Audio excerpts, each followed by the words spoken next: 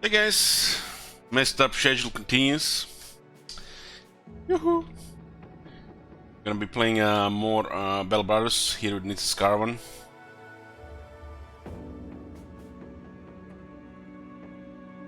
Marconis is early here. I wanna just tell you something here in front of the stream.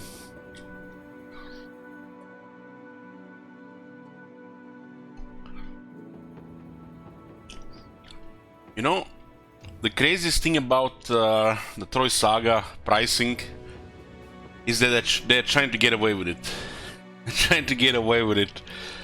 It is in all my years playing video games and buying games, some questionable games, I have never seen such bad pricing as I've seen with the Troy Saga. In all my years. And the people who remember what they were talking about the Saga games when they were trying to get them into the Total War games, and now they're charging AAA prices for these games. Well, literally, they're pretending there is no difference between this and little game like a proper Total War game, which there's a DLC here for 25 euros. I don't know what I've done with this, but this gotta be the one of the worst things the CA have done so far. These prices are just unreal. That's like the one word to use, unreal. It feels like Ubisoft has taken over the Saga teams, or people from Ubisoft, and they've created all these packages with bloated prices. The discount prices should actually be the base prices, and then there's both prices should be a discount. This is, like I said, they pulled Fallout 76 here. They overcharge their shit, which is not worth that much, and then they give you discounts. So they tell you the game is under discount, while actually you're paying still a full price. It's a scam. It's a scam with selling digital goods. The shit has been like in the industry for years now, and now they have introduced that as shit as well. So you see the discounted prices. This is close to the real prices. So you're literally getting a discount to pay a full price. This is one of the worst thing I've seen them do. In my eyes, the worst thing the CA has ever done is this probably same team was supposed to work on Round 2 Desert Kingdoms Polish patch after they released Desert Kingdoms, and they just abandoned it. They probably started working and they switched to like Troy instead.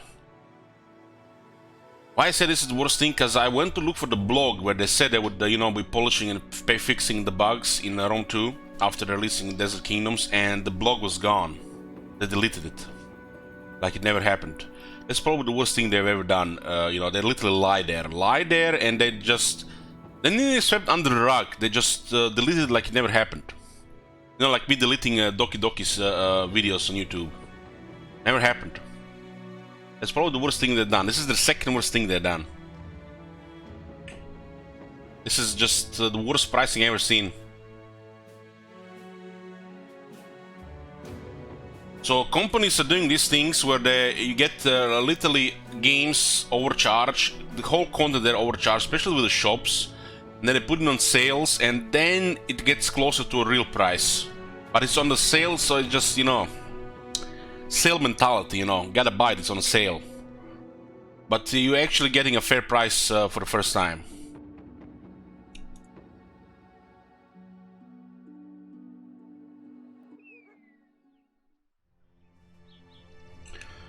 Yeah, where were we? Day 472. How much gold did we have at the start of the last one? Let me see. I want to see how much we made. Trading Caravan does business. Apparently, Troy has sold barely over 3,000 copies on Steam. Even with the Midas expansion. There's barely anybody playing it. It's the worst played Total War on Steam ever. Comparable to Trons Britannia that sold nearly 30,000, I think, or 30,000 players on release. Of course, they gave the game for free on Epic. You know, 7.5 million people have claimed it. Probably 1% played it. And you can see mixed here. And 3,500 people, there you go, playing the game right now. I read some reviews and 1/3 of them seem like dubious. Very questionable reviews. It's like those Marvel reviews on IMDb that all give 10 out of 10 and say the same thing 100 times.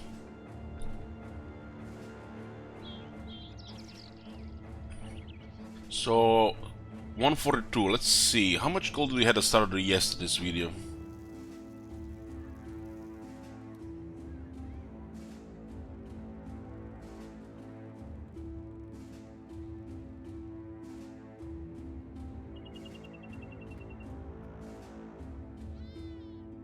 $417,000 gold.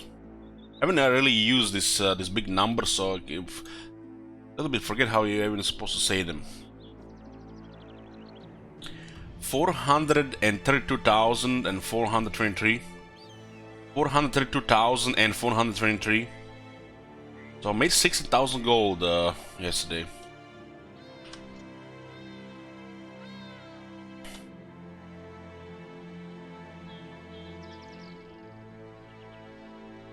Yeah, the release of Pathfinder didn't help Troy. Some of the RPG people, strategy people, you know, they played the same games.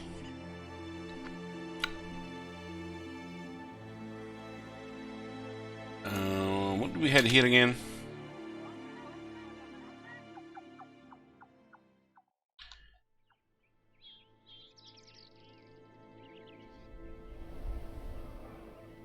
They started doing dubious shit ever since they opened more of these studios. Corporate suits are probably pushing for more income. Don't really hate them, but some of the shit they did in the recent years, oh man, I mean, it might sound differently, but I hate what has become of the saga. Trons of Britannia was almost there what it's supposed to be, in my opinion. Except they made it on Attila. Well, they haven't patched Attila, so there's still a lot of hate there. But the way we did with the Troy saga, I'm a little bit biased here, because you know I'm gonna criticize everything with a microscope.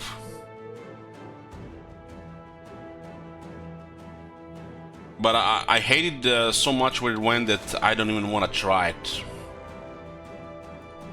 But I've talked with people and they pretty much tell me, you know, just confirming what I say and what I've seen. But when you see what they've done recently with Troy Saga now, with this, the pricing, the 3K scandal, it's weird.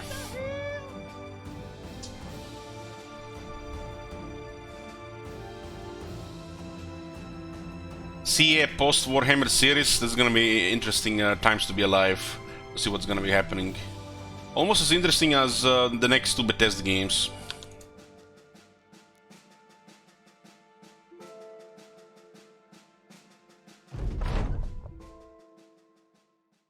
Is it hard to get in the game? The learning curve is crazy. Don't wanna really tell you otherwise. I mean, it's not that crazy, but you know, when I see when you usually ask this question, there's a learning curve, and there's you know, a lot of RNG which you just have to make best out of it. It is to get in and get out, yeah, for sure.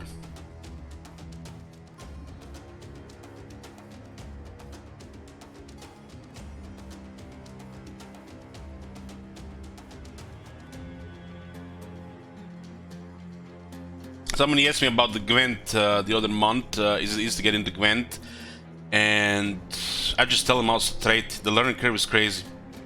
Like, as some people have some knowledge of the game, but some people are just simple. They have not really into strategy games, into tactics games. So you can't really tell them, you know, like, yeah, you can learn. I just tell them it's a crazy learning curve, and if they have balls to go into it, you know, they'll go into it. If not, they'll just play something else. You can learn any game, you know. You can learn to, you know, become a baker. You can learn to become a butcher. You can learn to become a lawyer. You know, just how many hours is it going to take you? Well,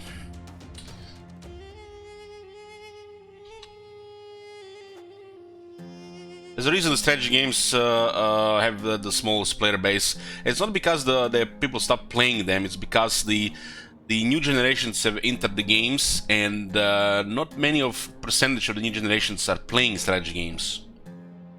So the strategy games is same as ever, maybe even bigger than ever. But people, the new players, the new generations, they haven't gotten into strategy games. They got into different games, easier games to learn. Because, you know, you can play a different shooter every day, but you can't really play different strategy games every day.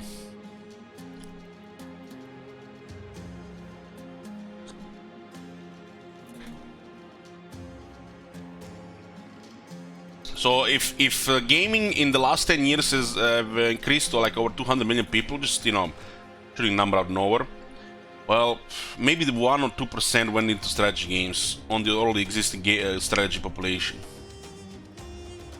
But there's still a market for it, so they keep making strategy games, but it's not as popular as some other stuff. What do you think CA is making shooter and car games? They don't have teen audience. It's almost non-existent.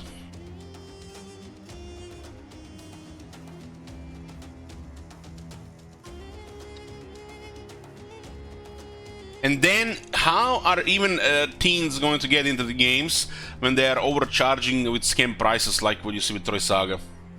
Or who the fuck in their teen years can afford Warhammer games?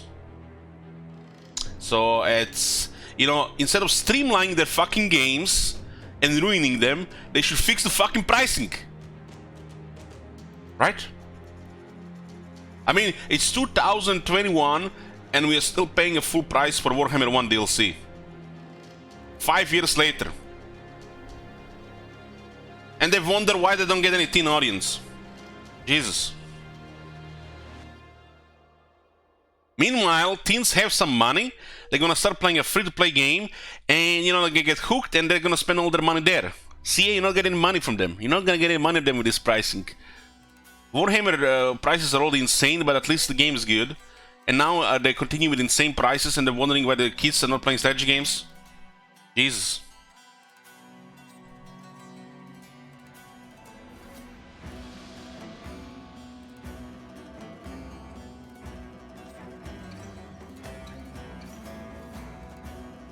New logo? No, it's not new logo. That's the old one. My picture is outdated because you know, this is old picture.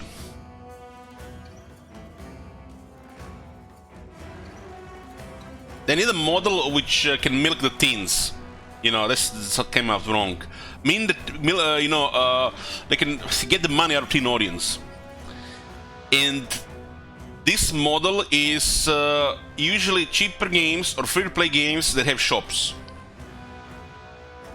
Because, you know, they can, you know, definitely convince mommy and daddy to get 10 and 20 bucks a week or every 2 weeks or 3 weeks for a couple of shop items. And, you know, 1 or 2 games that are premium price every month. Amaran is bringing little teens now? No. Amaran is milking the horn dogs. Most of these people are in their 20s and 30s, trust me. Lonely people.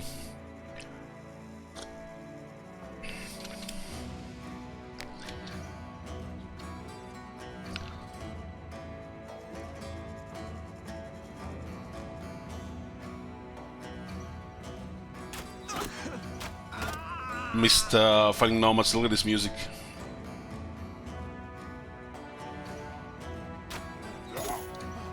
This archer, what the hell?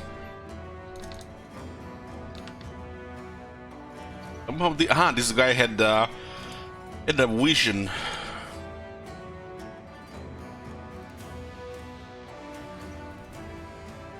Night Owl.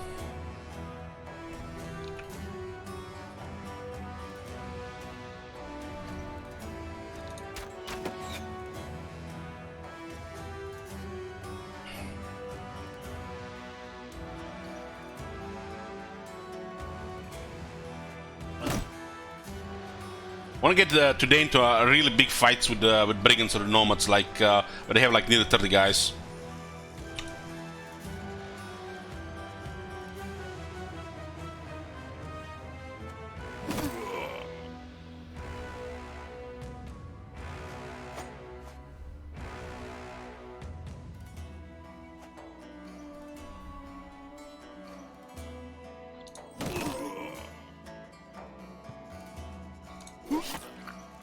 Kill for calling.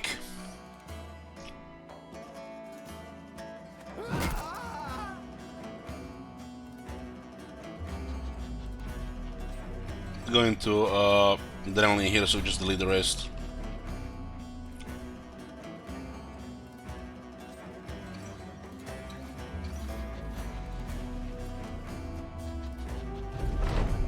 And adrenaline makes all the difference getting ahead in a fight. No, you're not on the list, Marconis. I retired a couple of people, but I didn't remember who they are. I think there were 2 or 3 people who retired this one. I had one. I think it was one shield and one polearm at least. But I don't remember anymore.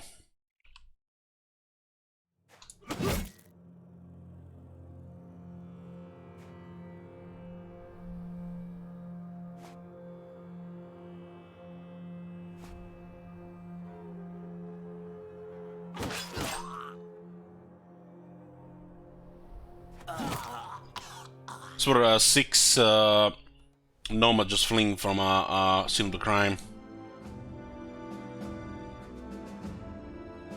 Good loot.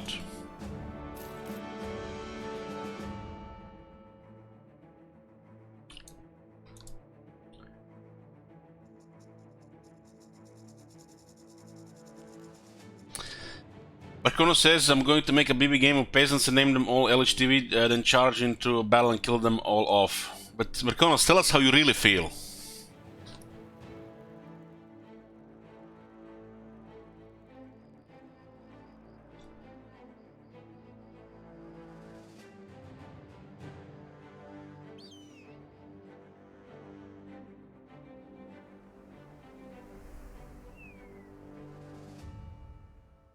So from all these 3 cities, we actually allied with this one. A little bit, it goes down after a few days. So one in the west, we don't have a very good relations because something might have happened there. Mirage sightings and a rebuilding effort. Prices are cheaper, I think, because of the rebuilding effort.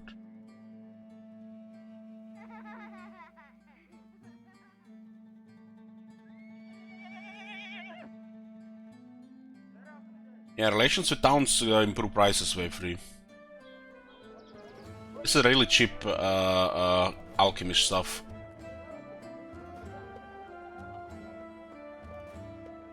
I mean, the fireport costs 600 and you can get it here for 572.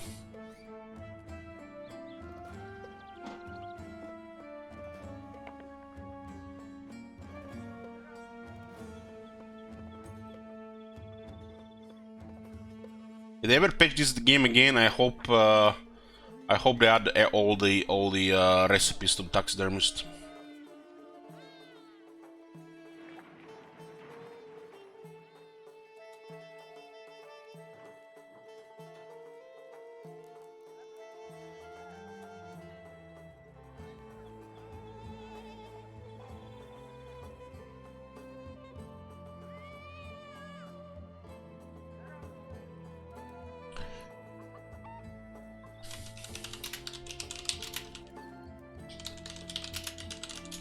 I mean, at this point, you know, the wiki been existing for years. Why is it not showing in the game?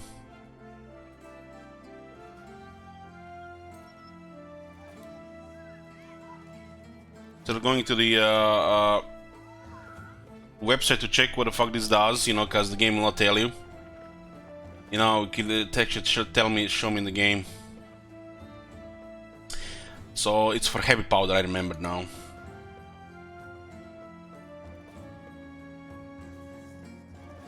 Protective runes, we're gonna fight the nasty stuff. Happy powder. There's a situation where a happy powder actually can help because of the two bad events at the same time.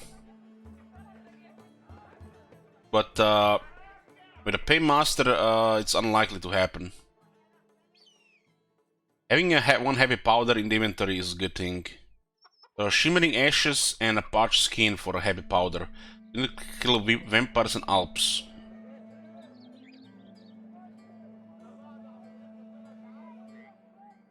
The Lord of Terror returns September 23rd. Can't wait. I'm dangerously close to hype, guys, for the game. Because I want to farm.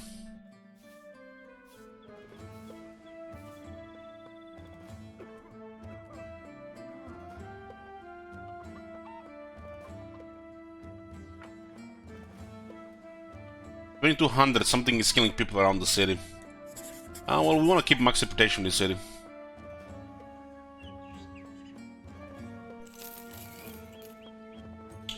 Okay, this is quite a profit here, but we don't really have to sell if we have room.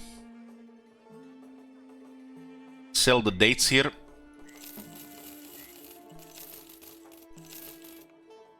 Dates. What are dates again?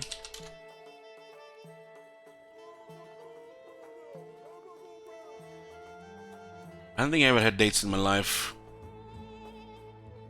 It's a fruit of the date palm tree.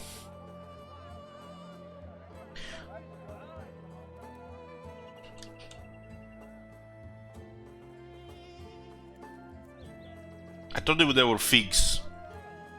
Kinda look like figs. Some of those fruit which you need acquired taste. Looks like. Even figs, you know, it's acquired taste. You can also use them for cooking.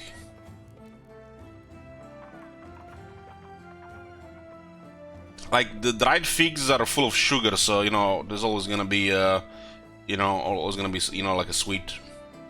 Figs are overrated. I don't like the fresh figs. I do like the dried ones. The fresh figs are kinda, I don't know, kinda disgusting. But the dried ones, I like dried ones. I haven't them in years. Usually a food we eat on the coast.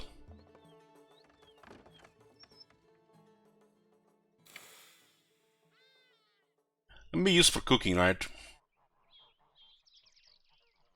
Prices here are very good, but we can get more.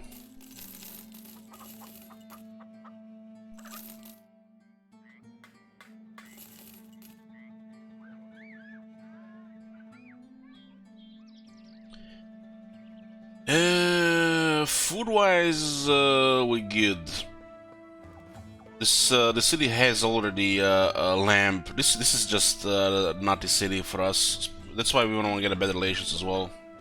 Looks like we're gonna be fighting what I'm called those rock people.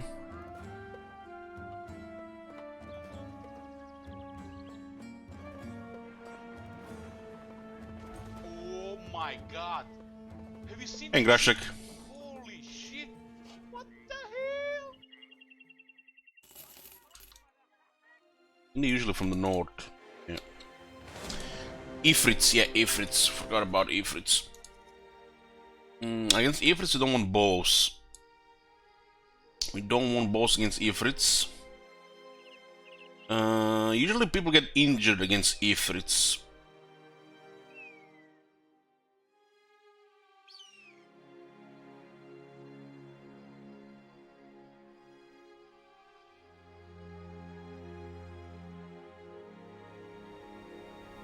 So, this is Gull. Elharden Norse nasal helmet.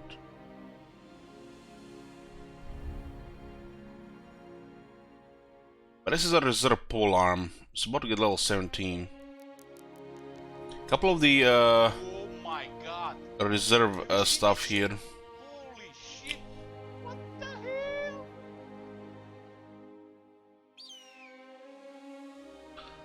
Hey, Toga.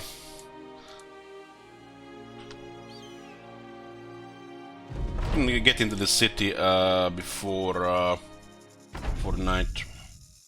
This is the rock people.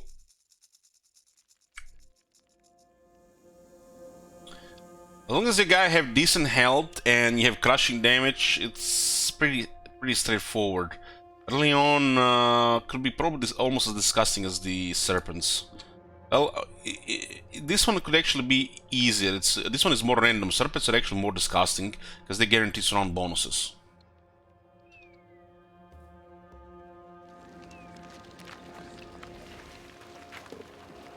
Also, I think spirits possess rocks. They go big and then they throw rocks at you.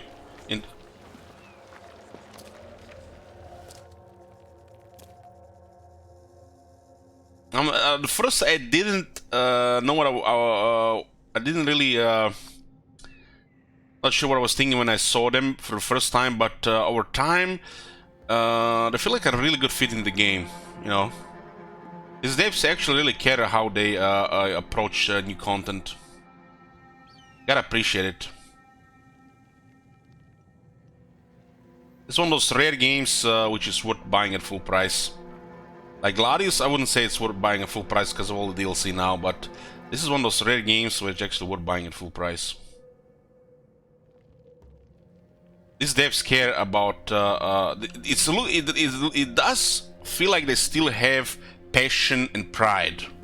You know, some things that people have lost, you know, when they got more money. These people still have passion and pride.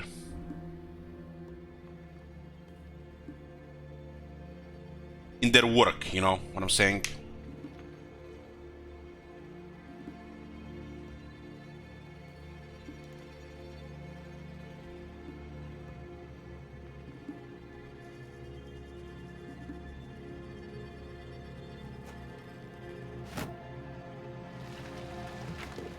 So you have the small Ifrit, medium Ifrit, and big one. Big one. They want to merge, and they want to use their big attack.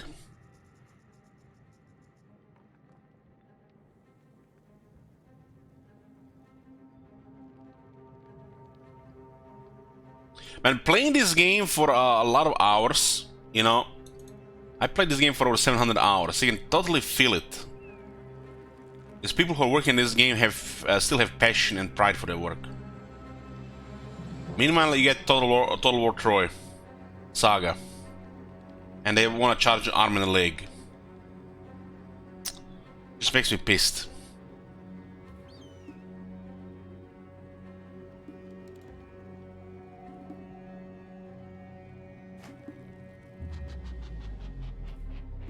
You know, I don't want to go there, but you know, when I saw how they were putting it in you know, different packages, it looked like some Ubisoft shit, running a Fallout 76 scam with prices.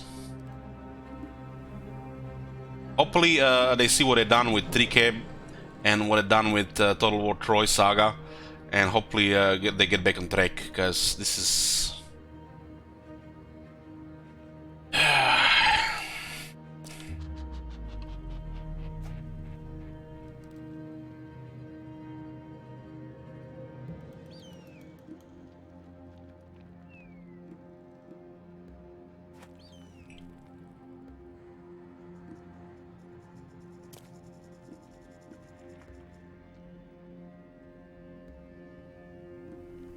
Also, all damage in the merge, yeah, true that.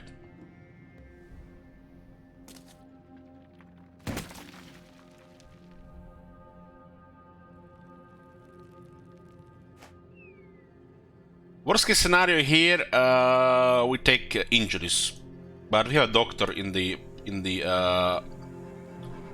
what I'm called retinues.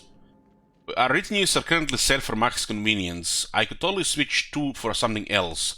Maybe we put one for a bounty hunter. Like, we're not currently exploring Fire from Civilization, so we don't really need a cook. I think surgeon makes sense, but the cook is can be replaced for something different. Something a little bit more cooler because we're not exploring the civilization. If we were exploring far from civilization, cook would make a lot of sense. I don't think we need a cook right now, so I'm probably gonna switch cook for something else.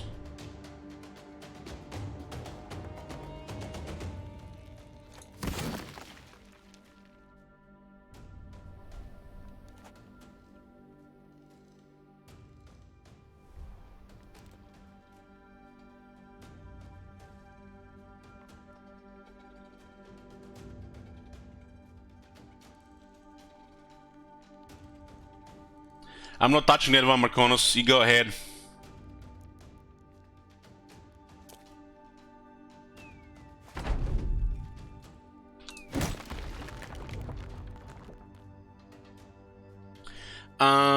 The downside is you have to pay again, Burn Life.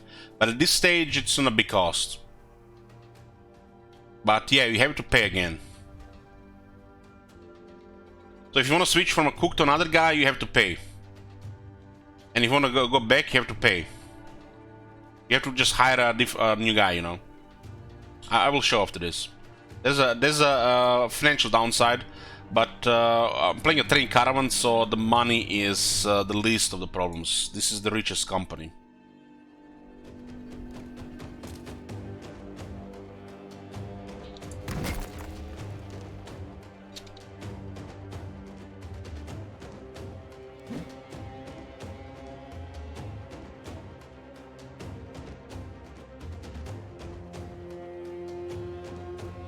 Switching to fly early on is unrealistic, but later on, you know, it's just a money thing.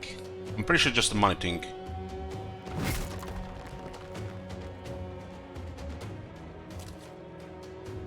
Gal, you know, one thing is missing a attack like that, which is, you know, fine.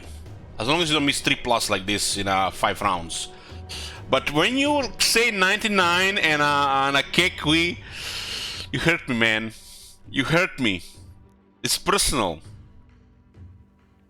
You've been in this channel for way too long, man. Can you find some other channels to watch? Use Kekwi.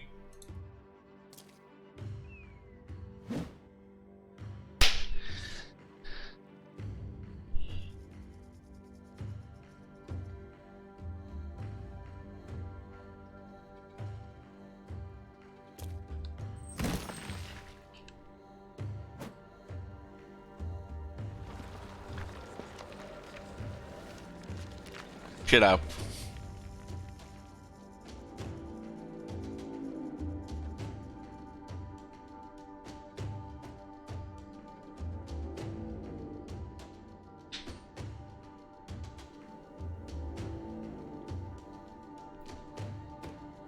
I think they might shoot calling here. I mean, it makes sense they shoot the guy with the lowest range defense, but sometimes also the closer guys. We have armor, so a lot of these guys don't have range defense.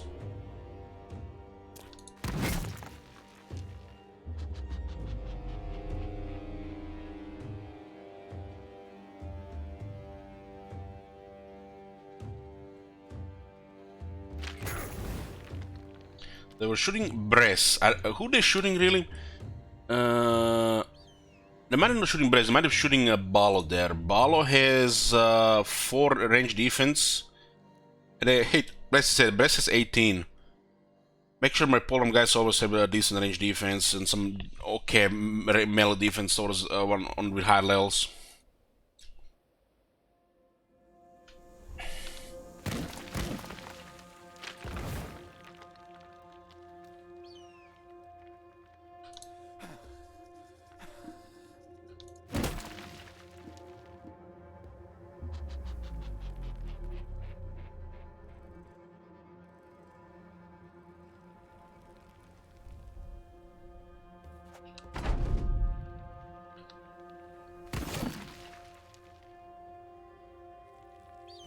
It's a third 95% chance missed in barely 3 rounds.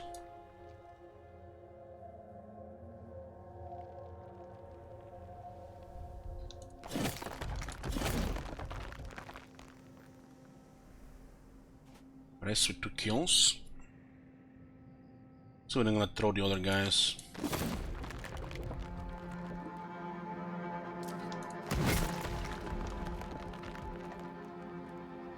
Yeah, if you have a really good team like we have here, worst case scenarios are injuries. Unless they get lucky and hit a head a couple of times in a row.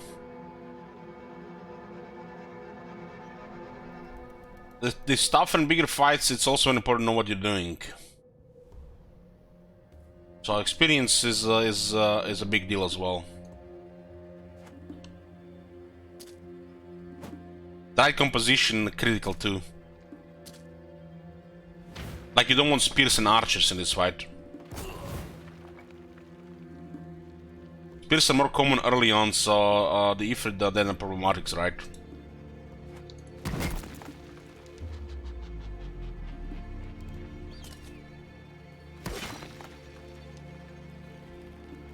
Hey Yubi. It's not a new icon, this is an old icon. This is literally the new sub icon. I was trying to put a new picture, but I sent it to the wrong thing. Now I can't be bothered to go look for it. I guess the Beast Slayers could have some value against Ifrits later. But that Beast Slayers is just wow. Those guys started a little bit stronger, could have been cool. Okay, Bruised Leg and Royalty. If there was one less damage, probably would have been fine.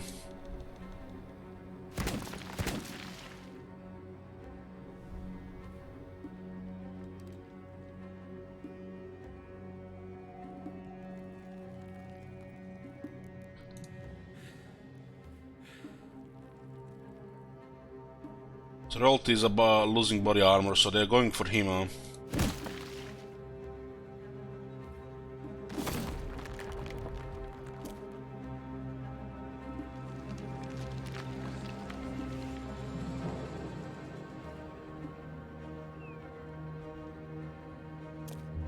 Let's do the alien to crush more pieces here.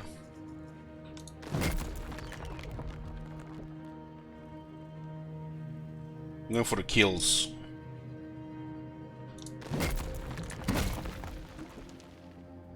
Oh my god! Have you seen that shit? Holy shit! What the hell? Hey, big dog. Yoo-hoo!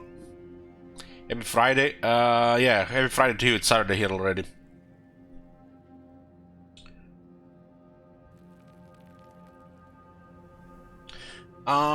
No plans really for those stuff, Yubi. I'm just, you know, the usual, just managing a mercenary company. When I feel like doing something more, I do something more.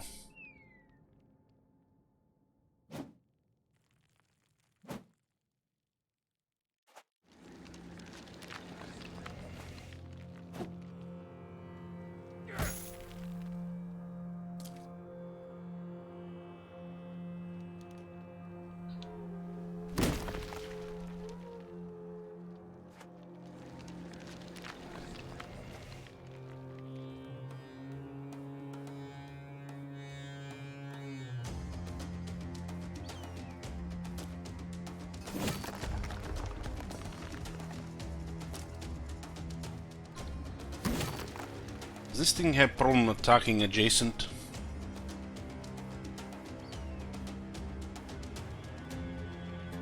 That might be a different weapon.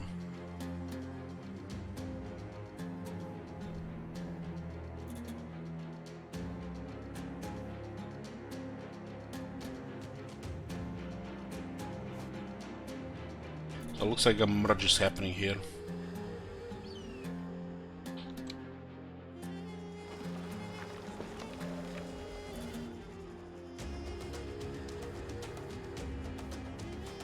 A pretty good fatigue.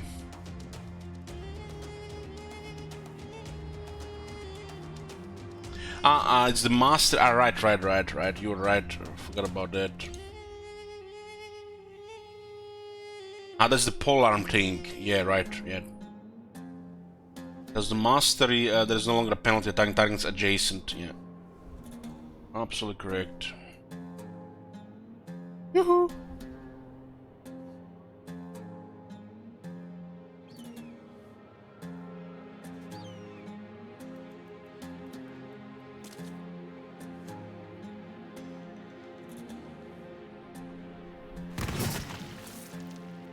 Still have a fatigue in this game.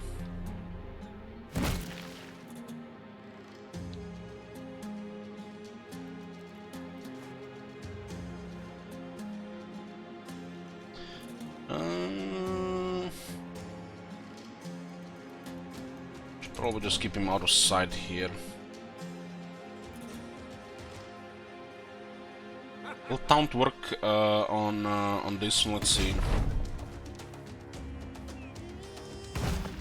Things are immune to stun.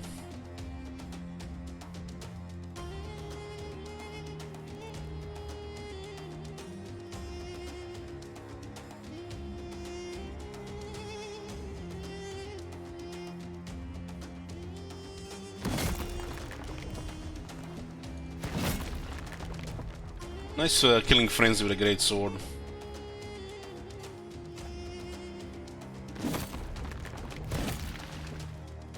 Let's see if this thing taunted will try to hit melee or should range thingy.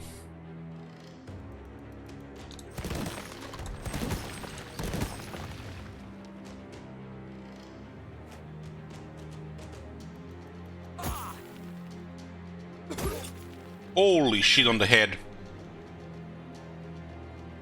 This is you know this is the problem with these big guys when they hit the head.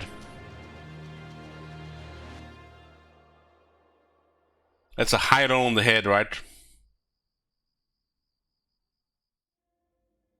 Calling roll the one and nearly got murdered.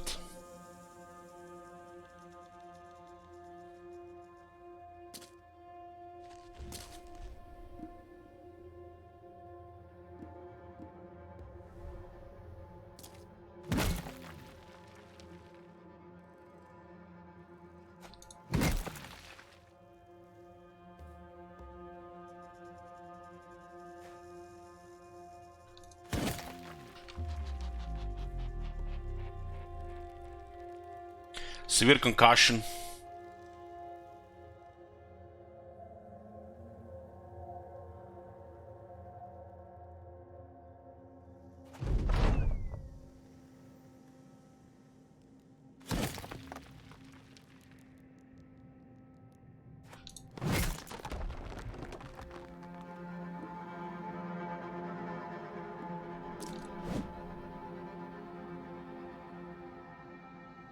It's a 495% miss.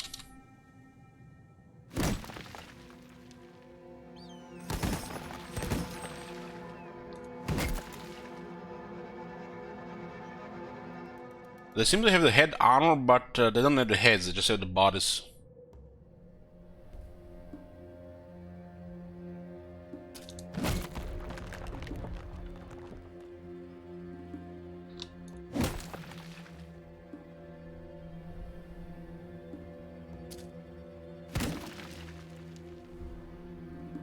Fine calling.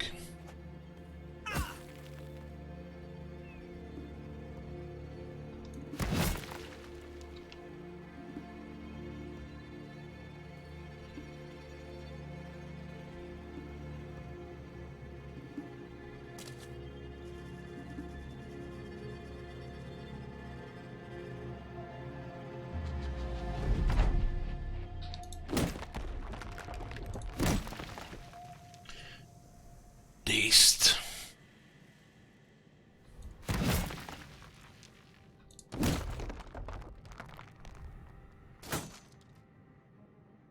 Worst is over here.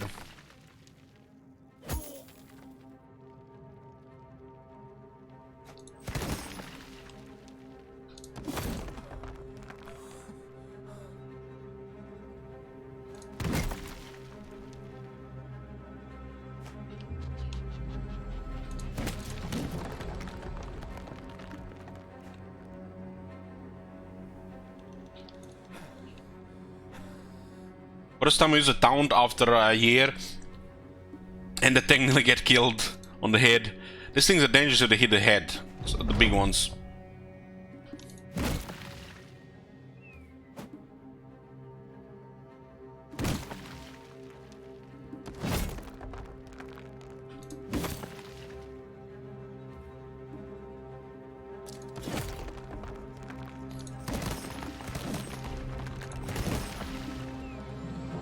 Looks like you can hit their heads, but that you can only just always hit their body. But they're, you know, tougher because of that. That was a head for 1 damage, low roll. But it's a medium one, not a large one.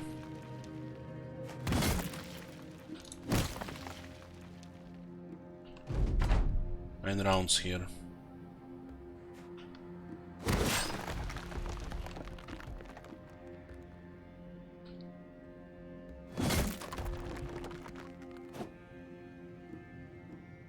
Merging, huh? Looks like they knew the order.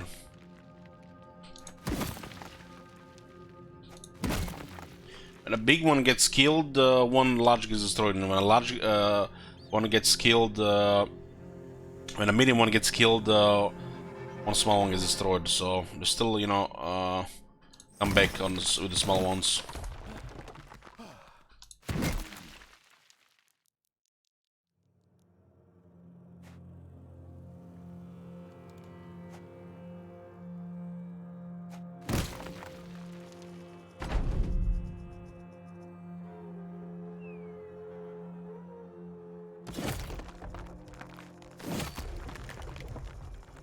We had 11 guys.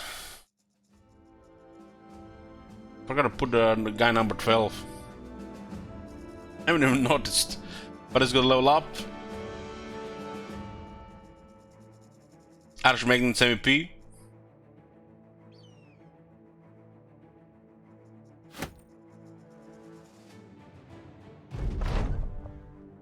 Yeah, we had 11 guys. Oh man, this could have been easier if I put one more guy there. So, Colin got a severe concussion, and Cyril got a bruised leg.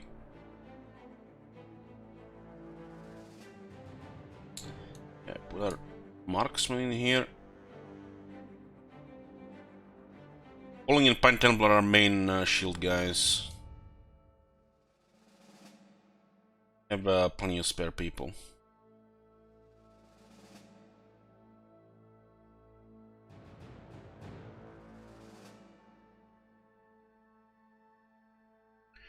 Okay, Bristle 17.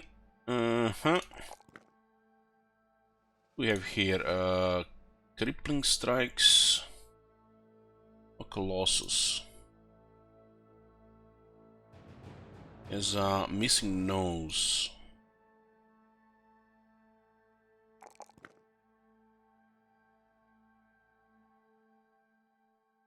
His fatigue is fine.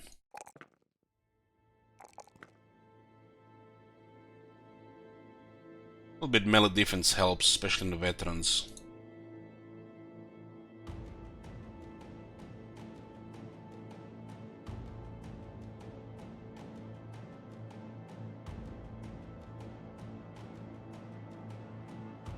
And Garrett and Dilbro are dirt cheap. Or butchers.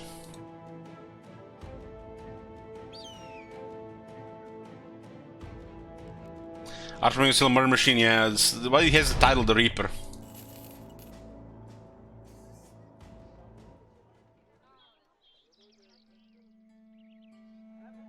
Cargo? Sure, we can go there. We might get attacked by the mercenaries. This composition, I guess, is fine against mercenaries.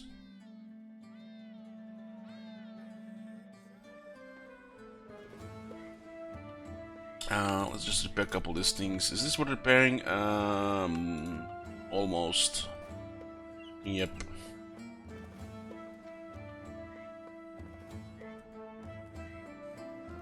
Might as well pick up their food.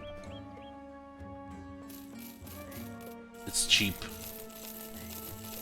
We usually profit by selling the food in the other place. So I want to guys show you this, the retinues. P. So we got a blacksmith. It's mainly to increase repair speed by 33%. Repairs all armor, helmets, weapons, and shields worn by your men, even if they are broken or lost because your men died. But it's mainly because of the repair speed for convenience.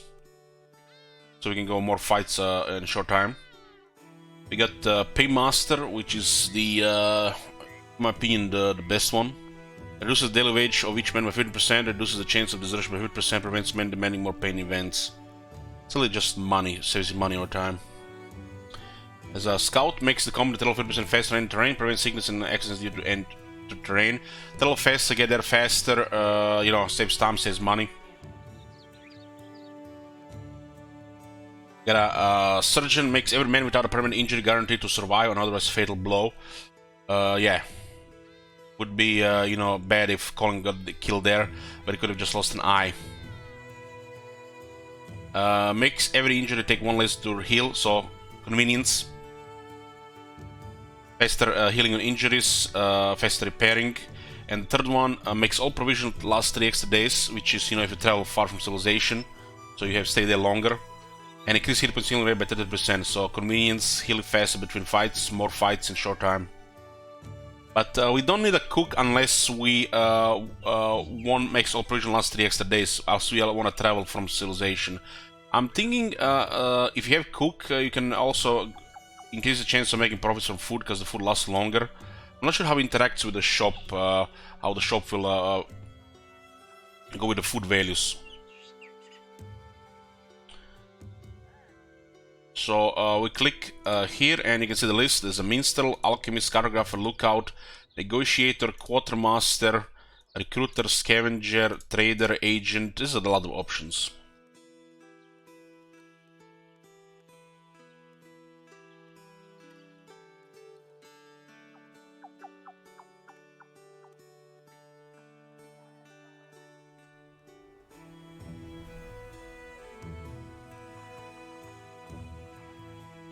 Watermaster.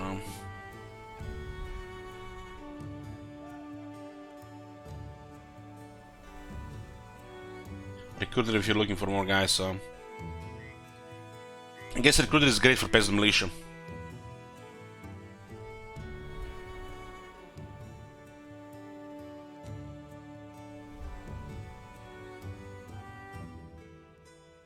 The trader, we use the trader early on.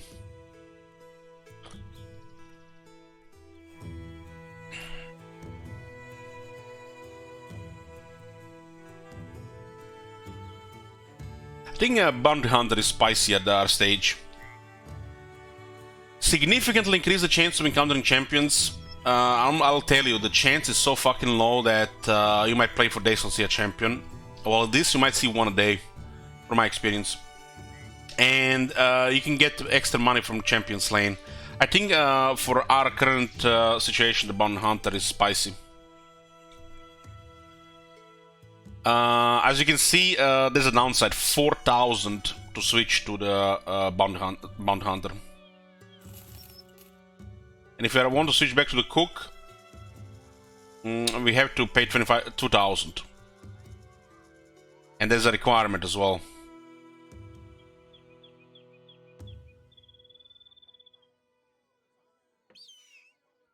So if you're gonna go back to civilization, we need to stock up on provisions and then get a cook. Makes you see the position of some caravans at all times and even outside your sight radius.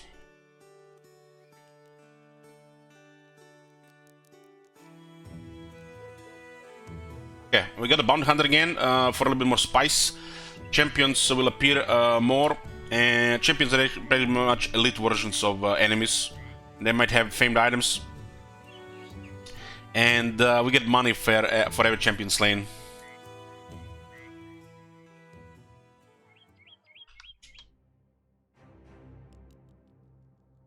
I did the militia one long before this expansion. I think peasant militia or the training caravan are best suited for my playstyle. they'll also have different, you know, pros and cons. So you know, makes it different as well. Wouldn't mind having one long game running of these guys and one long game running of Peasant Militia. I'll wait a little bit longer, and if in the next year they don't release more content, I think I'm just gonna have, you know, more long runs running alongside.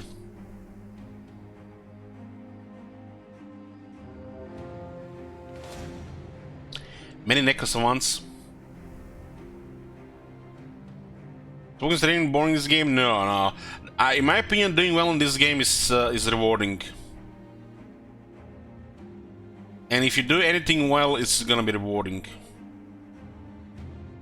This game is anything but boring. The bad things in this game are usually come with frustration due to bad RNG. But if this didn't exist, the satisfying part of the game would be less satisfying. So I think it's fairly balanced in that regard. The early game is extremely frustrating on a high difficulty, but when you get through it, it feels very satisfying. I like doing permanent in this game. Well, this Iron Man is all I play.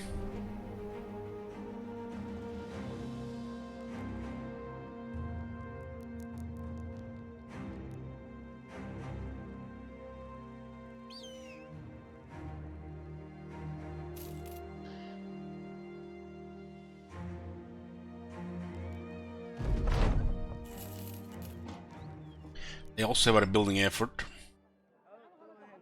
There's a famed whip here. So Donatus lighting. A whip is quite a peculiar weapon, but this piece has been crafted by a true master. It's more durable and balanced than any other you have seen. 54 durability on a whip. Doesn't matter the durability on a whip in my opinion.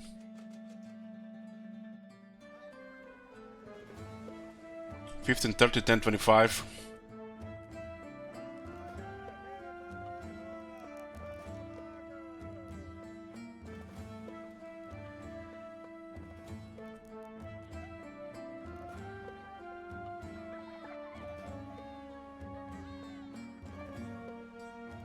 This is nothing special. Nothing special. This is just a waste of money. I think ideal whip would be the one that has increased chance to hit. This probably would have been a perfect whip. This is poop. Why I use whips? This is not good for me.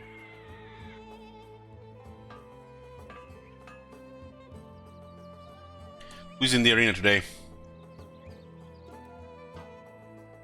5 hyenas.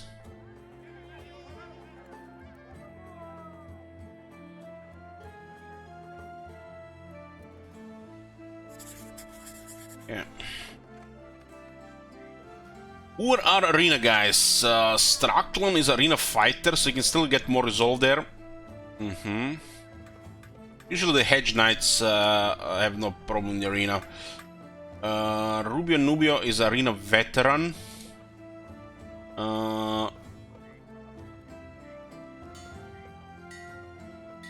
Okay, put Helm on Gorst.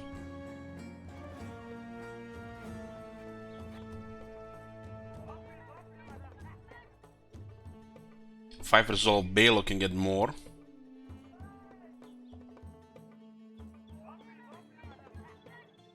And Joe can get more. The arena traits are great. That extra resolve can help against certain enemies and get you confident easier. Confidence is sometimes just everything.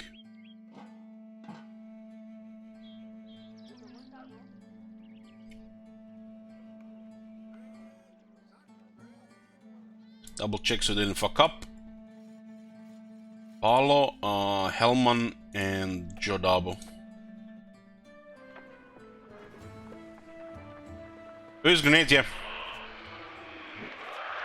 They're friends with hyenas. We have 2 guys confident though.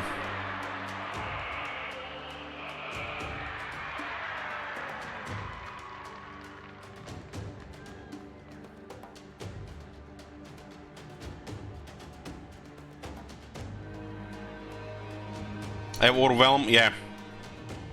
I have Overwhelm. But Adrenaline is very strong in the arena. So I feel like sometimes like it's actually without Adrenaline in the arena you get fucked.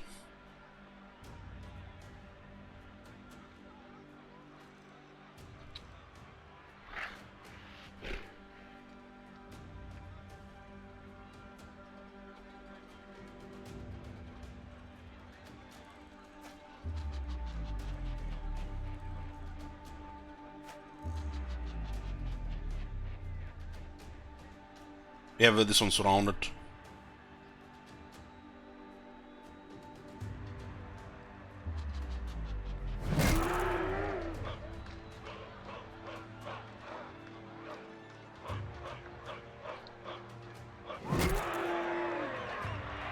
They would have acted first and they would have overwhelmed us, but Adrenaline makes it easy.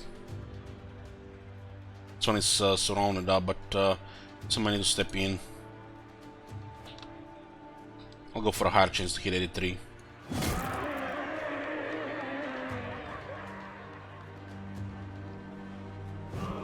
$95 miss.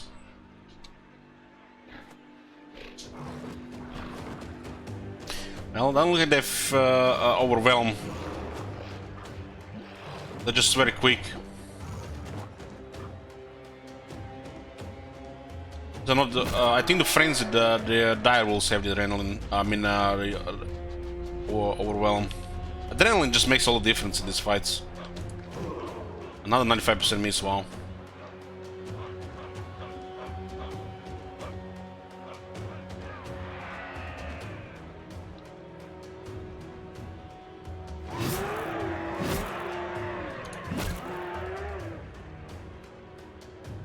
If they move further around, okay.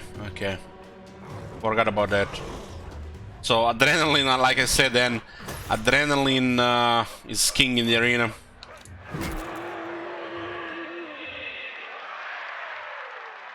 Hellman Gorst. We get money here, we get experience, and Jodabo got a pit fighter. I think we participated in the arena once, we get a pit fighter.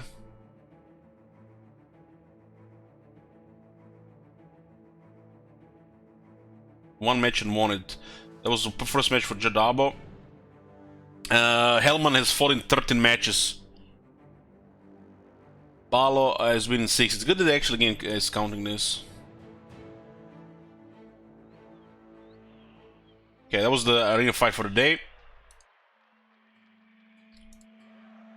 Put back the trophies.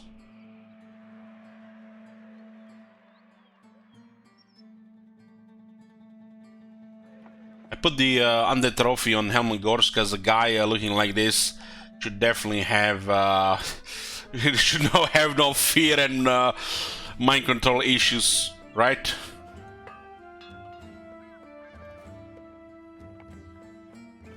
So veteran is the top trade in the arena.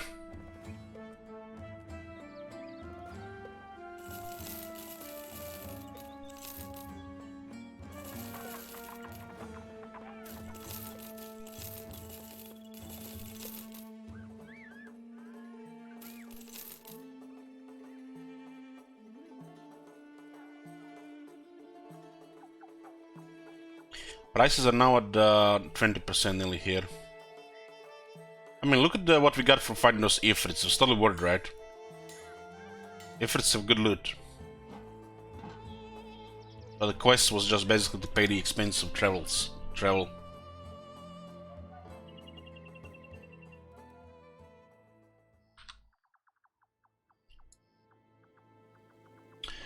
How's the renown looking? 6383. That's the only downside of this company. It takes a while to build renown. You only get 66%. Yeah, the trade from the arena is great, especially when you're dealing with nasty stuff that goes after the resolve, right? Geists, for example, Ancient Priest, Alps, Hex. Just gotta hold them up. Well, all I could on this one. We had one very long exploration time. We did use the retinues for it as well. The lookout and yeah.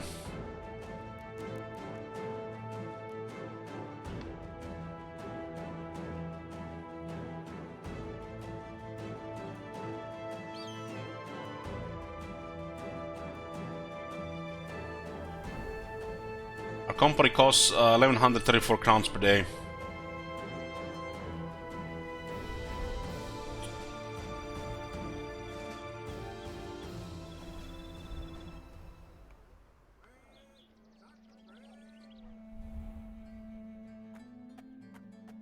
It's the early game, like the early game, it's hard to really get wiped boots because you can always try to recover.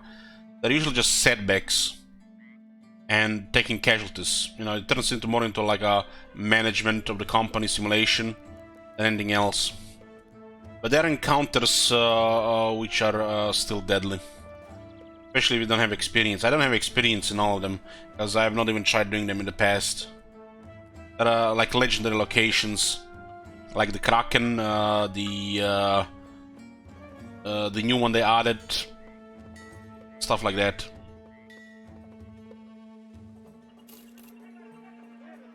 Honestly, I wouldn't mind seeing those things, but the way I play the game is like it feels like they're just they have nothing going for me to go there. That's not the reason I play this game for. Of course, if I had more experience, would have known better how to approach it.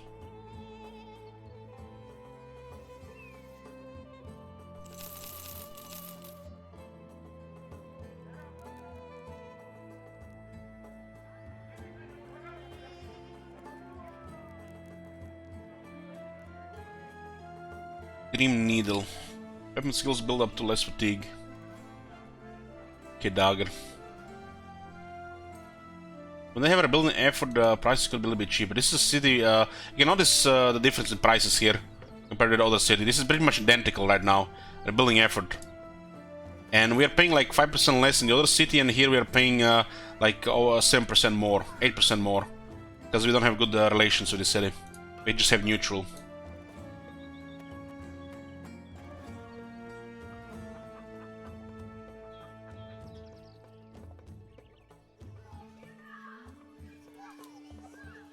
Where is Verifel? 2 days east? Get the fuck out of here, 2 days east. Look at this where it is. It's 3 days journey. Get the fuck out of here with those 2 days. Probably want to head to the mercenary company after.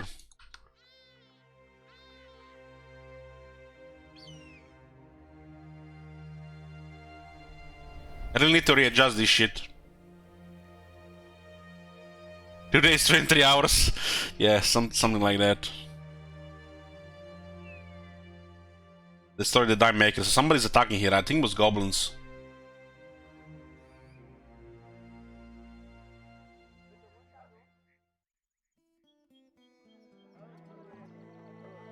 Don't care about this. I don't want to go look for that. This shit is just nonsense considering our costs. Travel costs alone.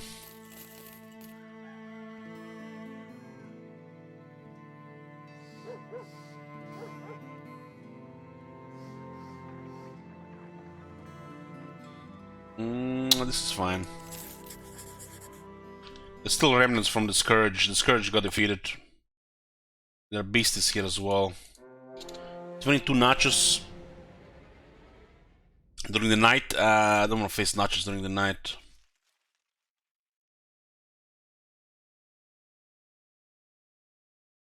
Our archers important to breaking their morale. Thanks to the to Surgeon, Colin is all recovered, but we did travel a bit.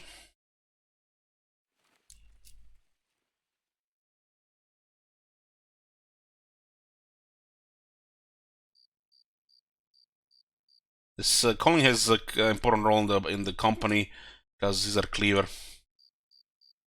tank.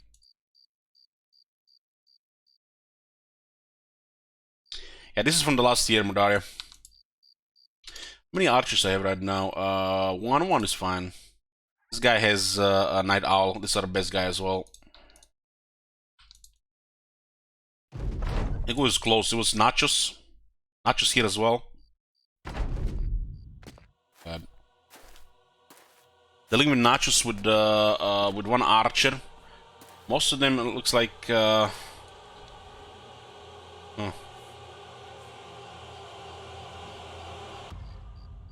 Could be a mix of things. Okay, this is not big Nachos. Okay, this is actually we can have a different approach here.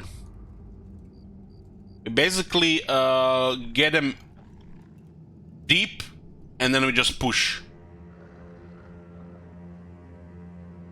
Make sure nobody eats and they just get crushed morale-wise. If there are no big ones, that works.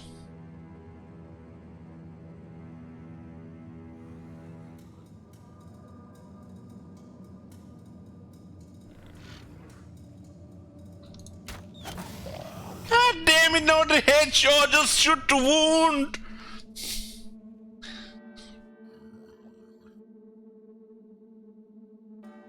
Goddamn archer. Okay, now we have to go forward.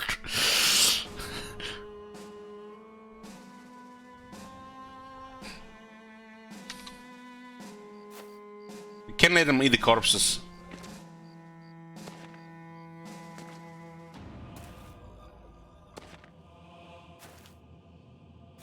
Our guys can handle being surrounded. They're all veterans, right? This looks like a 2-star contract, right? I'd expected a couple of big ones, though.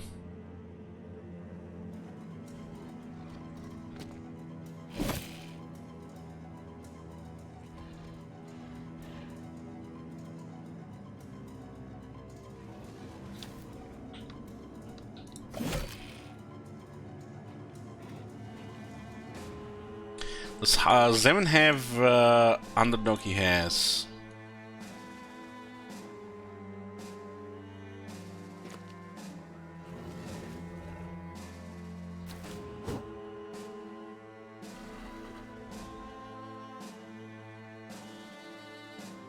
Ruby has a great ox.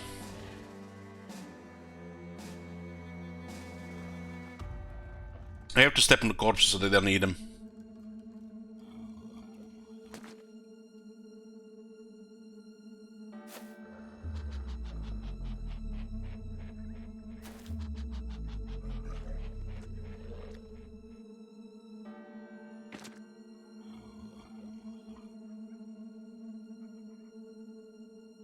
Another hammer out for shatter. Try to crush the morale here. Nice and easy.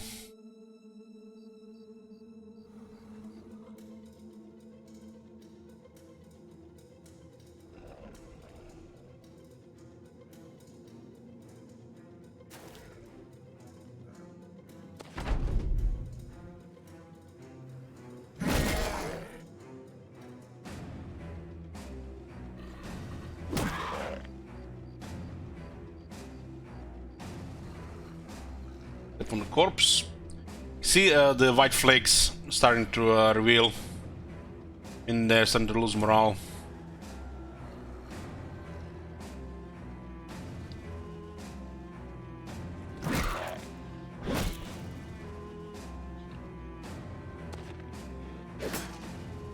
We don't mind if a small one eats, but if the medium one eats, that's not good.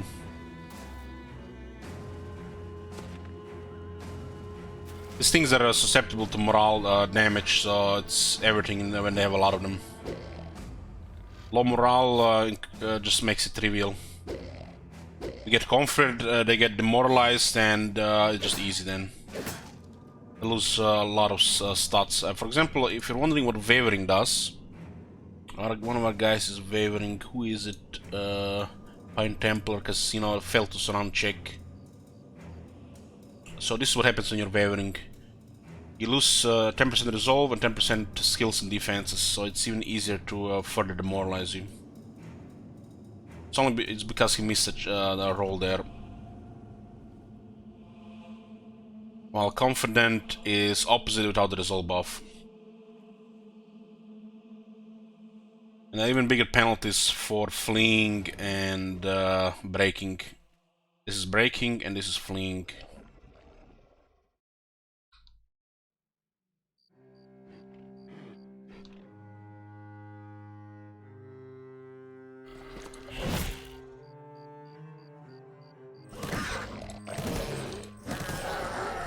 Hell Hydra.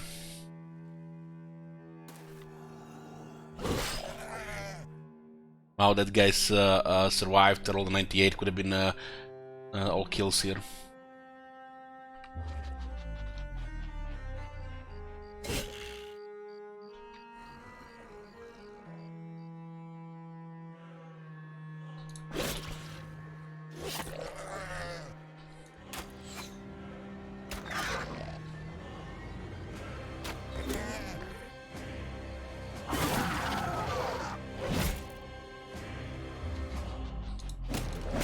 As you can see, their morale is fucked. When I start to flee, it's gonna get even worse.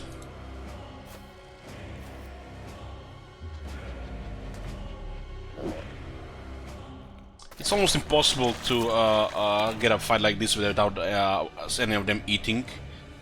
But if there are few eat, it's no big deal.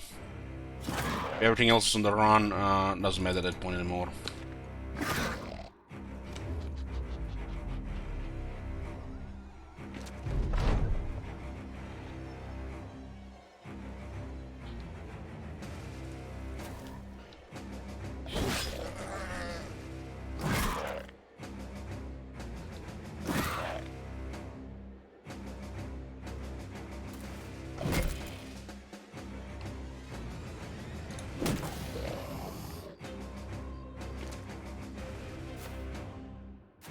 They're fleeing. You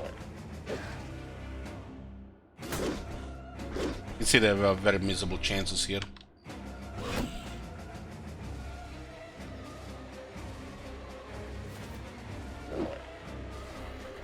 And this is why we level defense a bit. So if I didn't put any defense on Brace, for example, any melee defense, we would have had probably close to like 5 or 6. Much higher chance to get hit there. Still roll 80. In this case, the enemy would have still missed.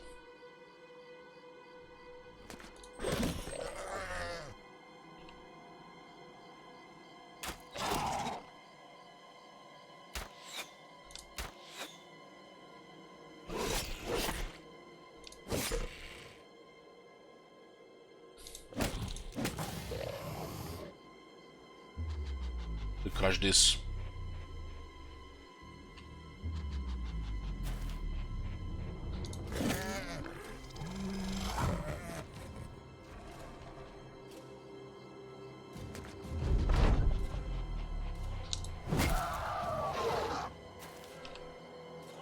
Where are you going, Nacho?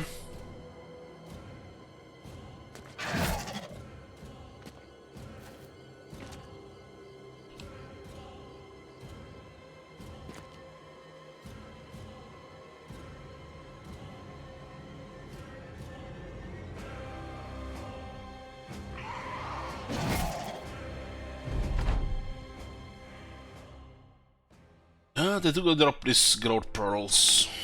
Oh, some loot here because it was allocation, right?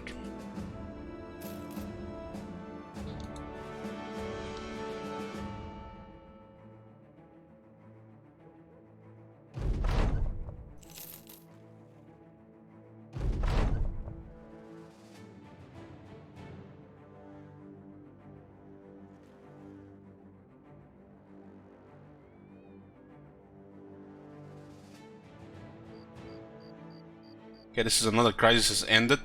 The undead one. I think this is like the fourth, might have been a fifth crisis this game. This is basically where they offer you to retire.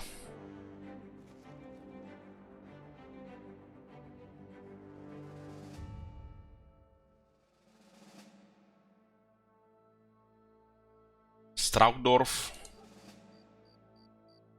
Their lindworms around. I've never had a real introduction fight the lindworms. They always, when I seen them, there are always so many of them. It's almost like it's made to make you suffer the first time.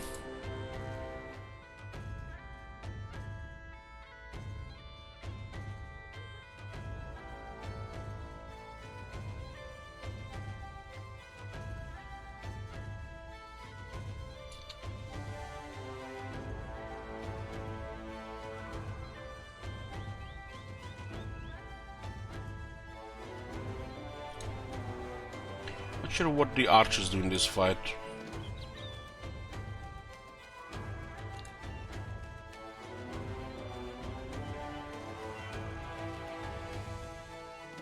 This guy's ignoring him as well.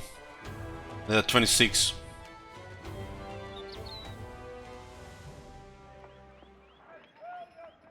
Monk Hamlet's on the other side. Northern part of the map is a little more fucked because we haven't been there much.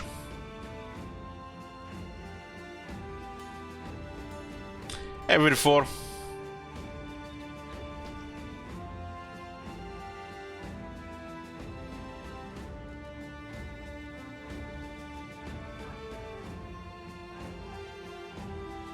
A minute.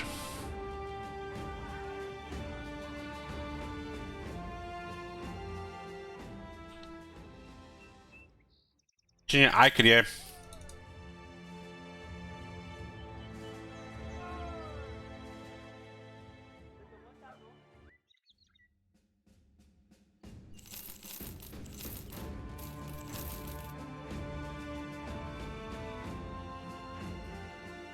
Let's go to Wundershire. We haven't been in Wundershire in a bit. We lost a little bit there. Still remember the Caravan.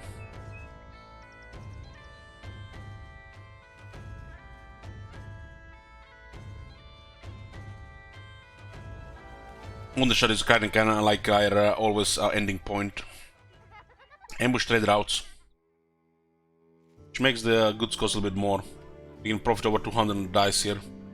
But there's actually a combination of events that can happen here, which makes some of these things ridiculous cost. You guys remember that unload when that happened? We made like 30k. Lindworms. So there are lindworms in the area on both sides. 3 skull tracks. Oh my god, it's gotta be my favorite quest in the game.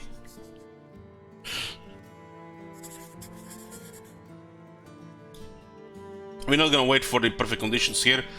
This is good enough. Maybe save the incense. There's a special incense event which makes the incense crazy expensive.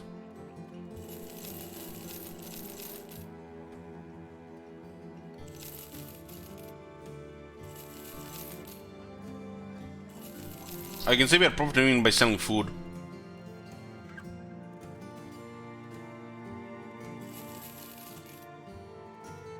As the food loses, you know, time before the spoil, it will drop down in price though. These prices here are good. Don't get much better than this.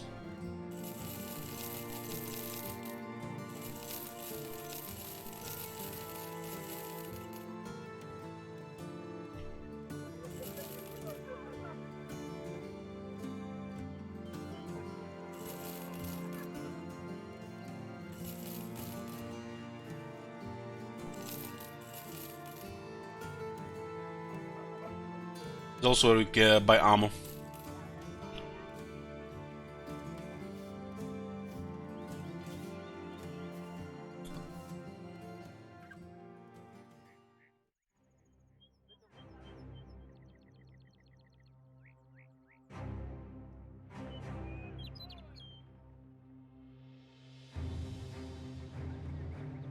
This is 75.95.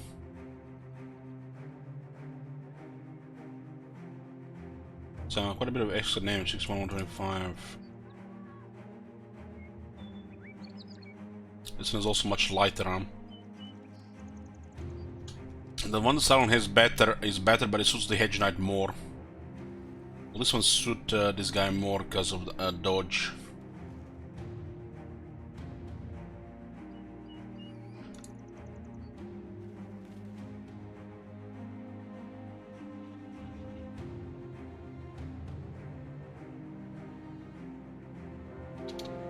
25 thieves. Some brigand marksmen, a plethora of brigand raiders, a few brigand leaders.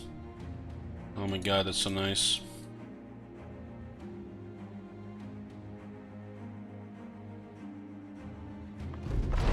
They have a necromancer as well. Not champion though. I had to snipe the necromancer. He's gonna ruin all the gear here. Necromancer is actually really bad for fights like this.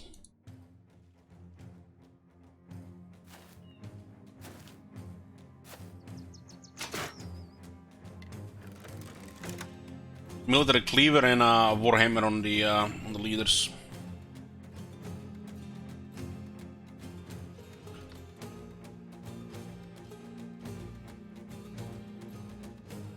Necromancer has to die. He'll be bringing back the brigands and will destroy all the gear.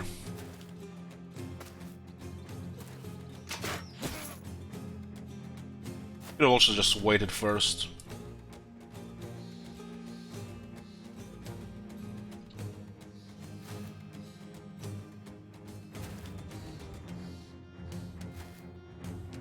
This is maybe a little bit too eager here, but they're gonna just jump us as well then.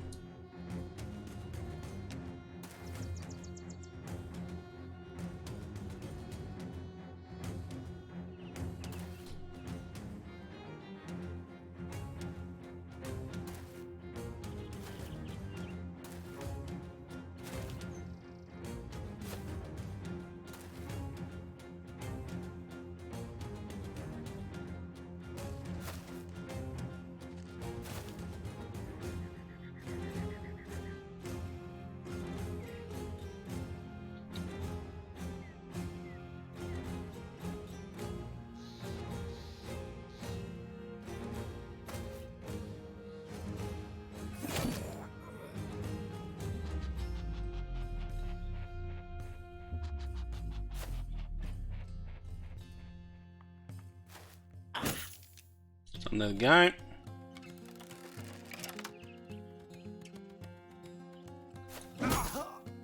That mace does so much damage.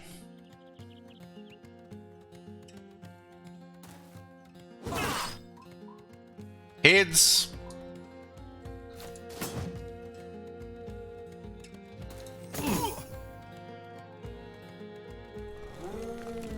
Gonna destroy a lot of gear unless we kill that necromancer early.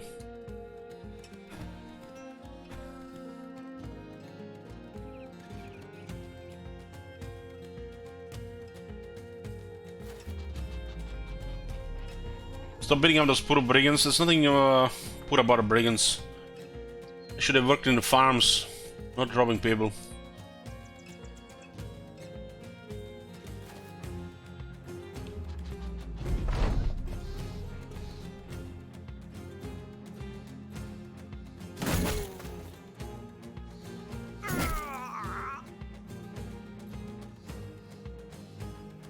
Look at that archer in the back.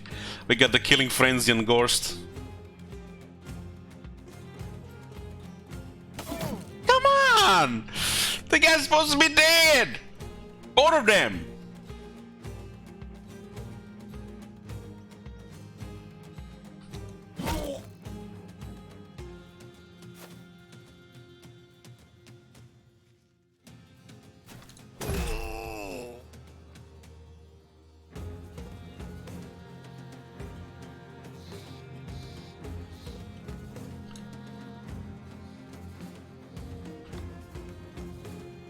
Necromancer out of range.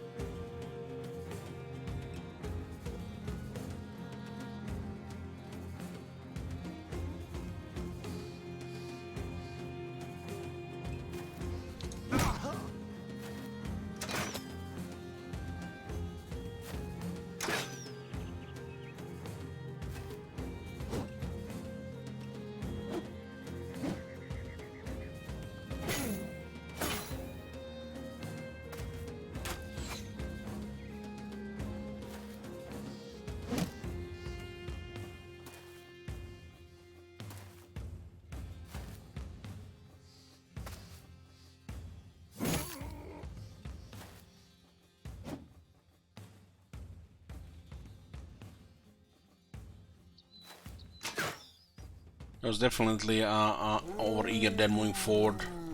I'm getting so close.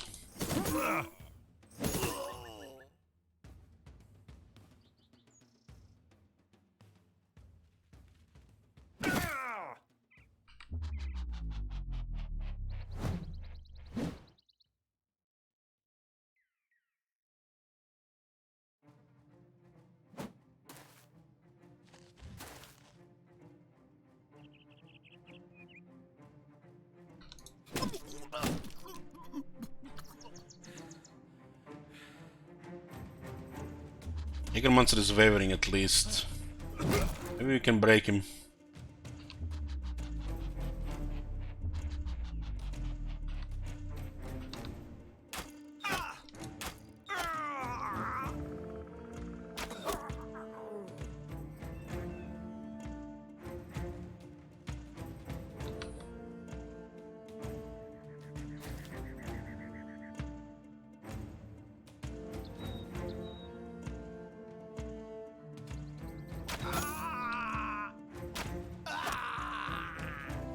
Fucking Gimli. This is Parisian max level, not the real max level, but they're all above the soft cap, which is 11. They can still get up to like 30 something. But the levels above 11 give you only a +1 to 3 skills. No more perks or proper levels. They still get a little bit stronger, but it takes much longer. And it's just a few skill points. There's the whole system for this.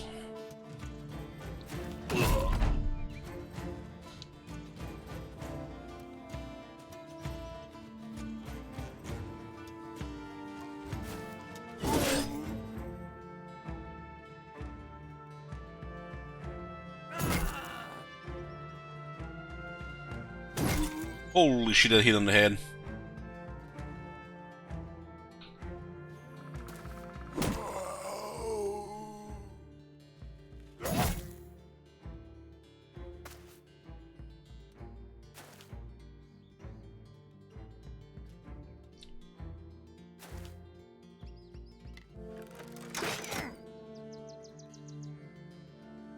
Did mess up Fluffy Paw a bit, his armor at least, because I was over eager to get close to the Necromancer.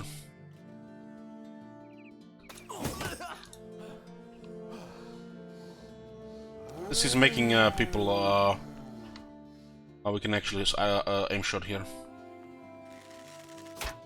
God damn, Gimli! Gimli! This guy, I love this guy!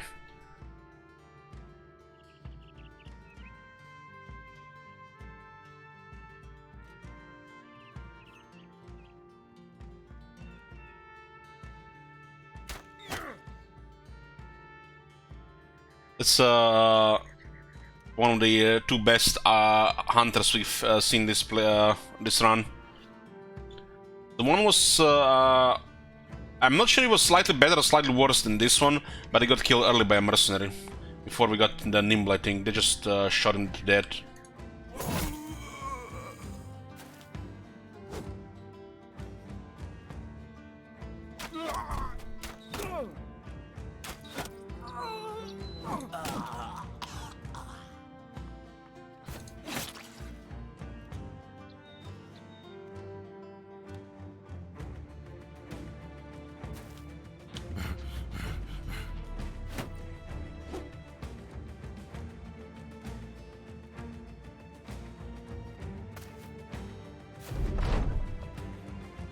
Hey, Archer.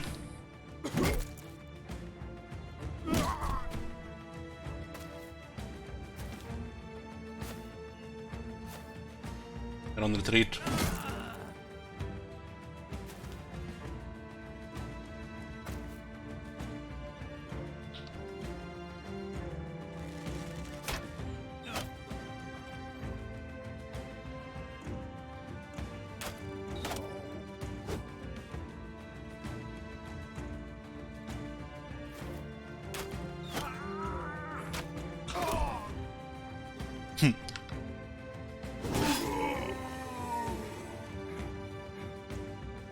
It's beautiful.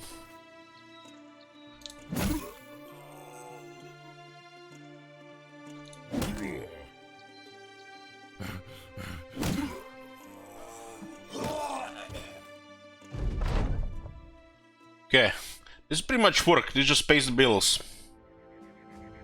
Pays the bills. Military lever dropped in a Warhammer.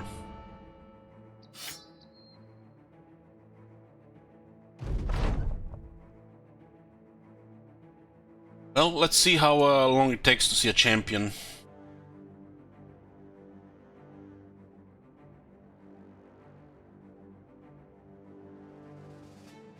Pair this.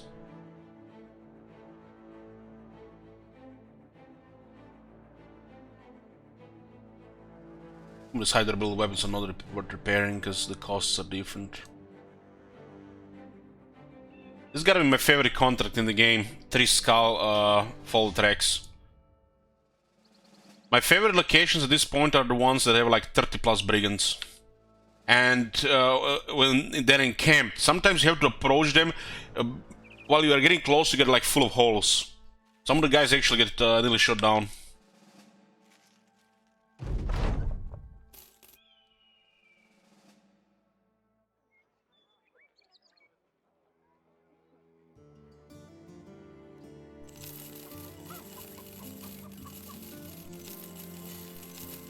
Most of these locations are probably in the middle of the map.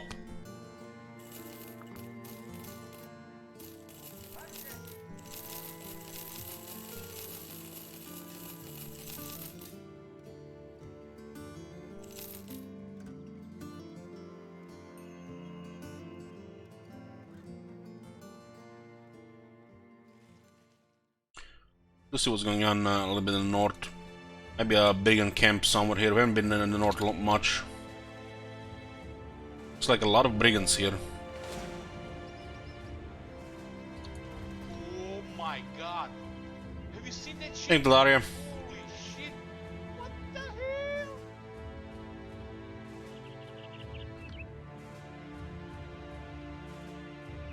This is just easy ones. Now this is bullying.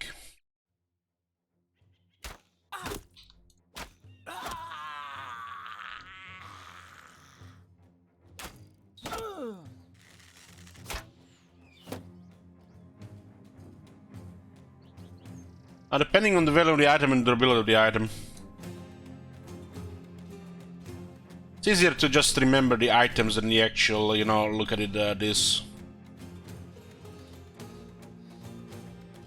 For example, arming sword is worth repairing, morning star is not worth repairing.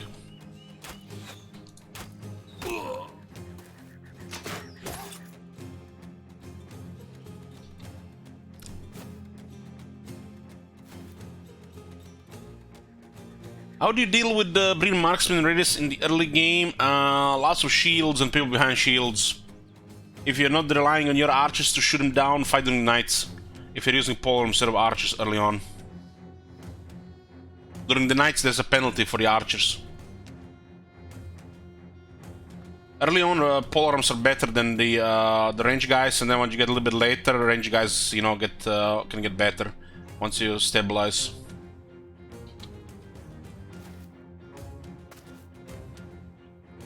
Shields and knight. Shields and knight.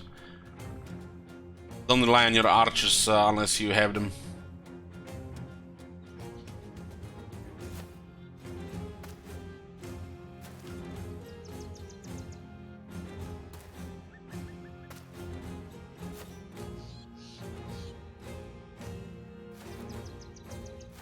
I lost some promising recruits to marksmen early on. That's usually what happens. You know, they just basically kill the promising recruits, especially the guys before level 7.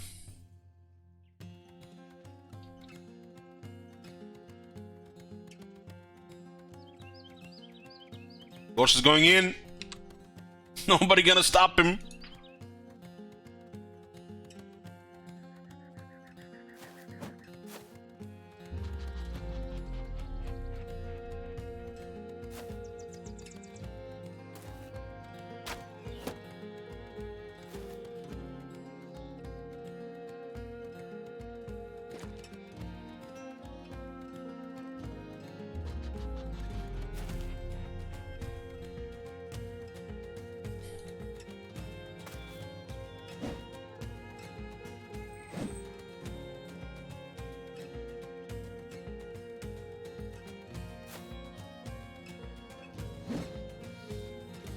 This is just some extra loot on the road.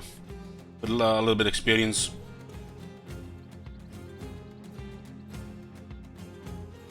Get a surrounding penalty here. Or should I say bonus.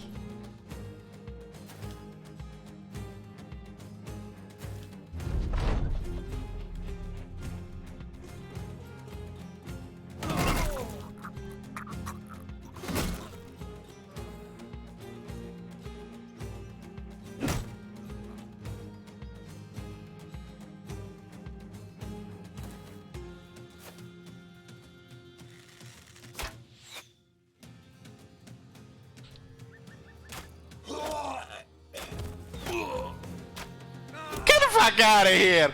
Get the fuck out of here! I've seen that shit! Doop doop doop, dead, dead, dead! God damn that guy!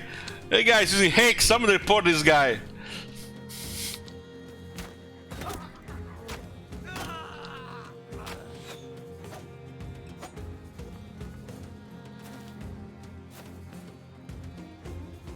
So nice to have a famed warbow on a very skilled archer. The guy's an excellent hunter.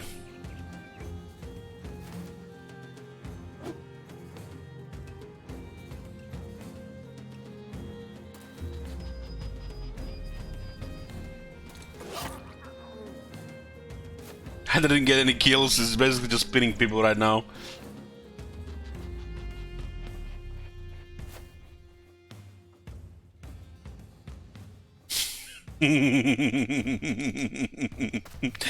Oh, we have some auxiliaries in the back.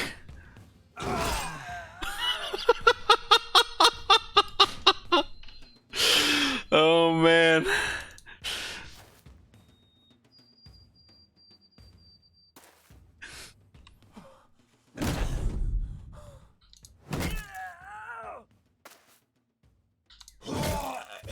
This feels good.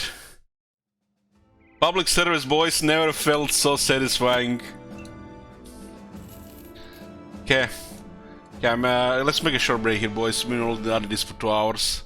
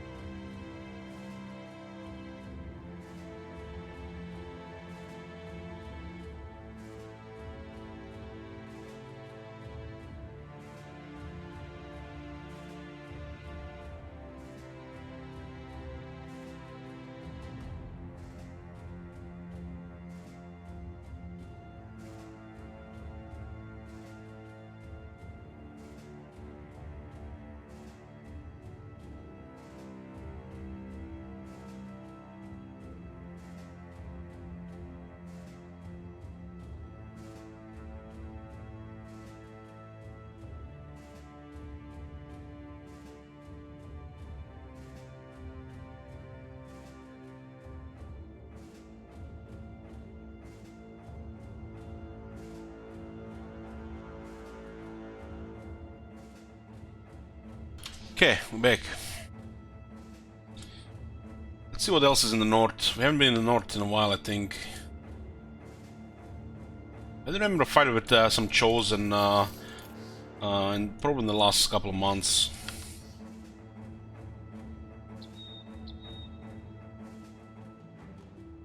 Ambush trade routes raided, so there were some brigand problems.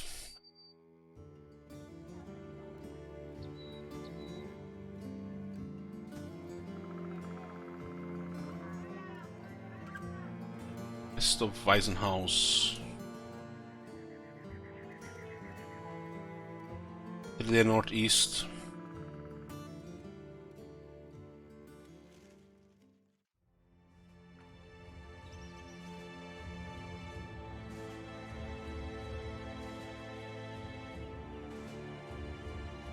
There.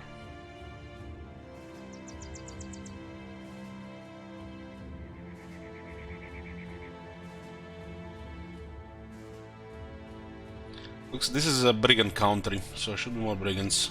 They probably have a camp with higher shit somewhere. Rotting greenskins and Unhold attacks here. There's a temple. This place looks miserable.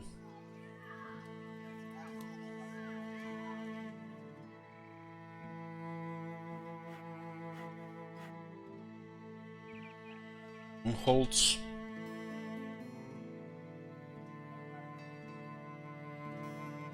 It's getting night as well, huh?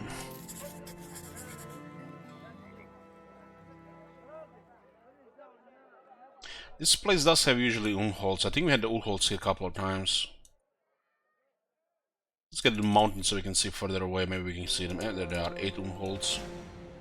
8 is just an average number. Let's see what we have here.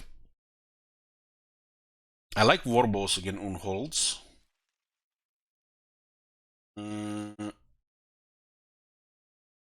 Get 1 guy, 2 guys, 2 tanks.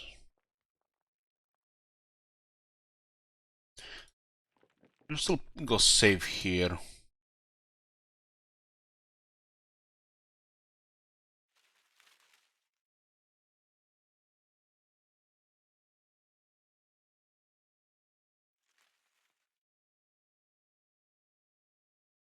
Another shield.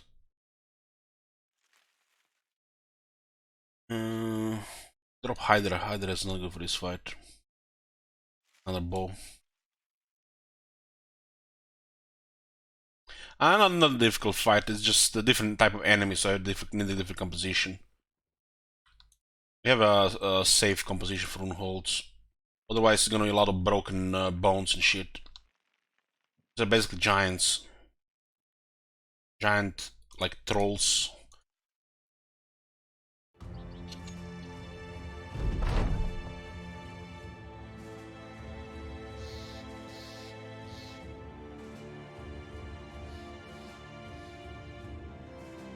I don't remember what this is. I think Zevin is a beast slayer.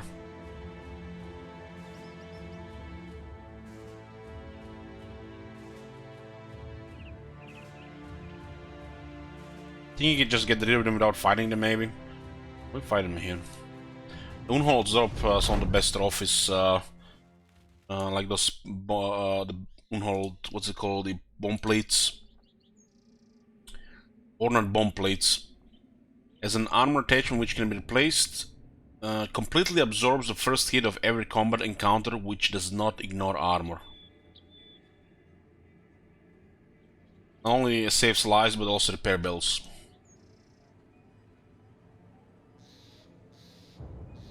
I want to tank these guys in a couple of groups.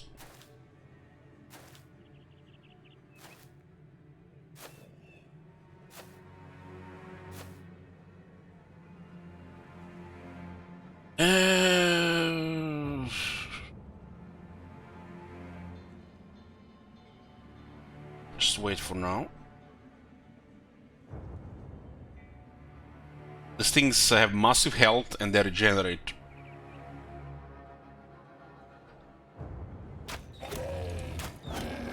This is why I took 3 archers.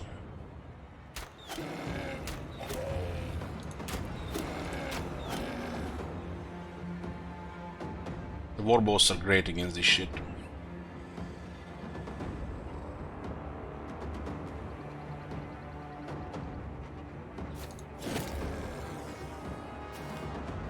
Okay, it's already much easier now. Already much easier. It's one of our main tanks.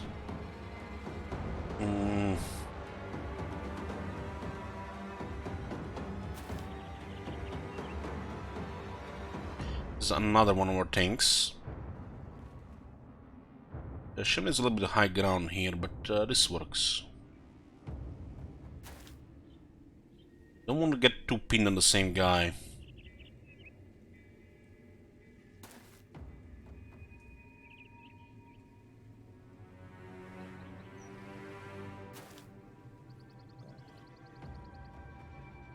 Joe has 35 mil defense. Does he have Indom?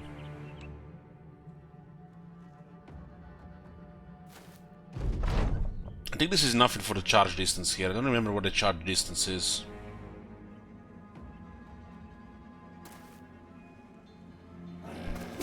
But they got a charge distance here. That's why we need to go Indom earlier.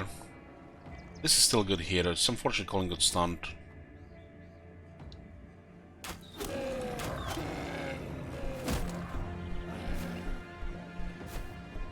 If one were a very good tank spins 3, that's ideal. Without another guy being pinned. It's unfortunately got stunned though. This is a good way to go with this type of fight. Not when you miss a 95, but yeah.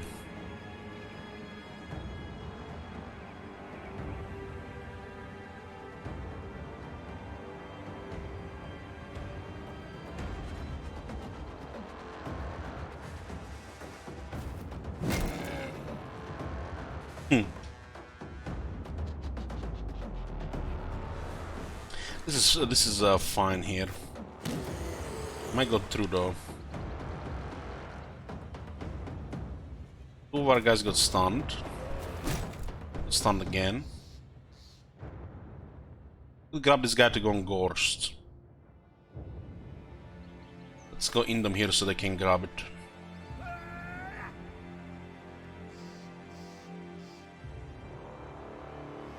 Little dude seen here on the high ground.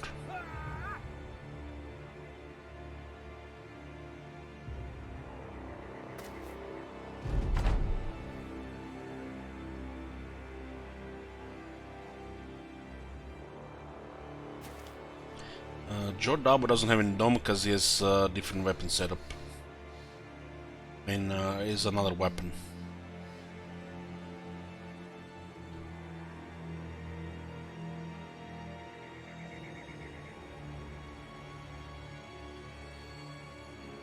They'll regenerate for us, so just wait here first. They grab people, throw people, knock people. They do crushing damage. As soon as I get a good target.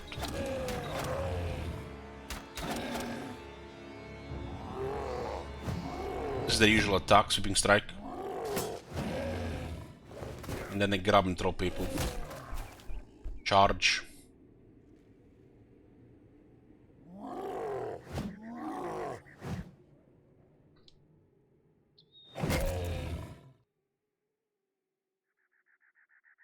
Still can get staggered.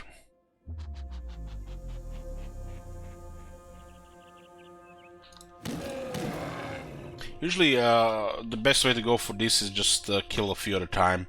Not try to kill all of them at the same time because of the regeneration.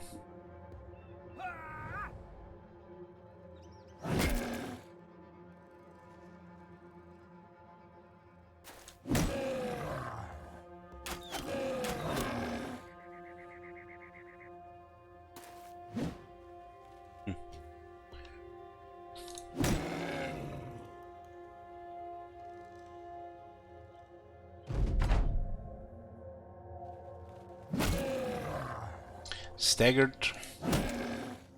Staggered drops the initiative. I don't remember exactly what Daze does. I think it lowers the damage.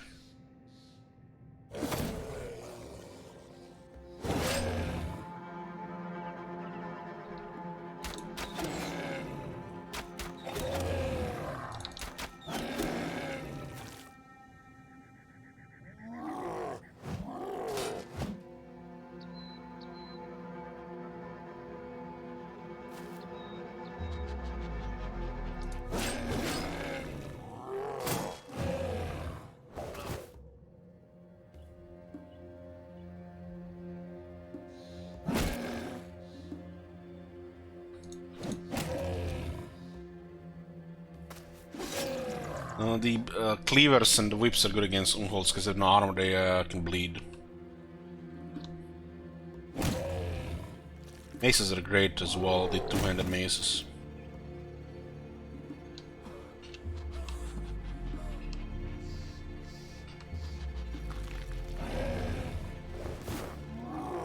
That's why I want in them so they can do stuff like this.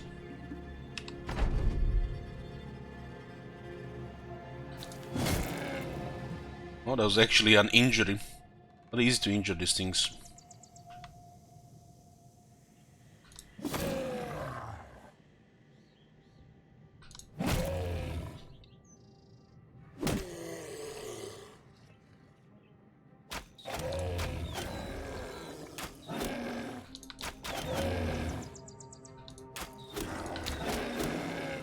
Killing Frenzy war boss are crazy against this.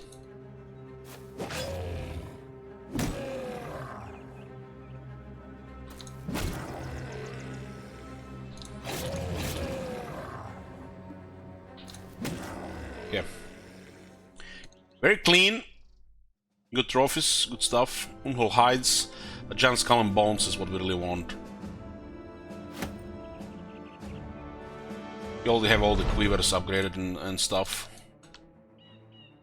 Unhol jobs are good.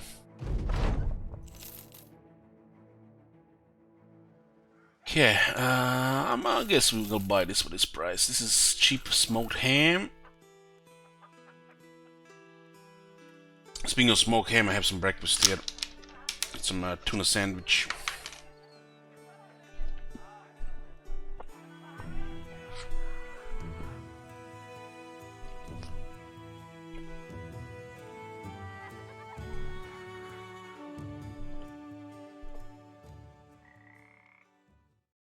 This area could have potentially some brigand camps. I remember some locations with a lot of them. Let's go to the other trade city. You don't usually go north to the other house.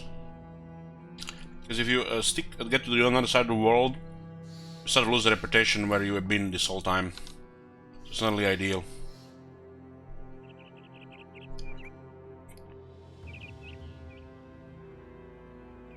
And then entering the middle part of the map, we can see barbarians here now as well.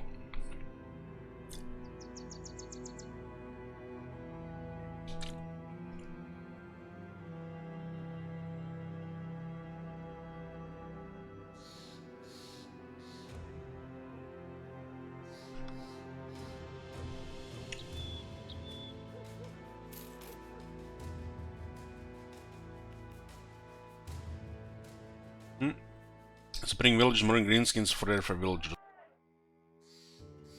A lot of nasty shit here. So this is what you get with these things, bone plating. You can also create big quivers for bows or crossbows. I don't think we need any more quivers, we have enough.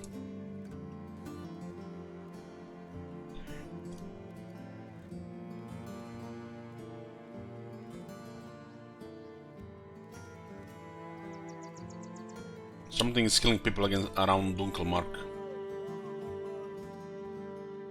This looks like Shrats.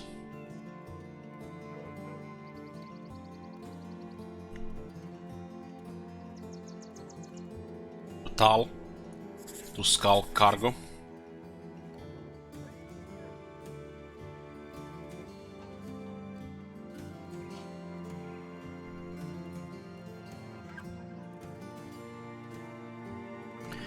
Terrified villagers, I think, just makes the prices real bad.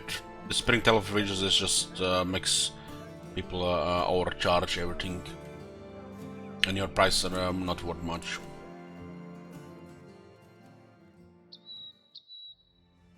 Tal is on the side. I guess we'll go to Dunkelwald. Maybe we can see something on the way. This cargo could have finally some mercenaries.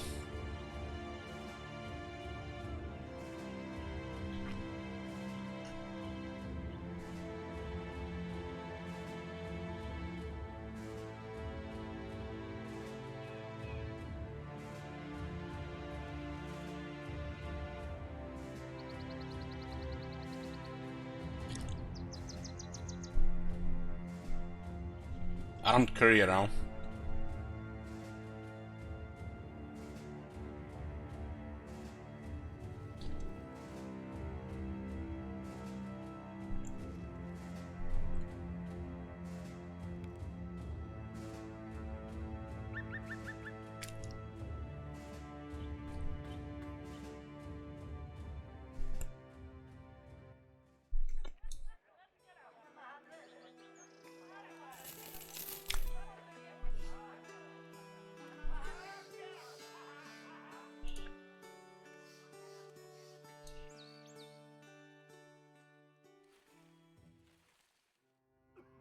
From my experience, the mercenaries come usually after a battle when you're delivering cargo.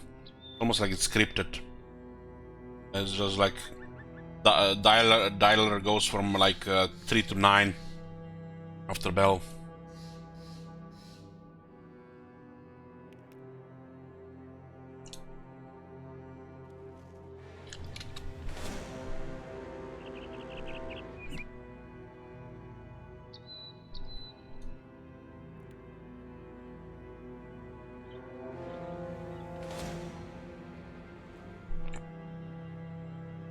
They have a camp nearby.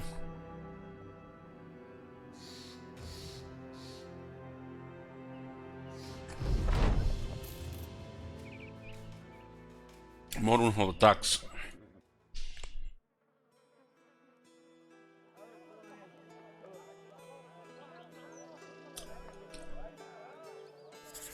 This is another place where the Unholds appear.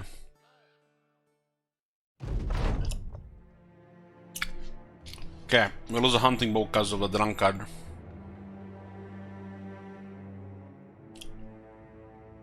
If we whip him, he might lose the drunkard.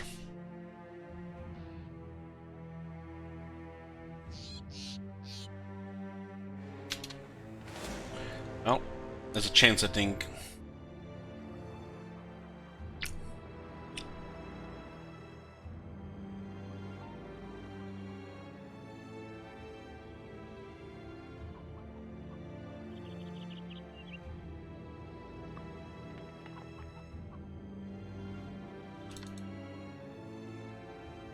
The city was overrun by the undead last time we were here.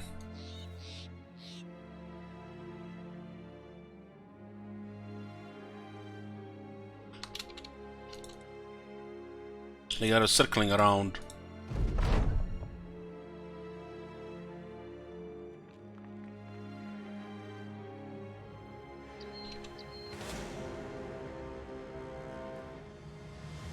Toppled watchtower.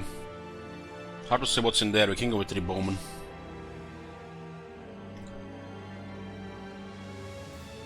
And this is fine.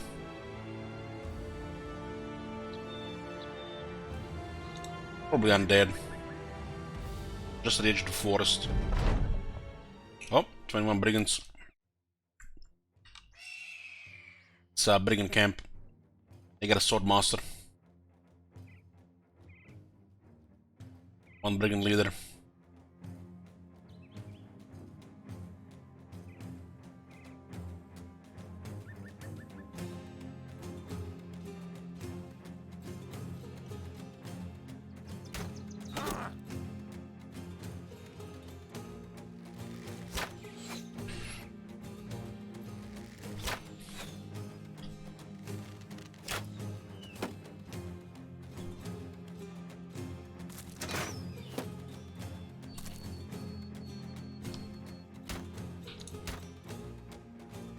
Bush. Yeah, go on.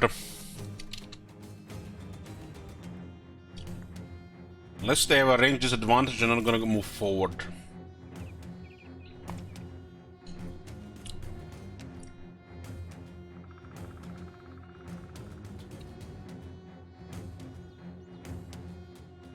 The trees here.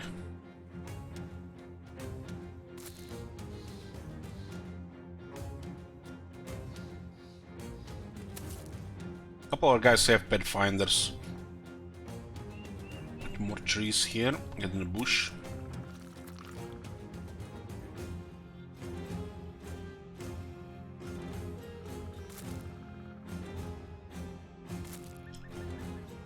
Forest has a rough terrain.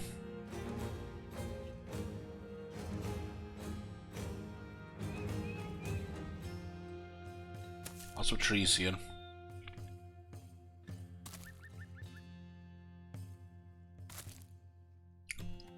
Don't see one guy.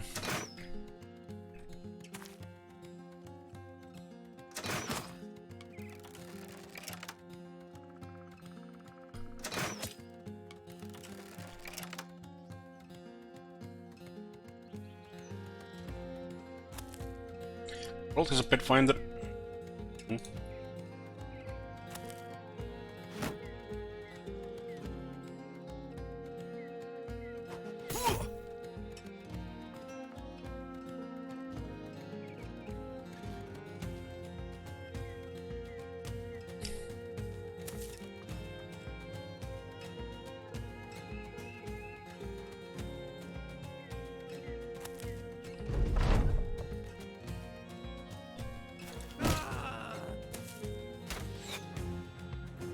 And the guys all wavering. They do have a lot of range guys. Six marksmen. A couple of the raiders also have throwing weapons.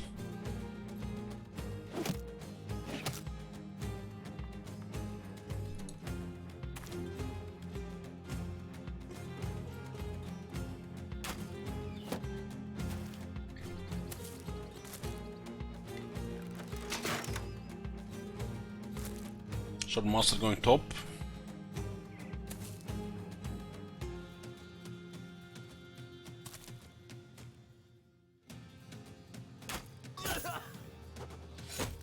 Would have been dead if it was a headshot. We need killing frenzy on the archers.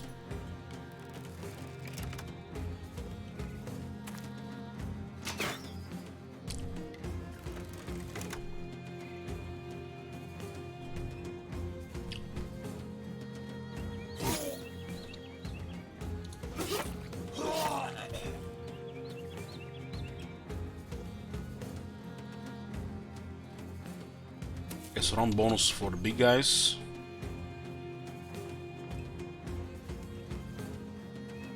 This. Go in.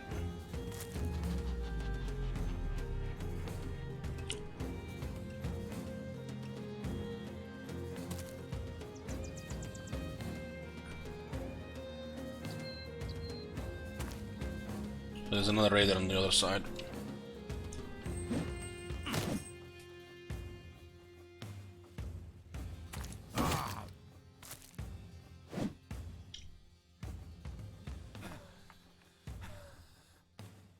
So metal defense on Captain more than 8.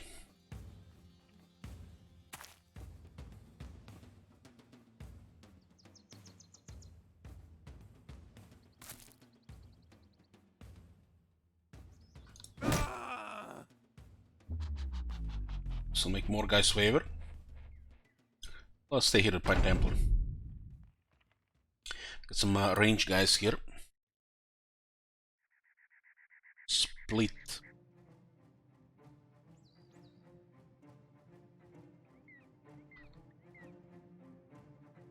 I think just a regular attack here makes sense. Missed.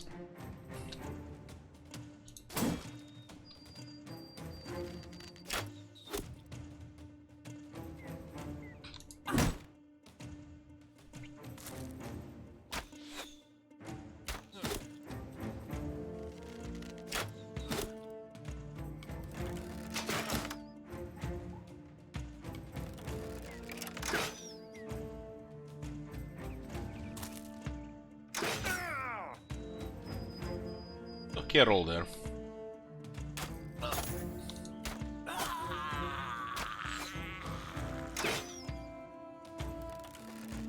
Not really vulnerable to range attacks, these guys here.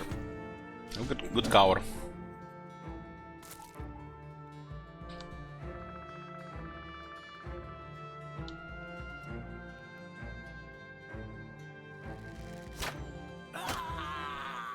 Aim shot!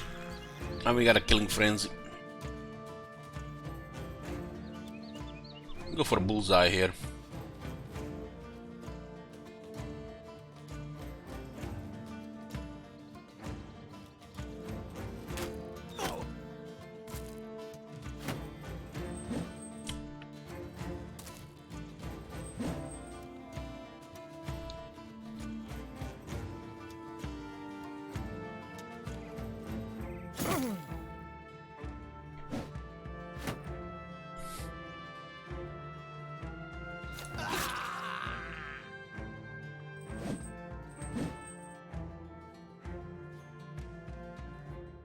What's that weapon the Diablo has?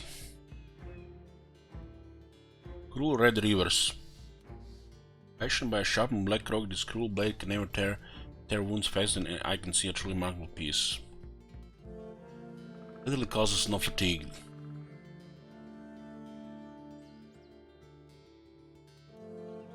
It's a pretty solid sword, very light. Looks like it's a goblin weapon.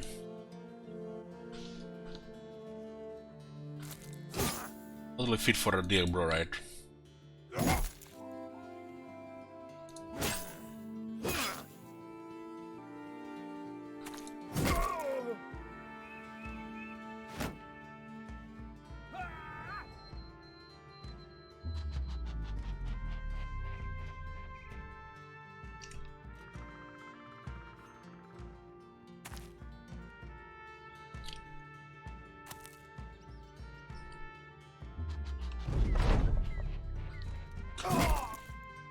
It's a range guys here.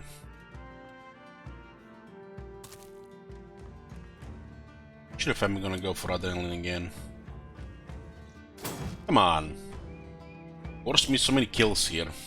First a good chance miss, then switch, and then he waver. Now he misses again with a again good chance. Missing out on all these kills.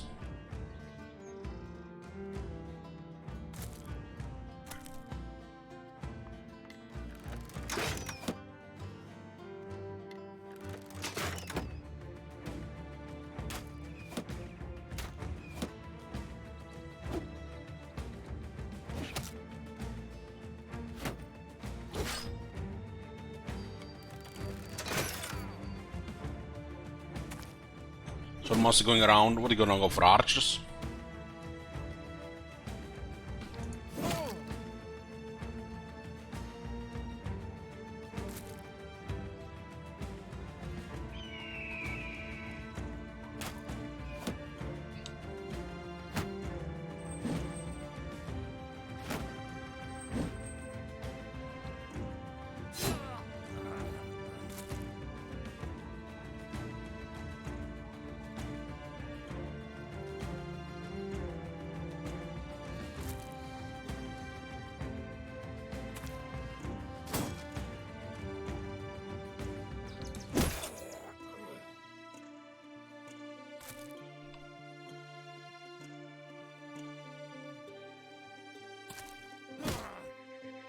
That was actually okay armor damage.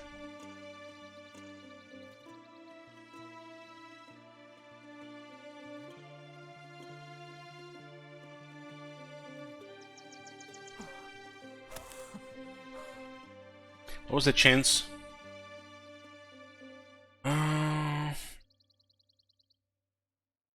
38.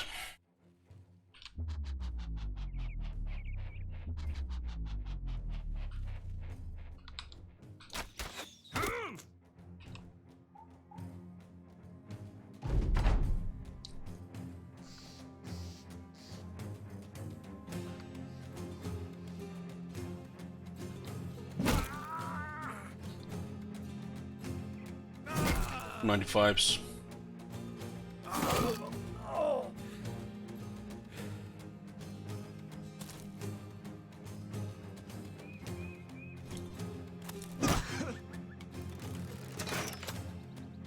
I think we're gonna fight the sword moss, probably gonna flee.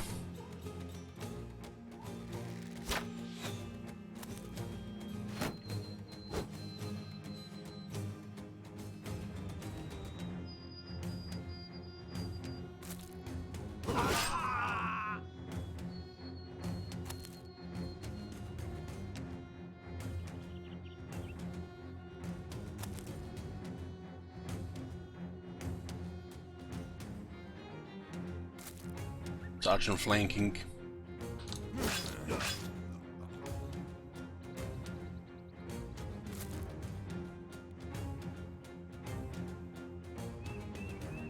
Hey, Rovia.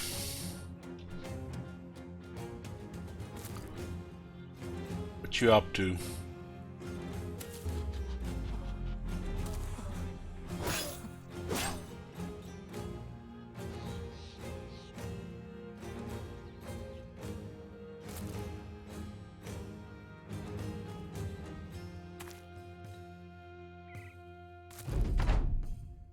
Yeah, he's a pet finder.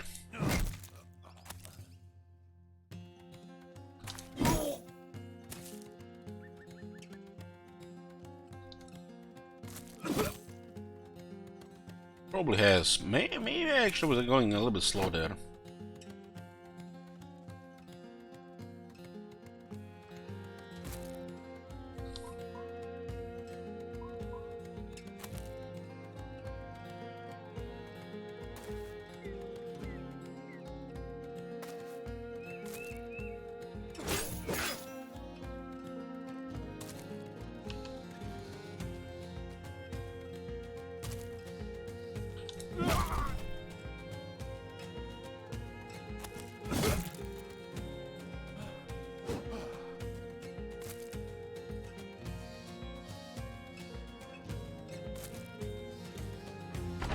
So,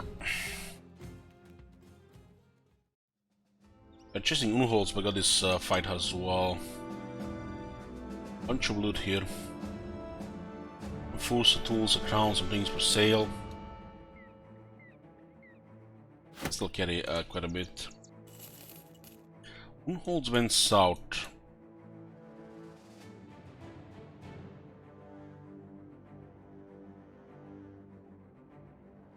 This is our composition for Unholds. A little bit of damage, but we have a blacksmith.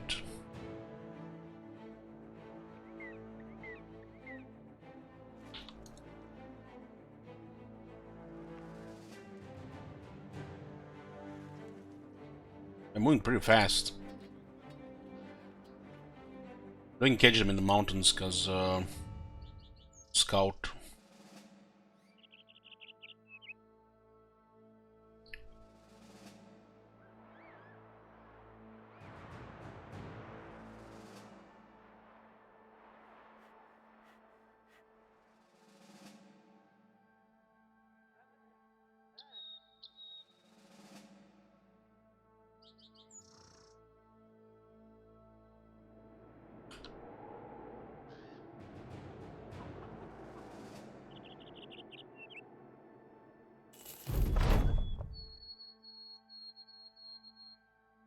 And 8 Unholds, 2 Skull Contract. So the terrain is a little bit more trickier though.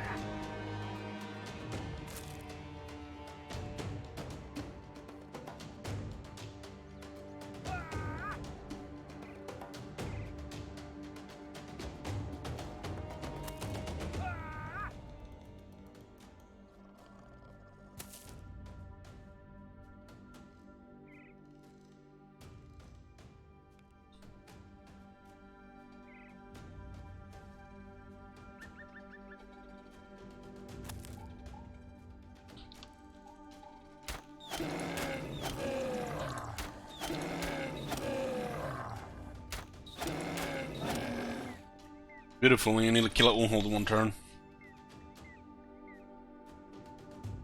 Beautiful. Still 2 flying maces here.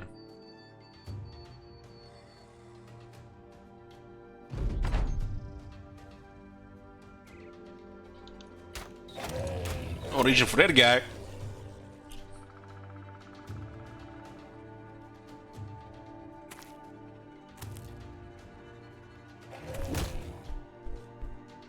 And the charge it goes stagger. This one done his turn, shoot him.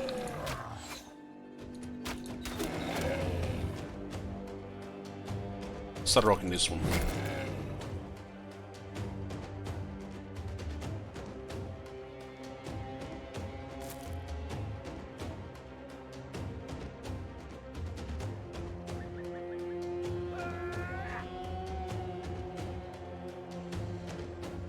Keep the high ground here. Why not?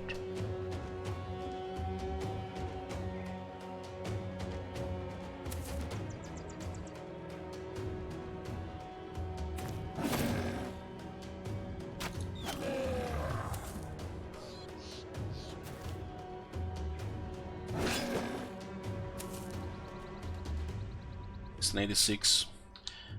In them here. Sole position. Joe don't have in them though. Get out quick hands instead.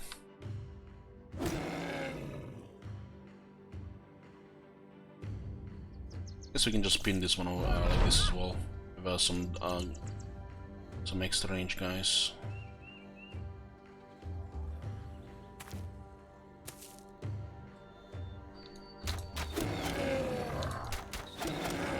Moon holds down. Warbows for the win.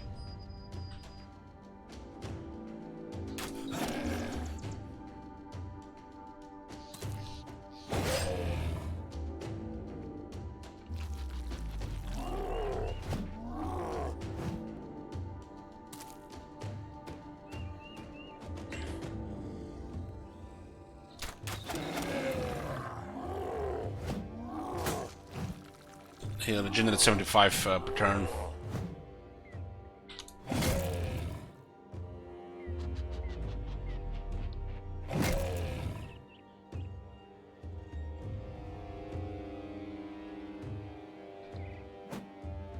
$95 missile, rolled 100. Oh damn! Get a whip here. Friends, their regeneration. Just hold ground within them here. This one. In them, still these three are tanked here right now. As long as the Indom holds, they won't go anywhere.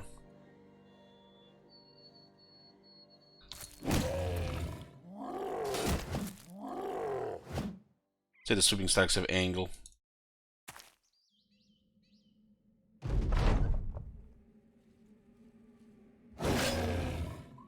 AoEing Uno holds, yeah.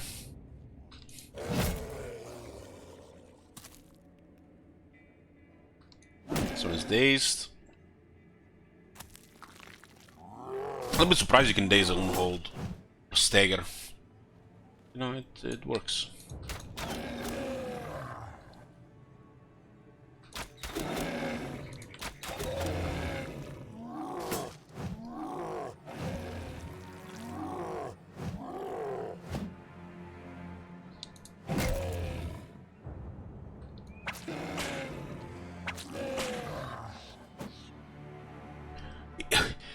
Hold on. Please tell me I'm not crazy. And this one rolled 2 times 100, 2 turns in a row against Joe Dabo. What the fuck a chance for that?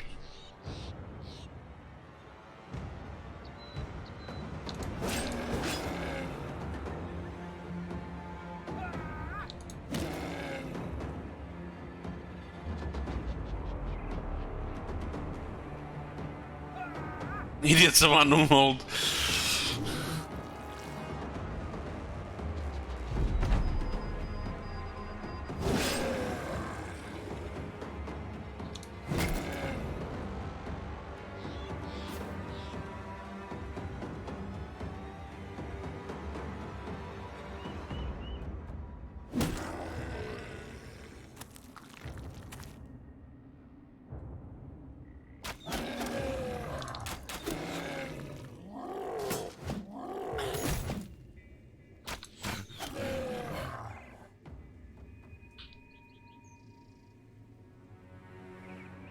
Go up. The ideal way to tank Unholds would be a guy like here, tanking like 3 Unholds like here, preferably 2, and a guy here doing the same to 2 or 3 Unholds. While the guys at the side with the reach weapons are killing them or shooting them.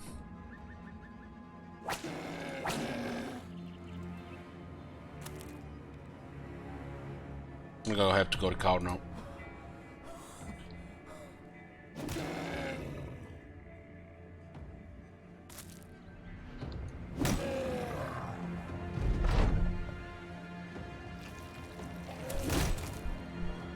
Is charged. No big deal.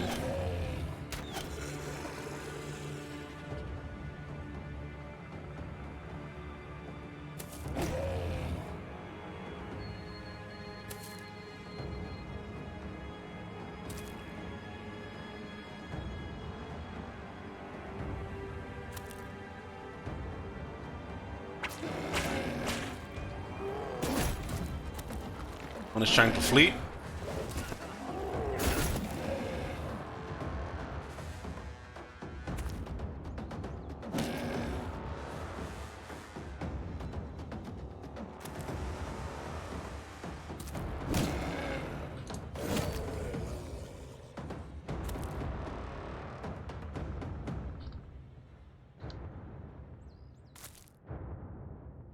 The archer's top.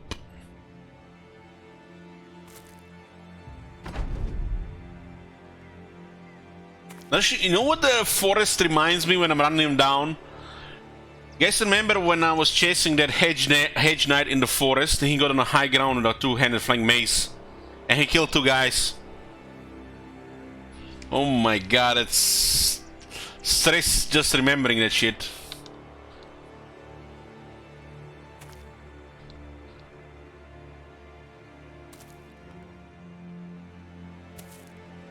And it's just two guys dead.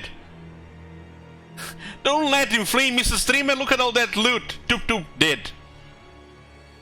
Hedge knights in the early games like look like piñatas, but you know, unless you get lucky with that resolve failing, they kill people.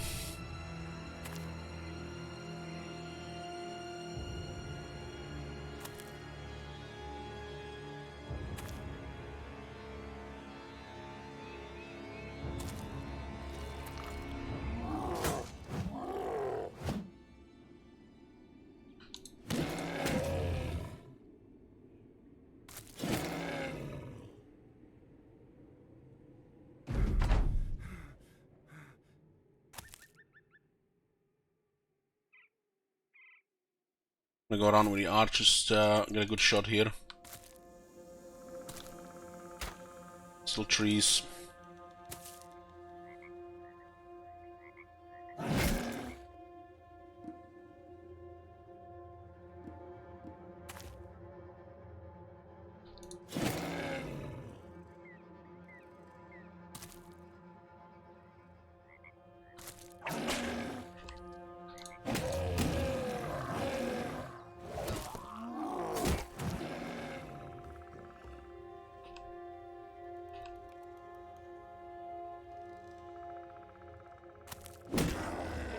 More unhold kills. Gimli got a level up.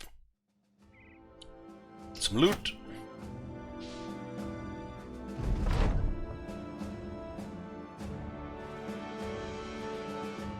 Gimli got 19.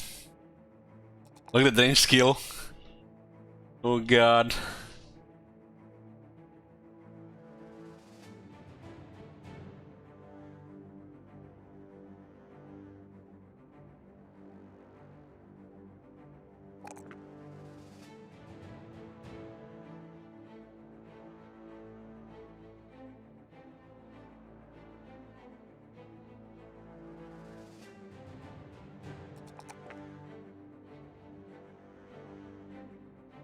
Yeah, let's get a little bit more fatigue and more health with him. That's 19 now.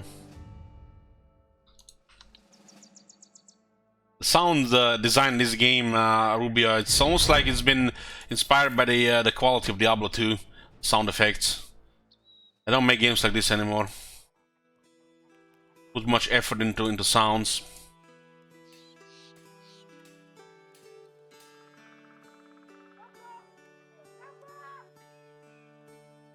Northwest. It's on the other side of the map.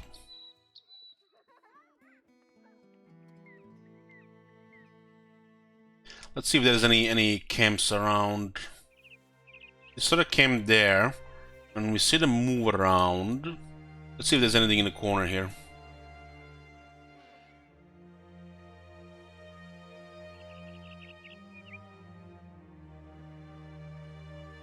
Need anything to repair?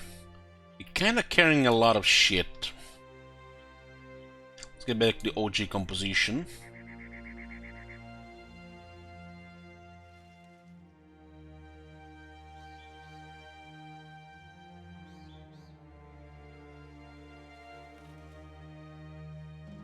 The flails are worth repairing. The winged mace is worth repairing. Carving sword. I have to, yeah. Let's see if there's anything here.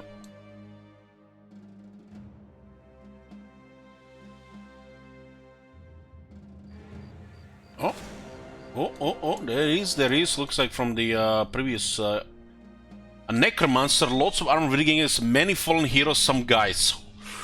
God damn! Look at this.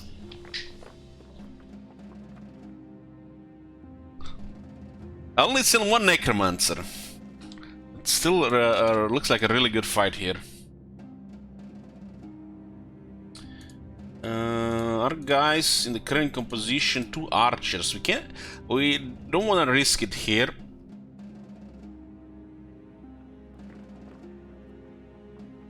Zevin is a little bit weaker against these things. So put him out. I think 2 archers are good. They do good on the fallen heroes, and we can get a higher chance to kill the necromancer. So the banner is, you know, I might get away without banner against the guys, but it's RNG, and it's in our favor. But we don't want it to roll badly. Better get that resolve maxed.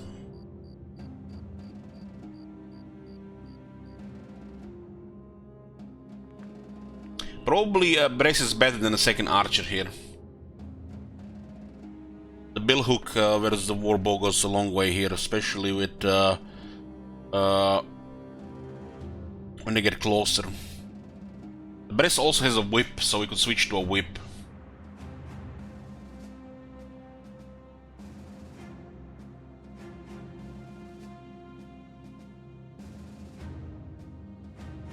We got 3 stunners and a couple of whips.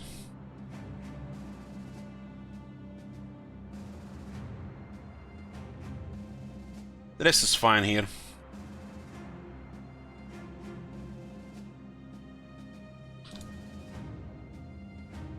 Had a feeling something would be here.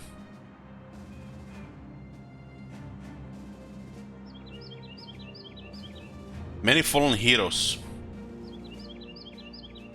Is it like 7 to 10 fallen heroes? Probably like 7 of them.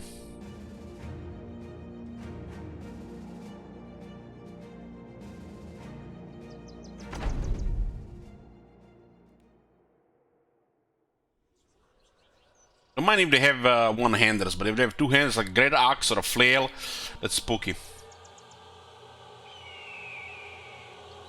4, 5, 6, 7, 8 fallen heroes. And necromancer is on the top behind some obstacles. 26, that's a big number.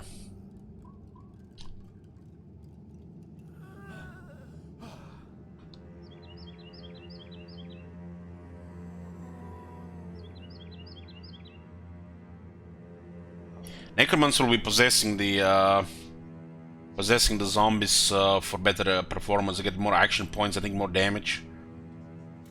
Or more skills.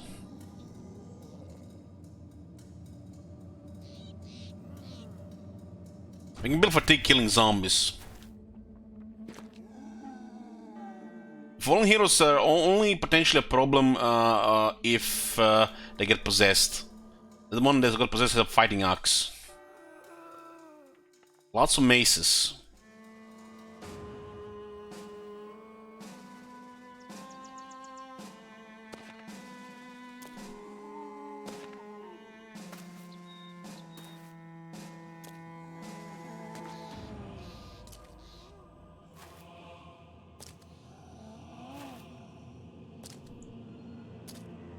We get a champion here. Can't see it.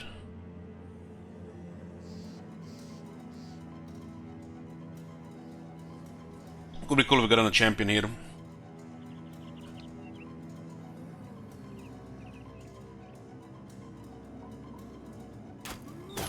Weaken their armor a bit.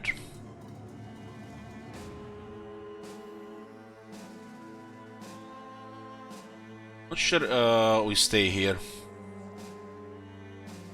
I guess it's fine.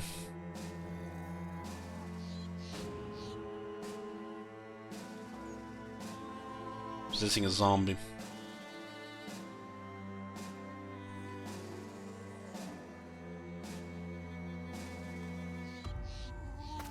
The Ruby on the flank here. Rubies are no fatigue build up two-hander with nimble.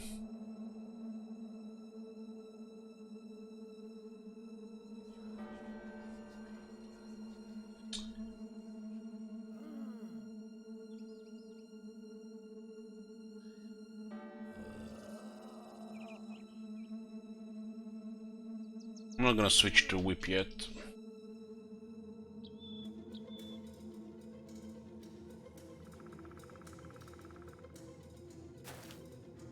Like this, we have better surrounding capabilities.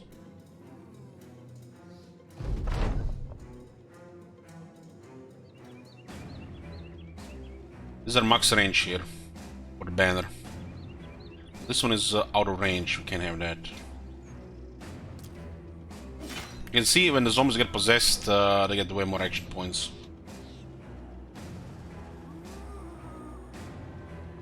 The guys should not be a problem with the banner alone, so it could technically be ignored.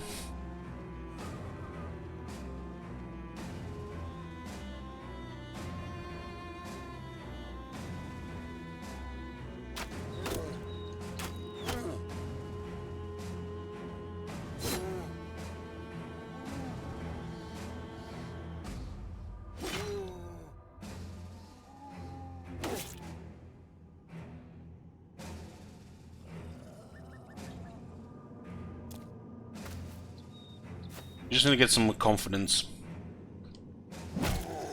Like that, you know, guys get confidence because we're killing. Zombies build up confidence if everything goes our way. And the guys attack it. But our company has, I would say, good resolve. I made sure everybody was getting resolve. We have, most of them have built up notch necklaces. Our commander, sergeant, gives us 14 resolve.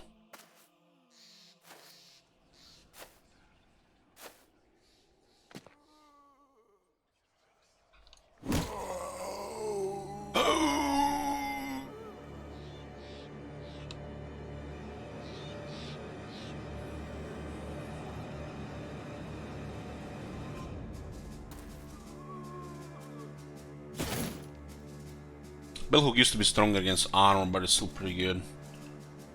So I have too powerful a weapon there to balance it a bit. Totally understandable.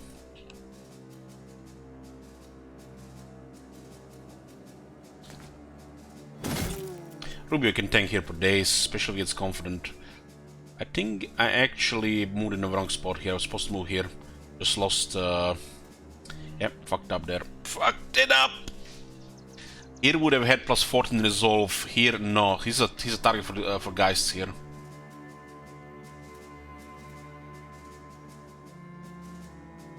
What's the resolve on Rubio?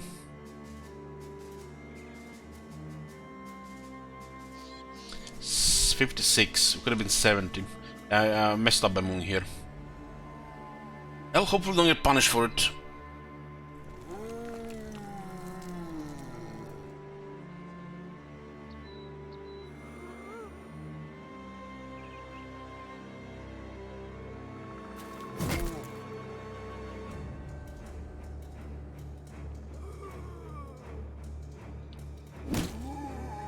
Confidence build up. Oh, 75 miss. This is actually makes it worse now as well.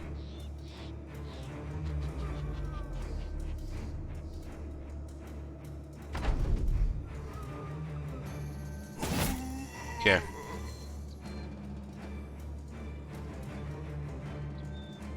Okay, we're good, we're good. Ruby can go up. Good, we're good.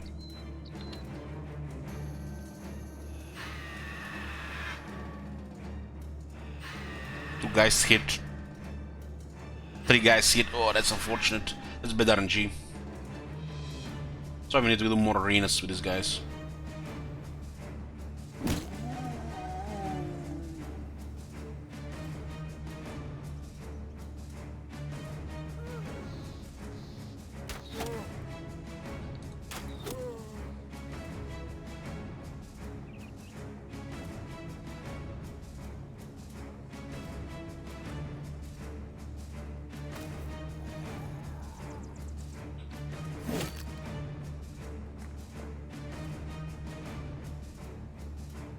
You can see here, on this tile here, we got for the company, plus 14 resolve.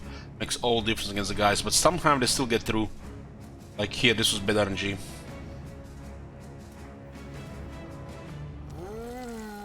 The guys cost the attack resolve with range. That's why we have Sergeant with us. This guy, even with a plus 14 bonus from the Sergeant, rolled poorly there.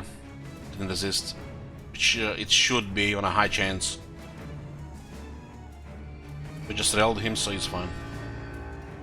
Everybody's in position here. This is perfect position here. We could ignore the guys for a bit, but we would we should probably try to focus them as well. Switch to a whip here and see what happens.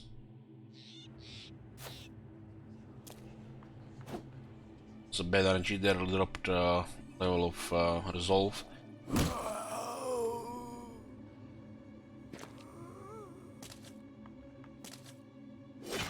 Most of the guys are confident here. Every time zombies like move to surround, they attack. There's like a morale attack, so there is a resolve check if he's gonna start wavering or lose confidence because he's surrounded all of a sudden.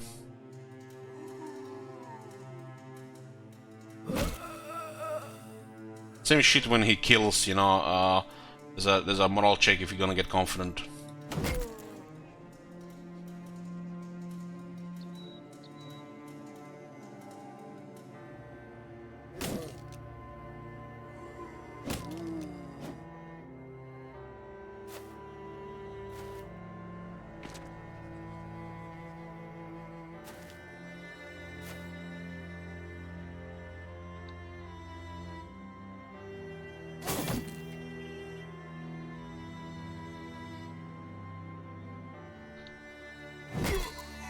Okay, he's no longer wavering, now he's fine again.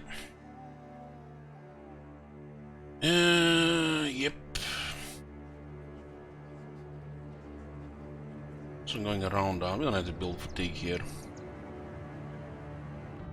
A terrible initiative unless the Necromancer gives them a possessed.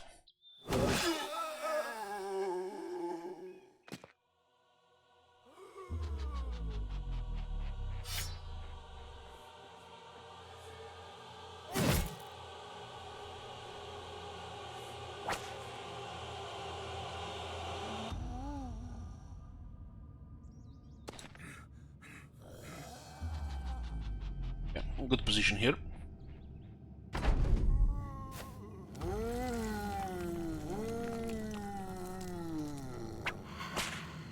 Okay, 1 down, 4 to go. Resist. Fail. Resist. And attacking ball there, this is like the 3rd time he got hit by a Screech. Terrific screen. Hollow. It's 58 resolve. Edge Knight. Arena Fighter plus 5. Again another 5. I guess just bad RNG. That's why it's always best to bring a Sergeant, you know, play safe in this type of fights.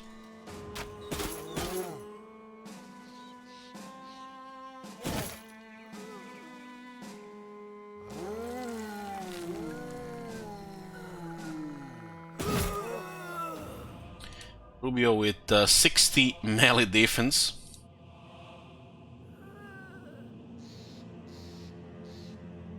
In this one here.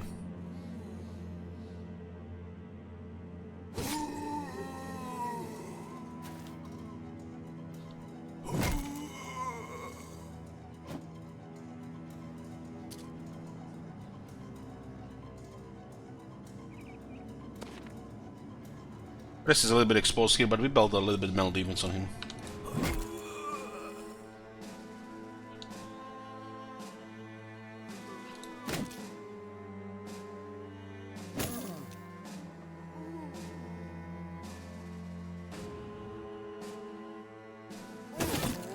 Split here. How the hell does he do a teeth attack with a helmet on? A full helmet on? Come on! You guys see that? You guys see that teeth attack?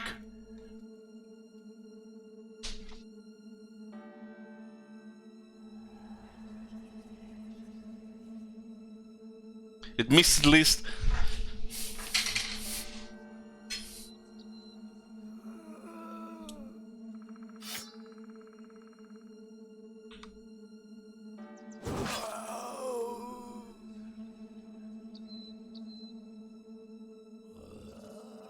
Let's still go adrenaline here.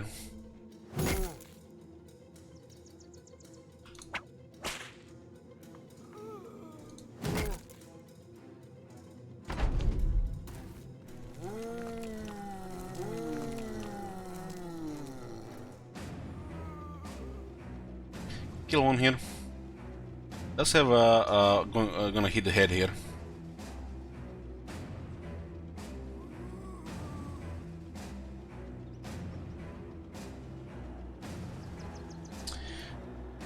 Oh, guaranteed to break one of the helmets, huh?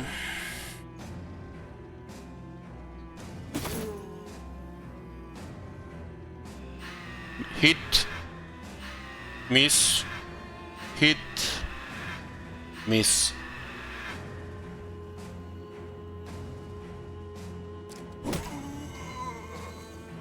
Oh, what do we have here? Round swing, killing friends zone.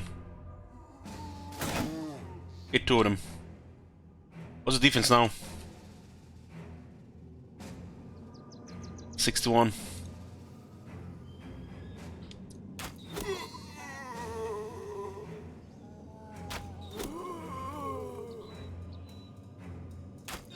Come on, don't shoot my guy, there were 3 enemies there.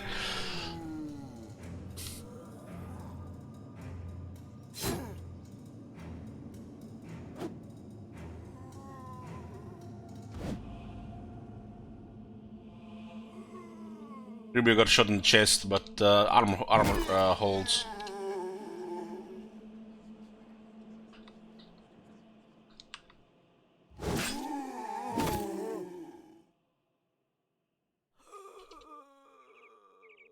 We stun this one.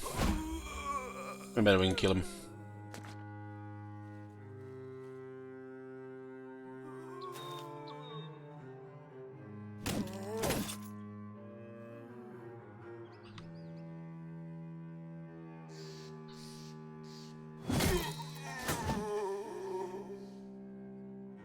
Alice.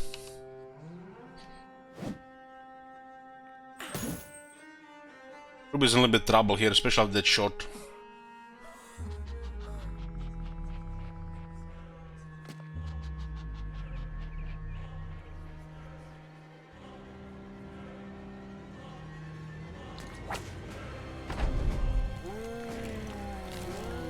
Hadn't been on much waiting for him at 3. Understandable.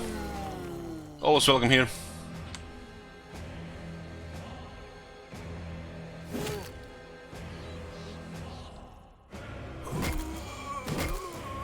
Got confident Rubio. Hit, miss. Hit.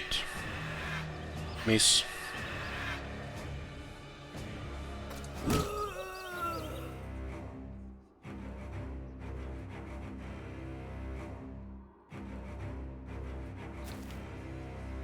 No, stay here. Stay here.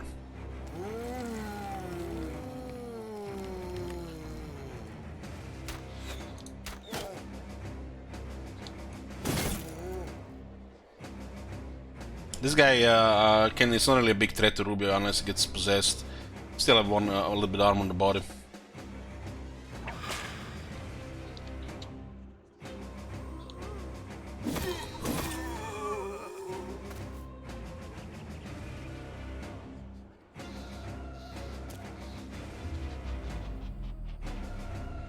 Eltron! Yoo-hoo! He has 2 bodyguards.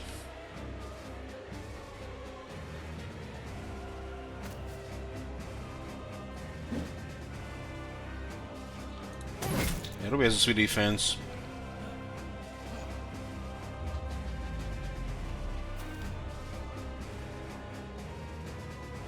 Start to whip the rest of the Geists. Geists are almost impossible to hit with range. And it's hard to get close to them, but the reach weapons are ideal. The whip being perfect.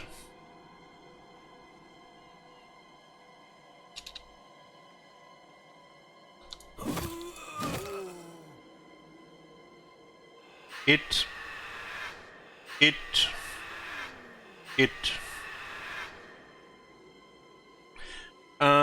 Yeah, you can decapitate with certain weapons, slashing weapons, like a sword or a cleaver.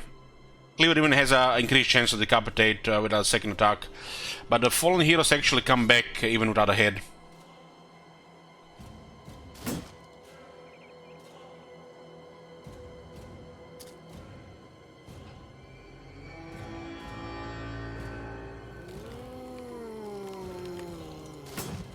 The wrong guy got possessed here, and we just missed on a 73.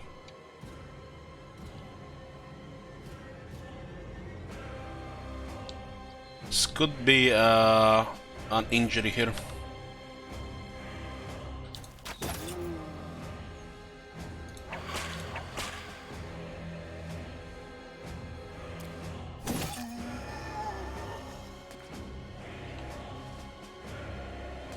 Never mind. Never mind. Had this guy act for some reason before him. His fatigue was also pretty low.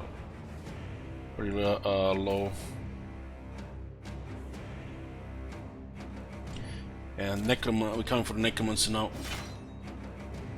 See that? There was bomb plates.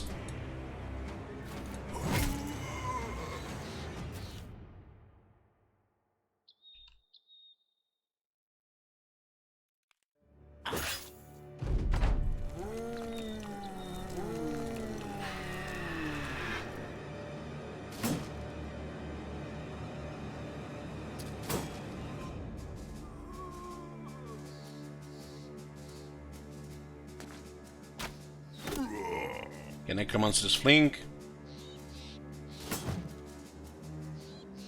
You can see the guy got decapitated by Bill Hook.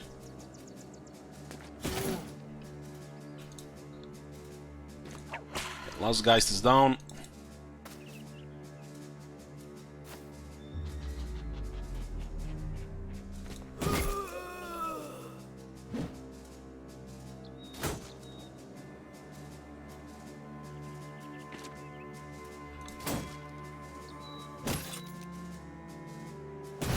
The guards are stunned. He recovered.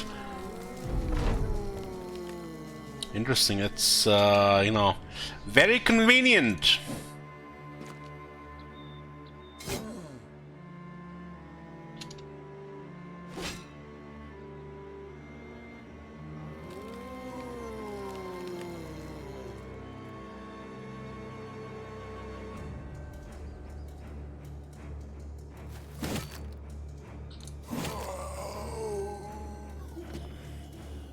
I didn't even see this one.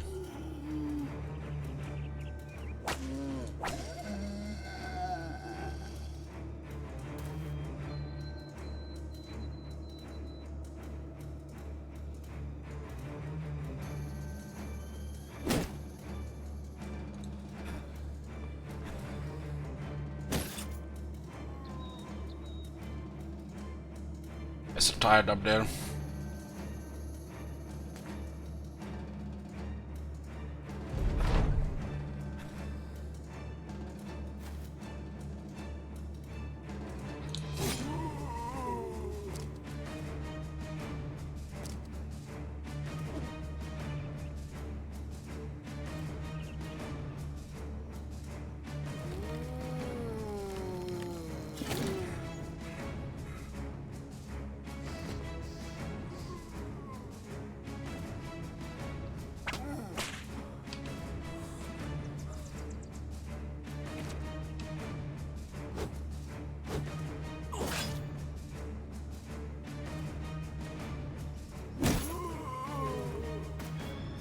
Necromancer is in melee now.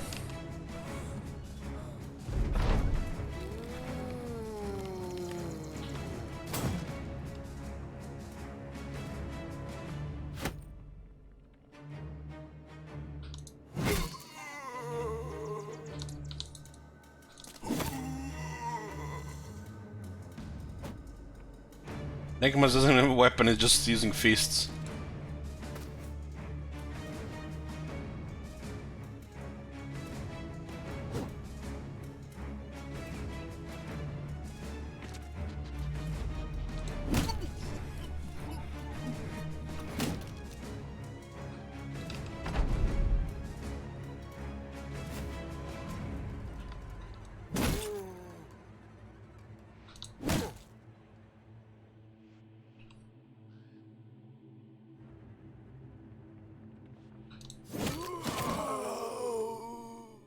Yeah.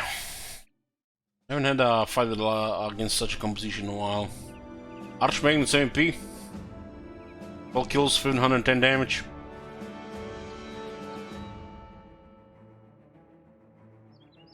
And nothing really here, just some loot.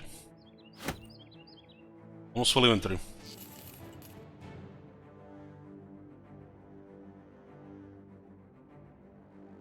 What do we have to for repair here?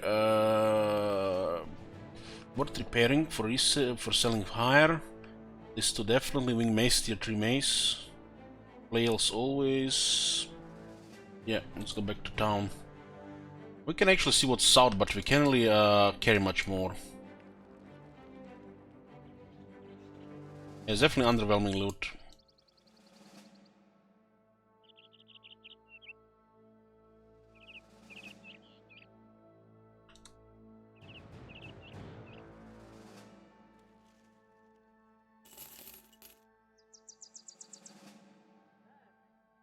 What's this?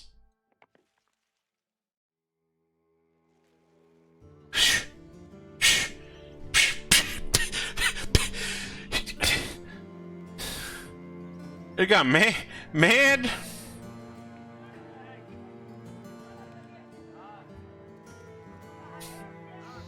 Travel to the other side of the world to find some shit for peanuts?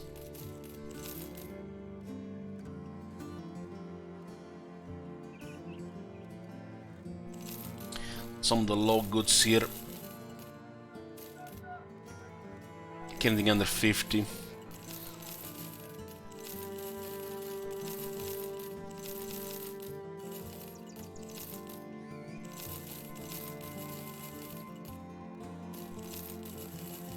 That was a little bit higher.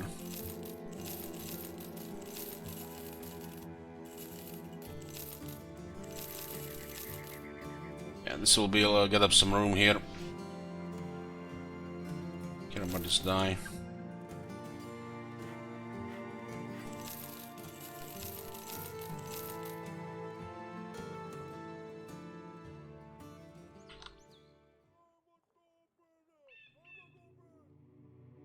Mm, 6484, it's going up.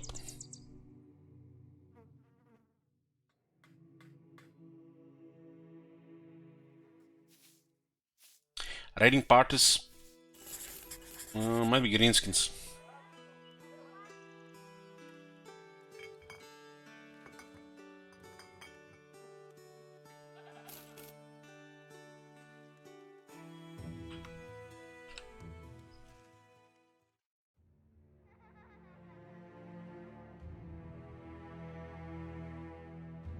Please don't make me wait 2 days yet for them to come.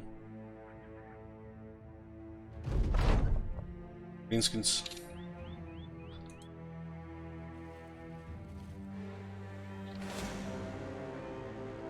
Two champions and a warlord.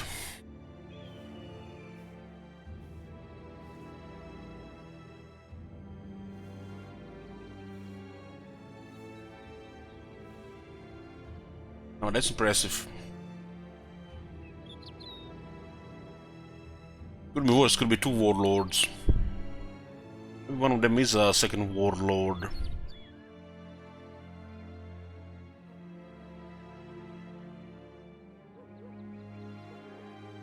I think I keep a bill hook here. This composition is good.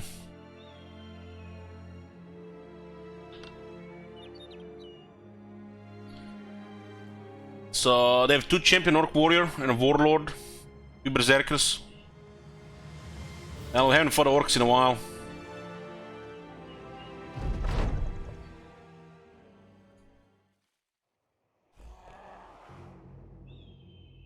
We're gonna get paid a lot from the bounty hunter because of 2 champions, right? Oh no, we have berserkers and braces in on the battlefield.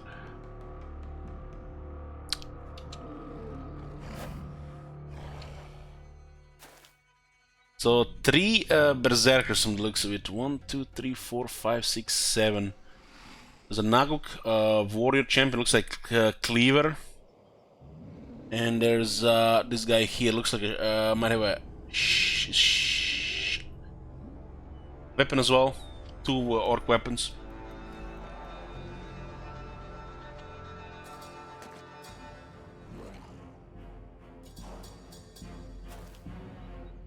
So you can see this is a champion. It's been a while since I've seen any orc warrior champions.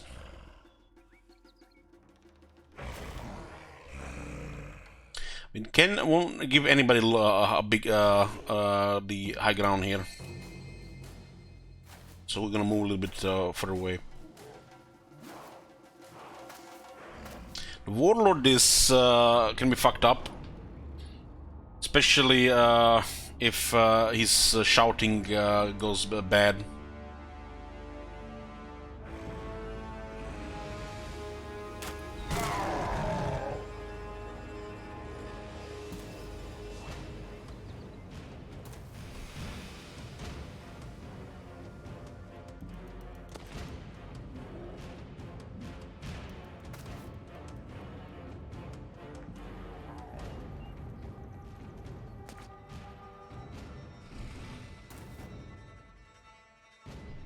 Warriors sometimes just mess up the formation and they just put on the hurt. Especially the guys who can handle a lot of damage.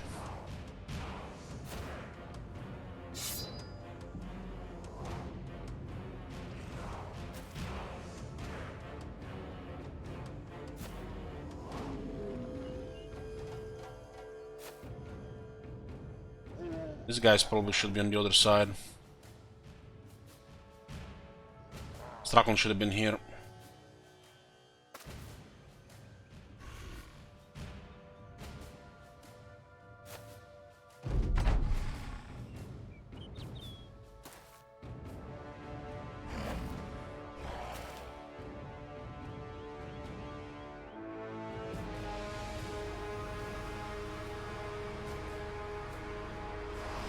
Is this Hellhider Company? Yeah.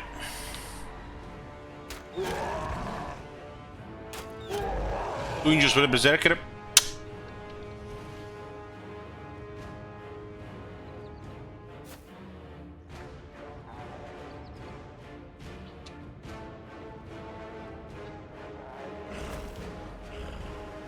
Guy just went in deep.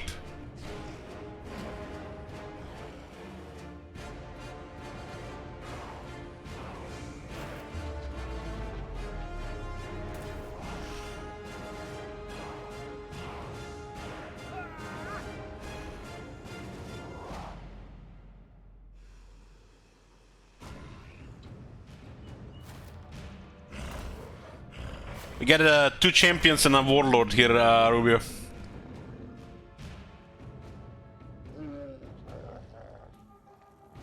I think our nimble guys actually could get wrecked against the warriors.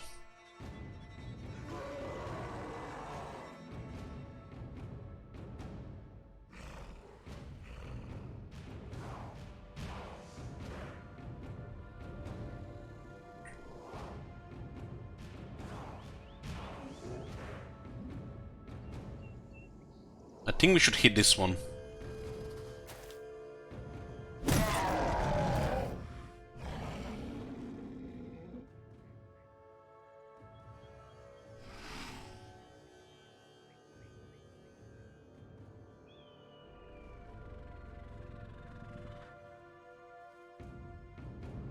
I'm not happy with this spot for brass. Head hit. Okay, that's nice. Another head hit.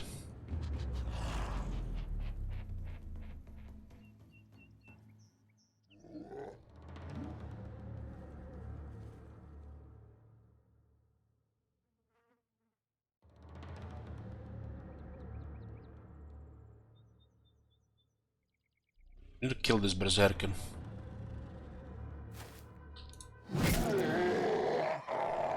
It's caused some morale loss here.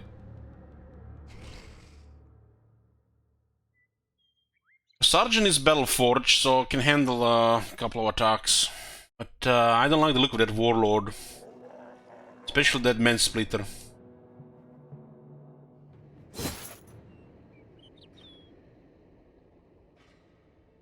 This is not a safe position here. Especially for the archer. You still have Max's all boss input being here. This is armed warlord, 93.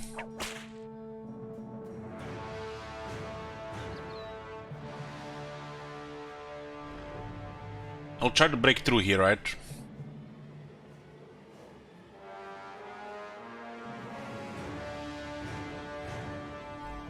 What if I just stunned him? Maybe he doesn't break through, maybe just he attacks.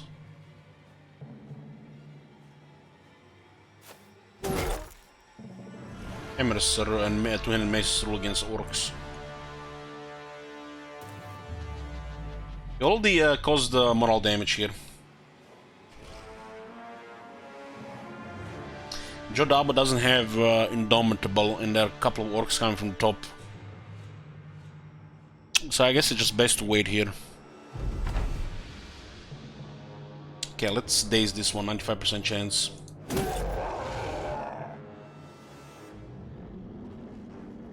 This one is getting messed up, got hit quite a couple hard times.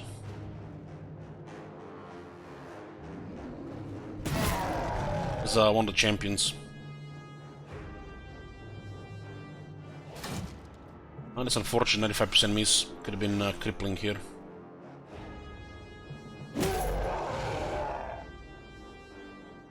This arch needs to get fucked out of this place. Could be saved maybe for one more turn. He could try to break through here and hit the archer, right? No, this is not safe spot. One back.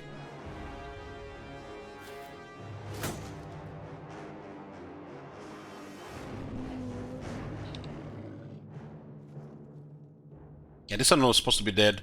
We missed the 95. At least he's gonna be fleeing.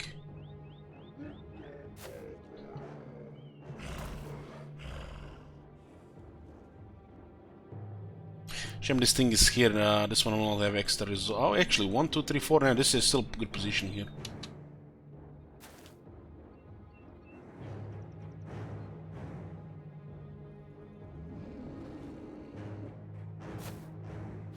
Fighting Orc Warriors always makes me nervous, because, you know, they always can, bad shit can always happen when fighting this shit.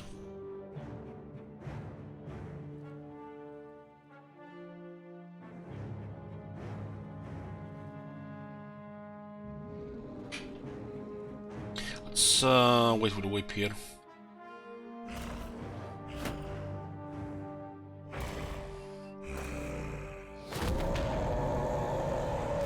So, Warlord is using this ability. Does it even say? Warcry. Warcry basically lowers our morale and increases their morale. And this is pretty much the only weakness I feel like of a lot of Orc Warriors' morale. And of course they can get tired if we are better than them 1-1.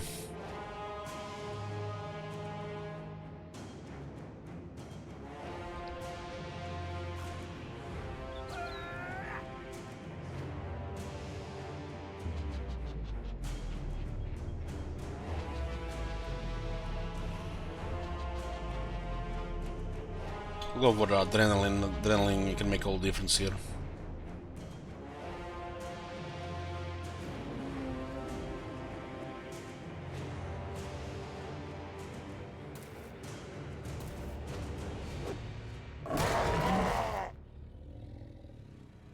To kill that guy while we had the chance, right?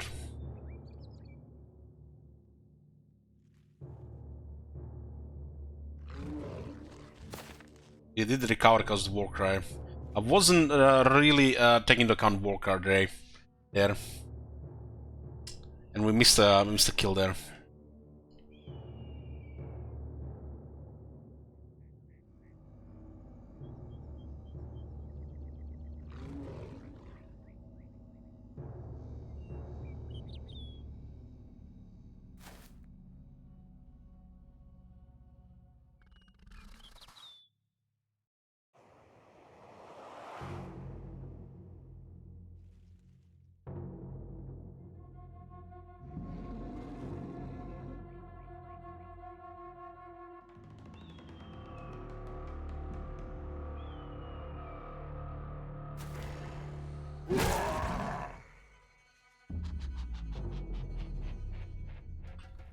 Disarm the Warlord, 83 this time.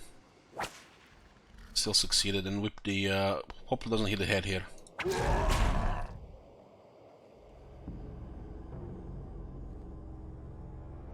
It was nice knowing y'all. Have some confidence, Rubio. Have some confidence.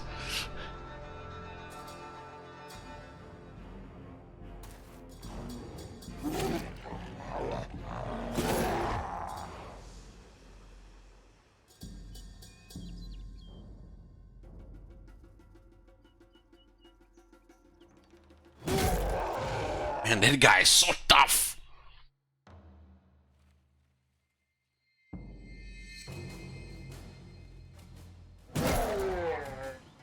Our hammers, Jodabo and Bala do hit pretty hard on the orcs.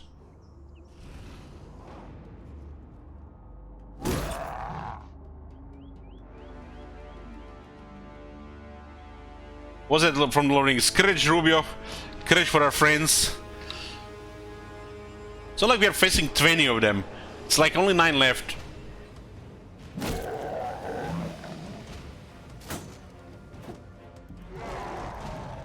See? Pine Temper is just holding his ground and he didn't get hit. Just think positive.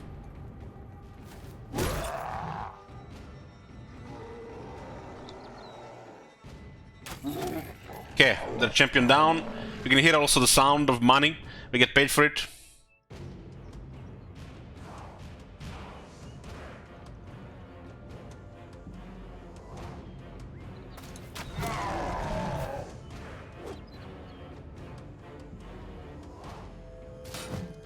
Come on, you see, Ruby, what you're doing?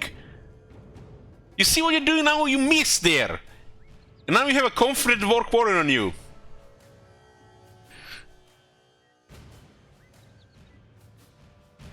All this naysaying.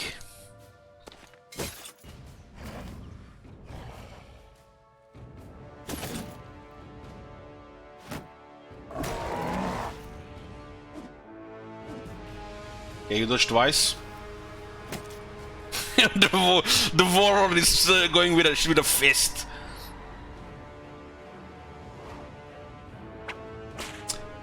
Disarming the warlord makes all the difference.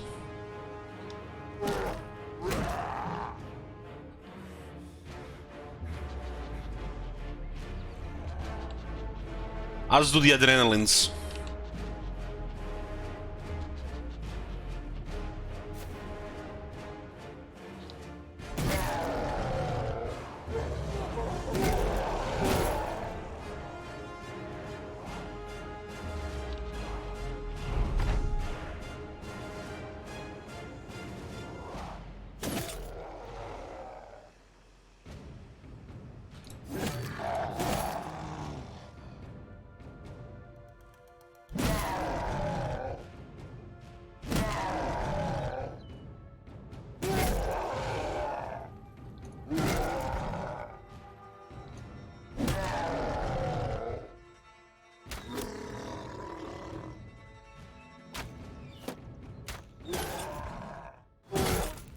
Still confident, guy.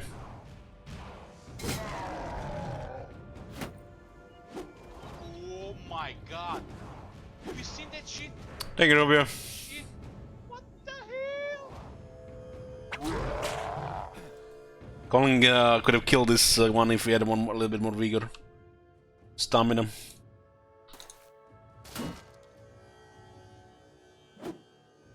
The champion facing Jodabo there. Going for the archer.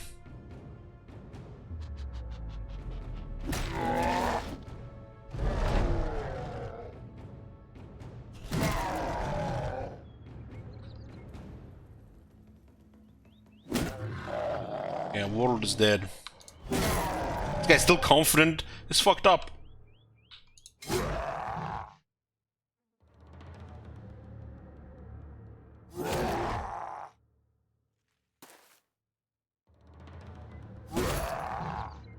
This could actually be ugly, depending on his weapon.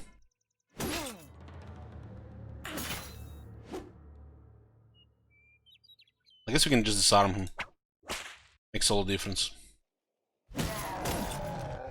They're exhausted.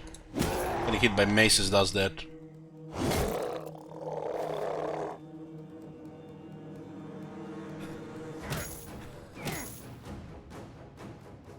Could be some damage here if we failed to disarm.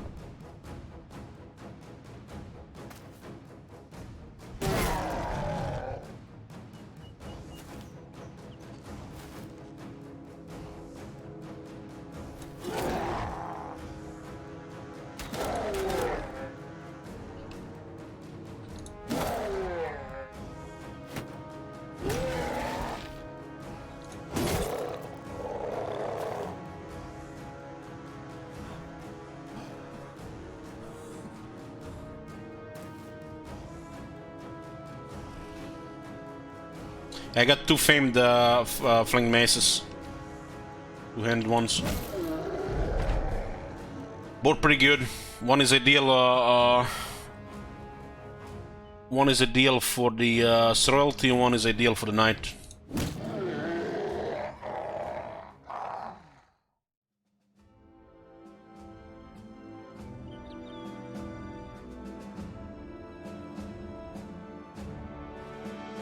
Well, everybody did a good job here.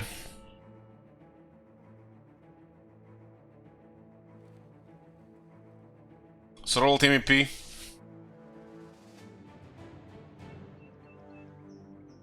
We got famed cleaver here, the orc one. We'll see.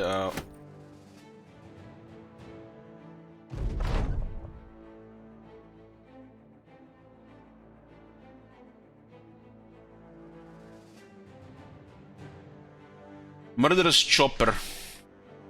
Weapon skills build up 4 more fatigue.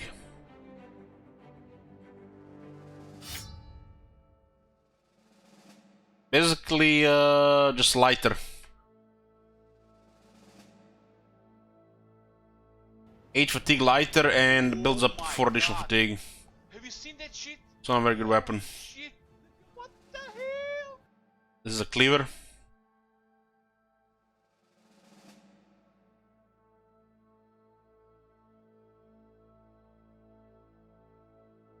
This one has more damage and more effectiveness against armor.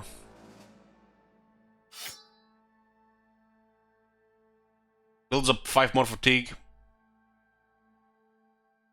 I do have high damage rolls, but this is absurd.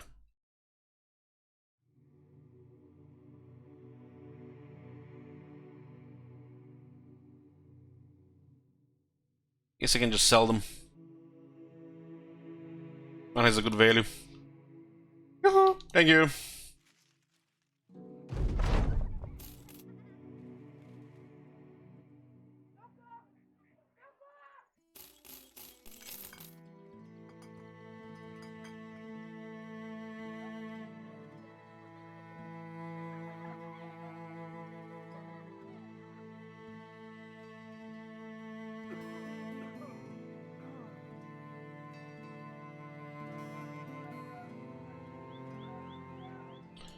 Go to Trade City.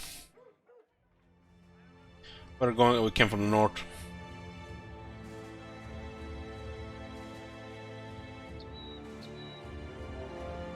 Well, I'm dead. Oh, champion, another champion. So we killed 2 champions in that last one.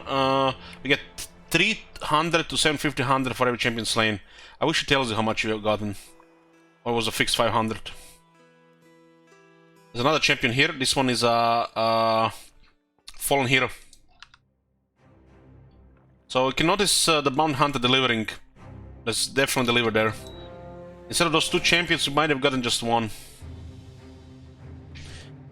So dealing with melee fallen heroes, some armor video games. So there's basically a lot of fallen heroes there. Plethora of armor video games. They should probably just leave this place. Like 2 bows for this fight. We don't need this second one here. Put a Hydra here.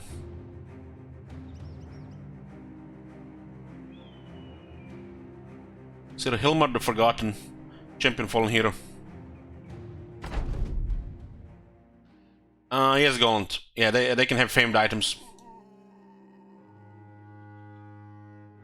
Famed items are these are famed items. Like this is a famed 2-handed flanked mace. This one has more effectiveness against armor and it's half the weight. Ideal for a dodge guy.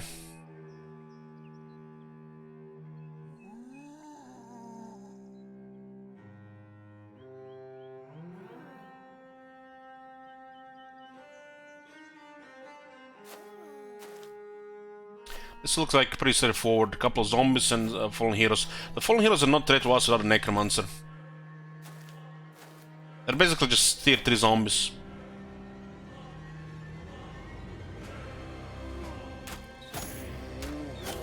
Not very good defenses. But they, you know, they can come back.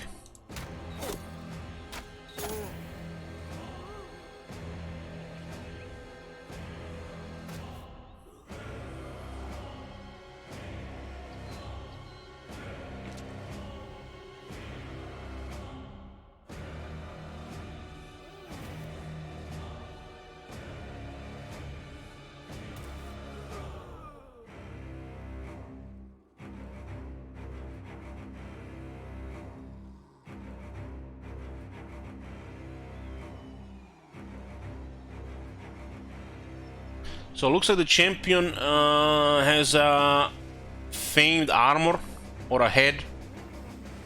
It's not that good. Maybe it's the cleaver. It's a little bit different, I think. It's the cleaver. It's the cleaver. It's a little bit different.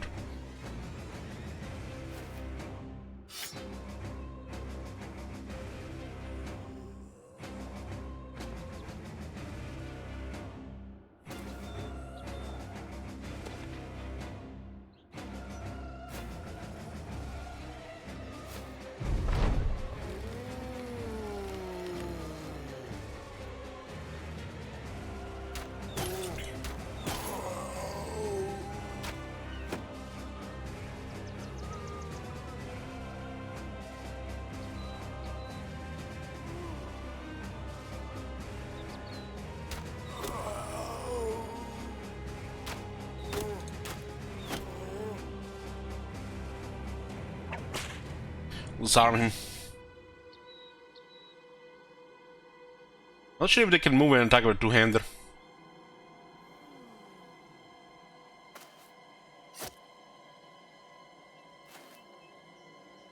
I mean, it's a long sword. They could maybe with a long sword.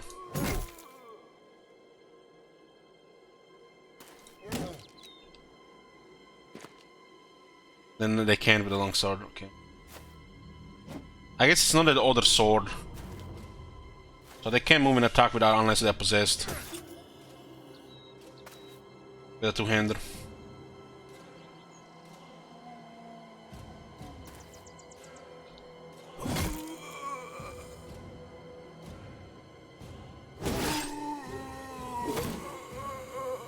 Archmagnus delivers. Nothing for the Hydra.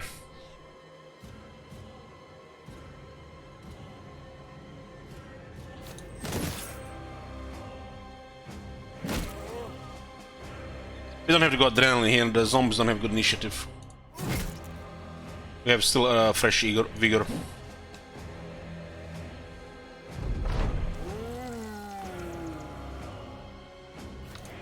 Stun here.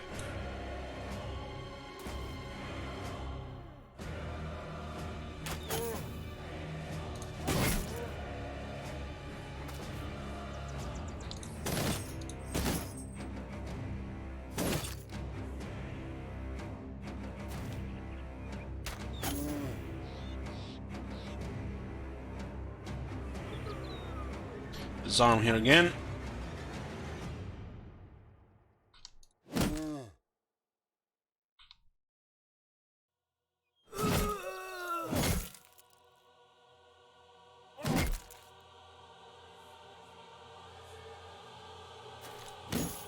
Stun that guy. Surround.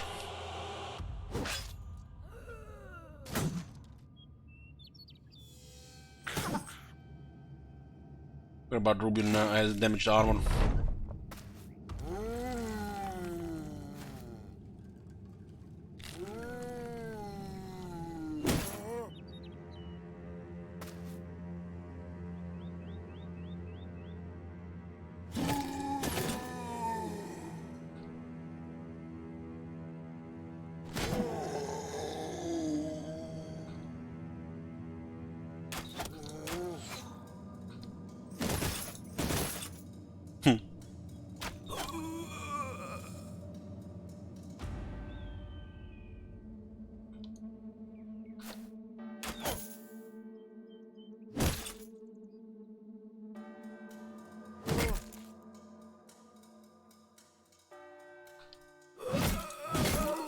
Elmangorst! That's definitely a famed military cleaver.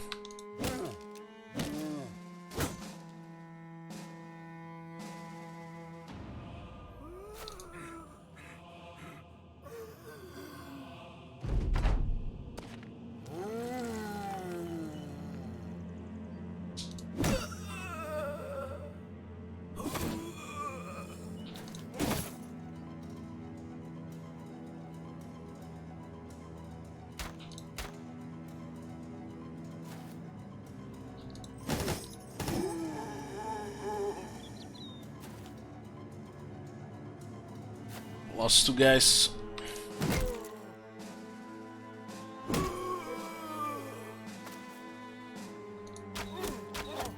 Nine lives. Okay.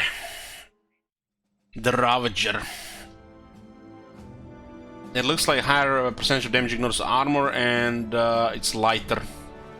3990. So 4% more of the damage ignores armor, and it's lighter by 3. Nothing special.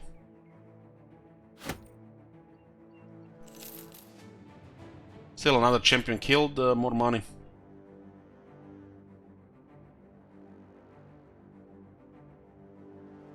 This one is even lighter and has more damage. I prefer this one. Especially because we are carrying 2 weapons that takes fatigue.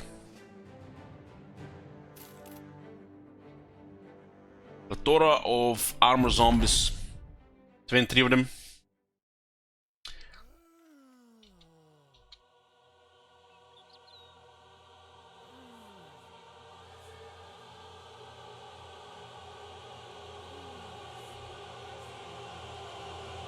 It's gonna be funny now, this shitty location compared to the other one gives a famed item.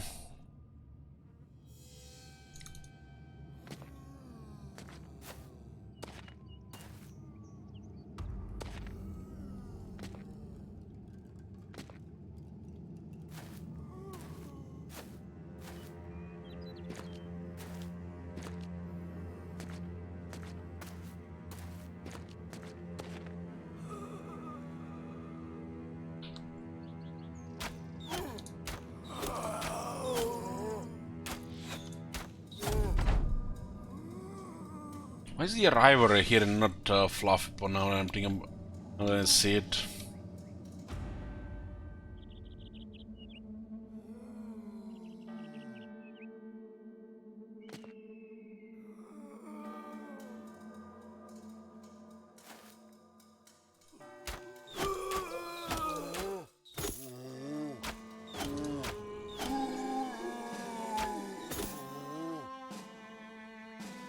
Let's go for the surround attack here.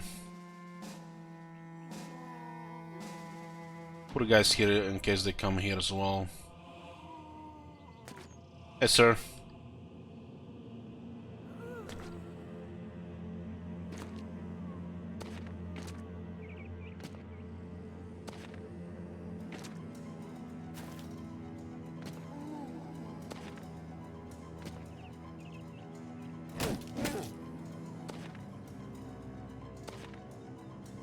Just 23 armored zombies here, nothing special in this location.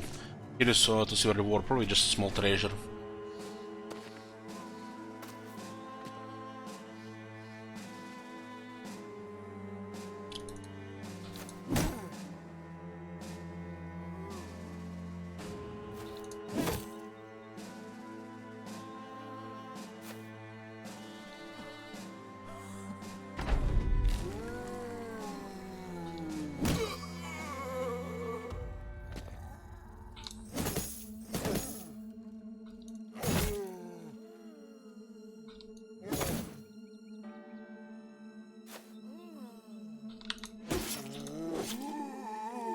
Head down.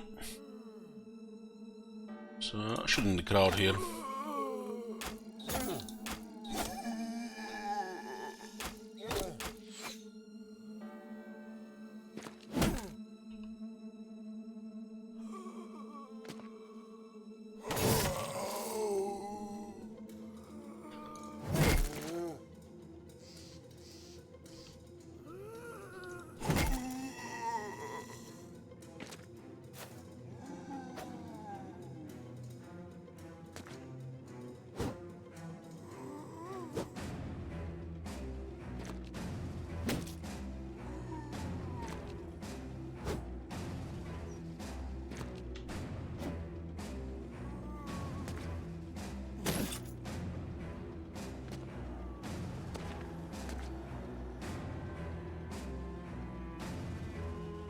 Without the weapon teams, sir, it's pretty much just like old Skaven. Just got a bunch of catapults and more lightning cannons with the Overlook Engineer. Works fine.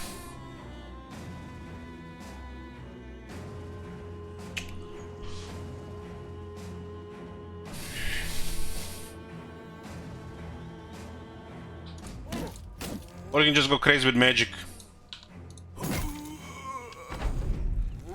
Skaven just want to do a combination of things. Don't have to go just for one thing.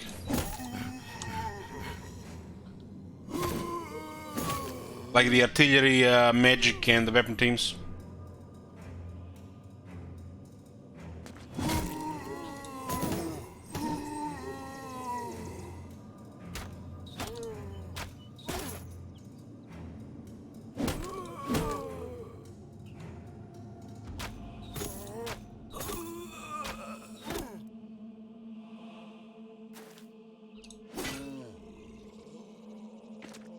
Ogre flavor.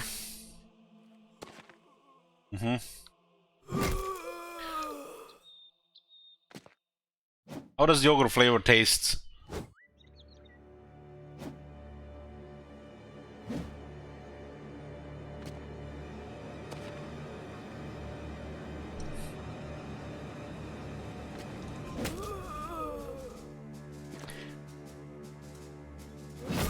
Ah, you thought about the red ogre flavor. Ah, my bad, my bad. I told you about talking about the ogres.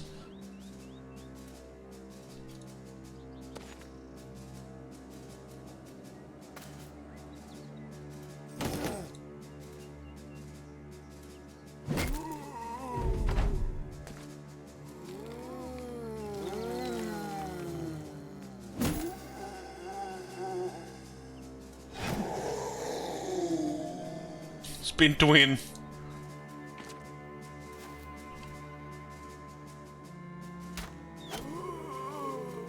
Looking forward to getting a Breath of the Dying in Diablo 2 Resurrected for the Barbarian. Although, you know, what they use usually, what the Grief and something else for Frenzy. Villain is not that good.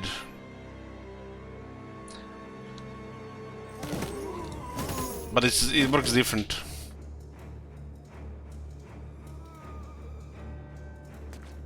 I wish Villain had double damage.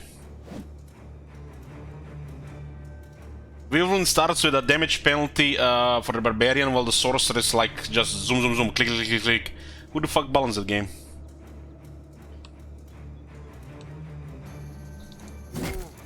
Should probably give Vilwind another 30 to 6% damage increase. Just flat. Not that you start with a negative, but you start with a 30 to 40 all the positive.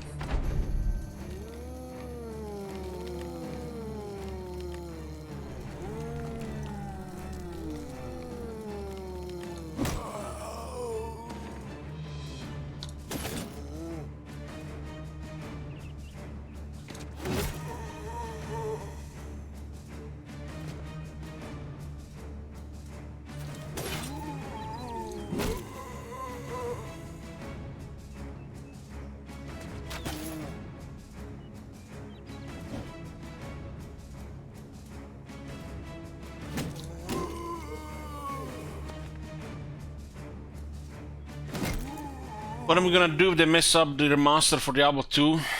I'm not sure how they can mess it up from what I've seen. I guess glitches, crashes, and bugs.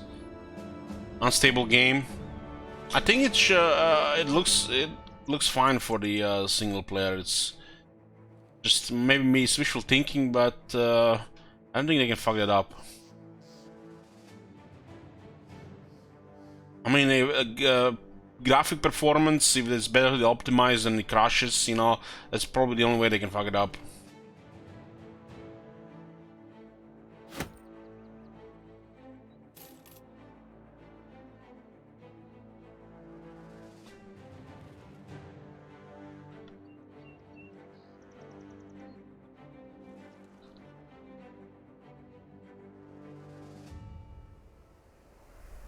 I kind of wish they released like a small balance thing for for the melee in the game compared to the range. I guess, you know, if they overdo this one, they can fuck it up. But I think something is better than nothing. There's a big gap between that.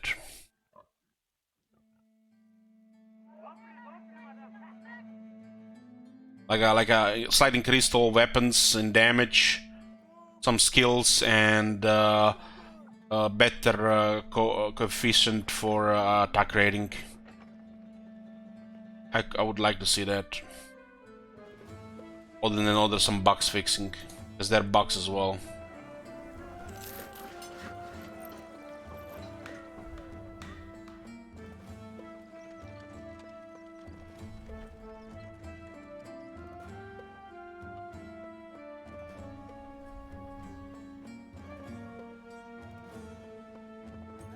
You know, a slight buff to melee wouldn't hurt.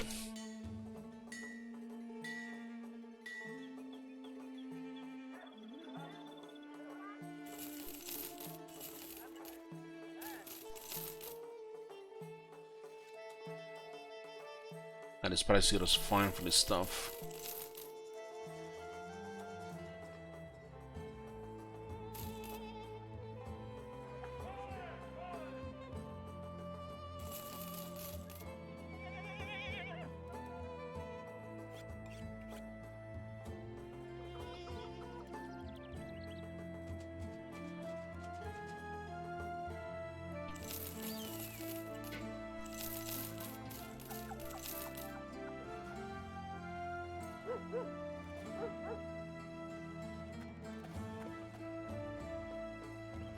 It's over 20% right now here.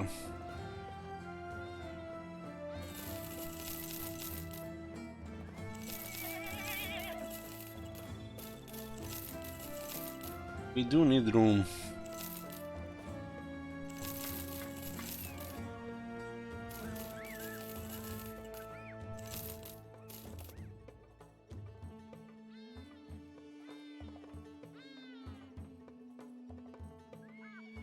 Getting a shit ton of food.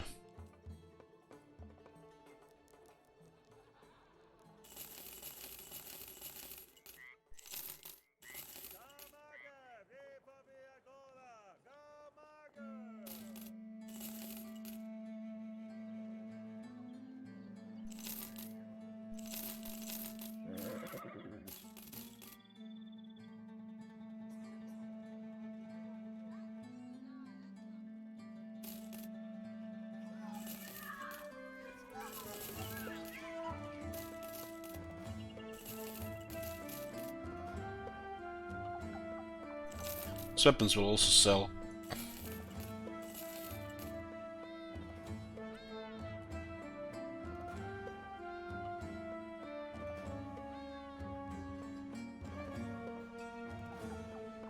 This is 11 days, this is 13 days.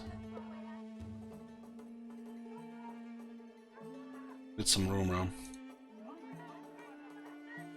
Serpents around Shab. And cargo. This is like ideal setup. Just clear the serpents and go west. What's the reputation here? I think we have actually pretty good relations here. It's Azim Shab allied.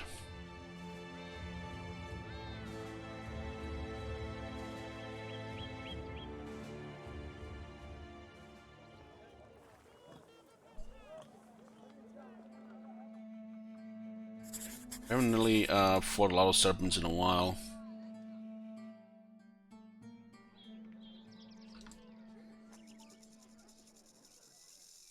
Serpents are close to greener stuff.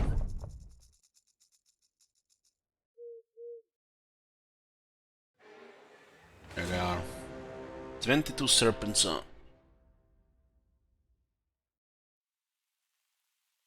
Snakes!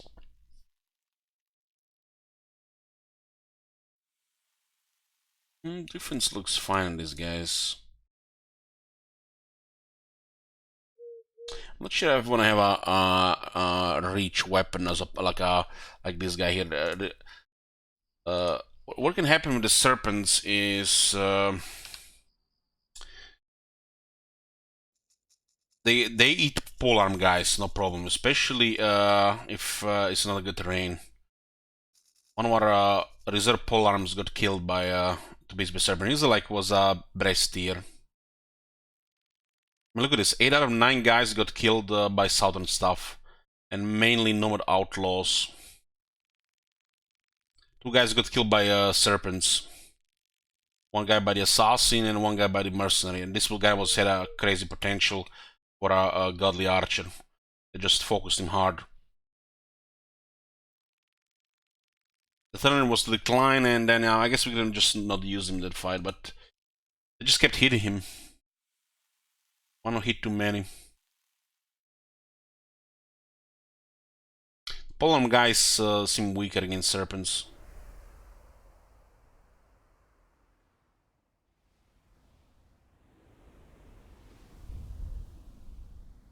I think 3 bows will be better than polearms for this fight.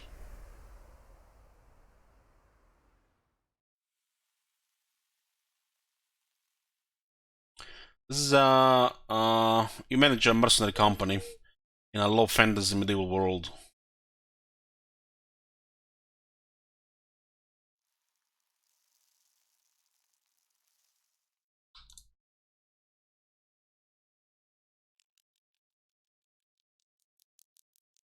Waiting for dawn.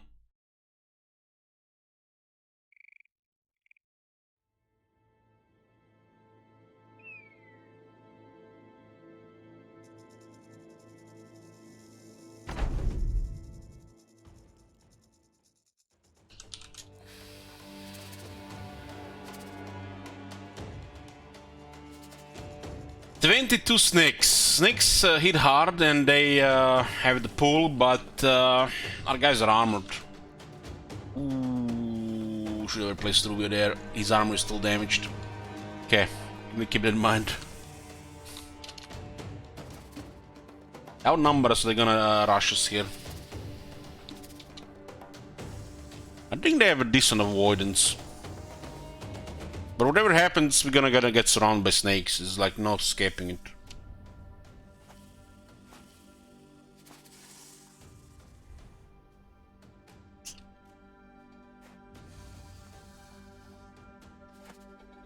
If we have decent defense and underdog, the snakes are not terrifying. They might have backstabber though, so they can still have a good chance to hit.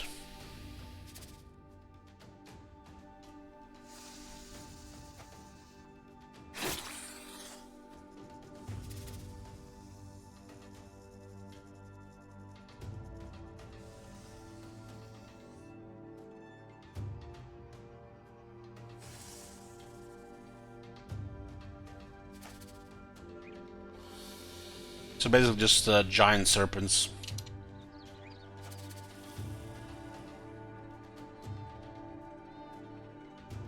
Shit ton of them, but they're susceptible to morale.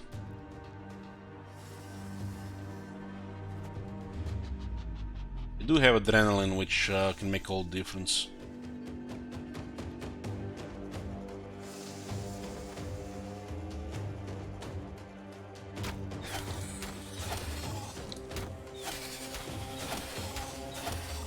That's why I took 3 archers. Polearms are too risky.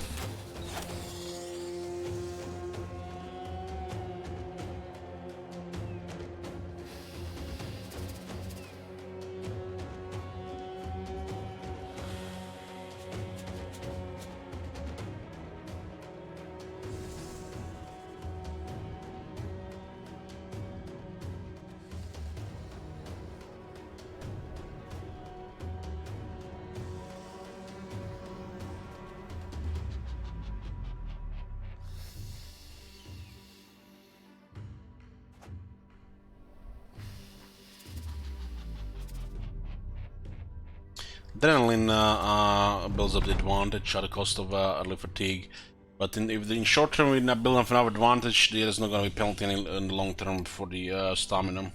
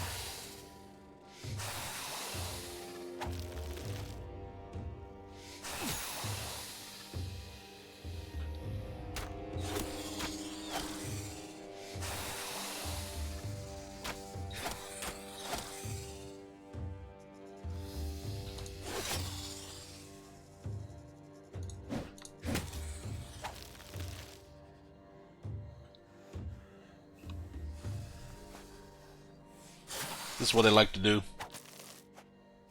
Surround a guy and then just hit it until it's dead.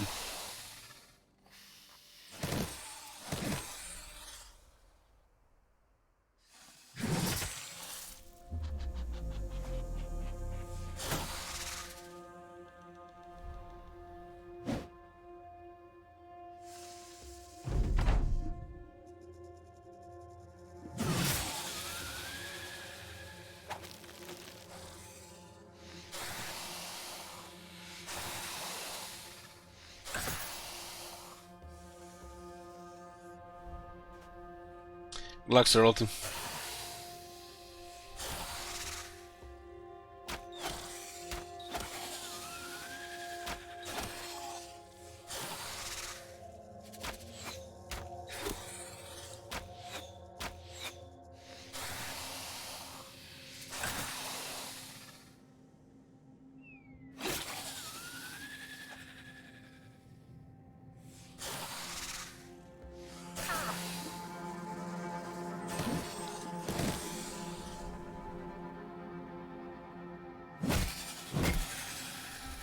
Yo, the liver is killing friends with 2 handers is so damn good.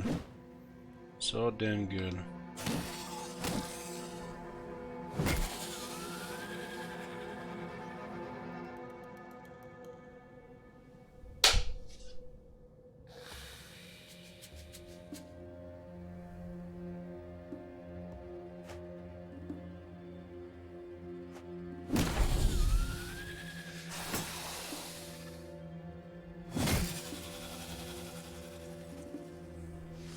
Totally ripped the ear out of that snake.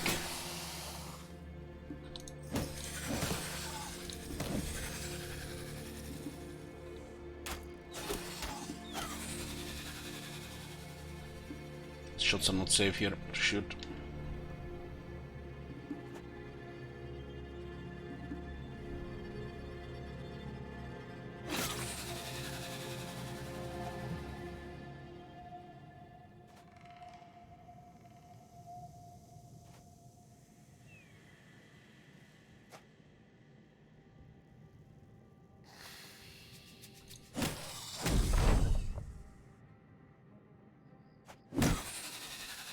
Was very clean. Gimli MVP. Bunch of serpent skin, glistening scales, some of their treasures. And we keep the good reputation of the city.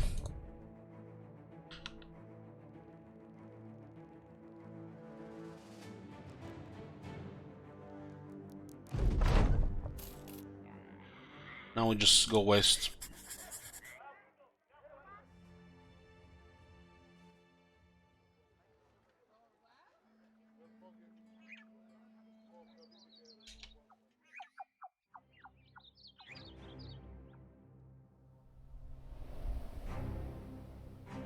Okay. Gotta switch like this.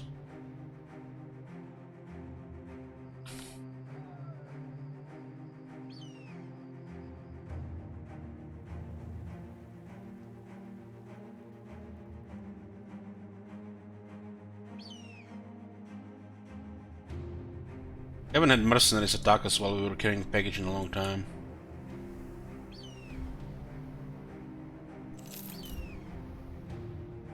Bells here. Going to the desert. Possibly towards their camp. Oh, something else here.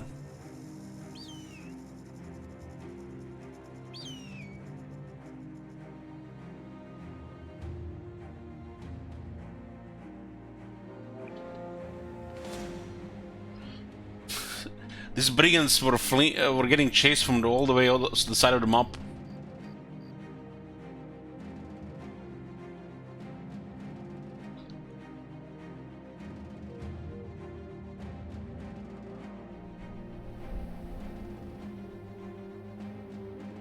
I'm feeling if we don't do battles while delivering cargo, we're not gonna get the what's it called, mercenaries attack.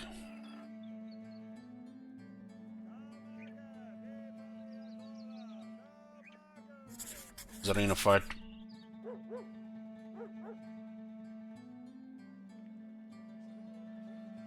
Need a veteran here. 6 matches. Your armor still repairing.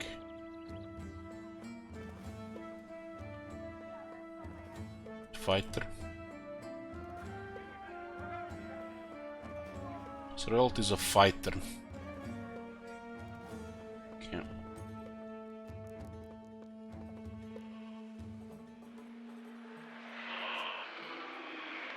This is a pretty easy fight. Especially with adrenaline.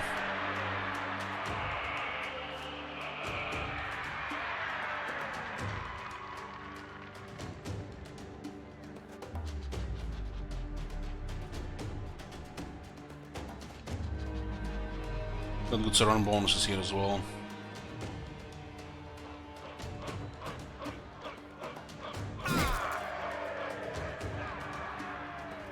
Oh my god! Have you seen that shit? Holy shit! What the hell? Hey, jump troop. Okay, all confident now.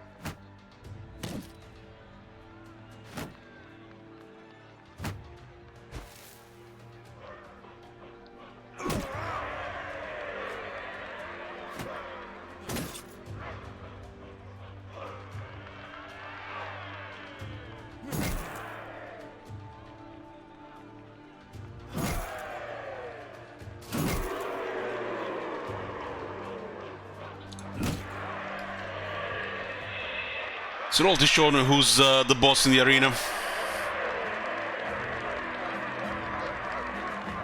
Good experience for an arena fight.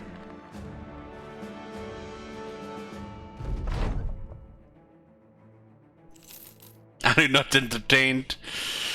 Okay.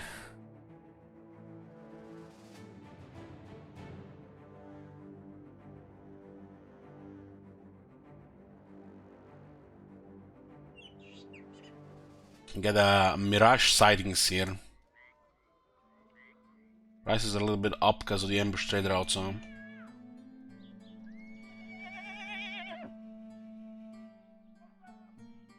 Great price for silk here. What about other stuff? 22% right now. That's good. Sell everything.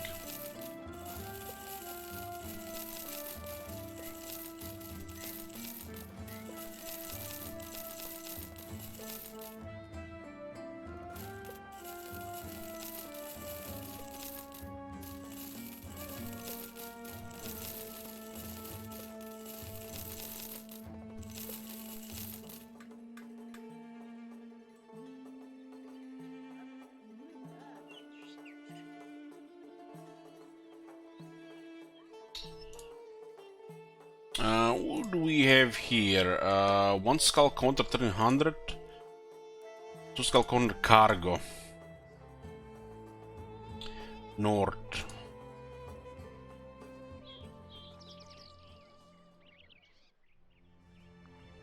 What in the fuck, man? What in the shit? Just. They need to really fix this shit. Look at this.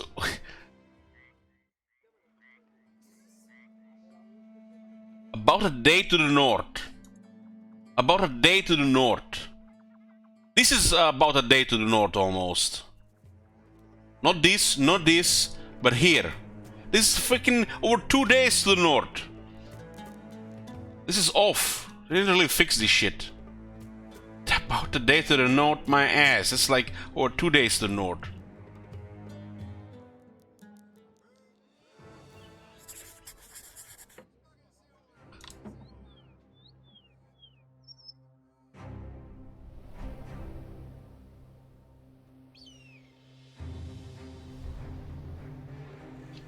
31 Ifrits. They're good loot. They're good loot, but you have to work for it.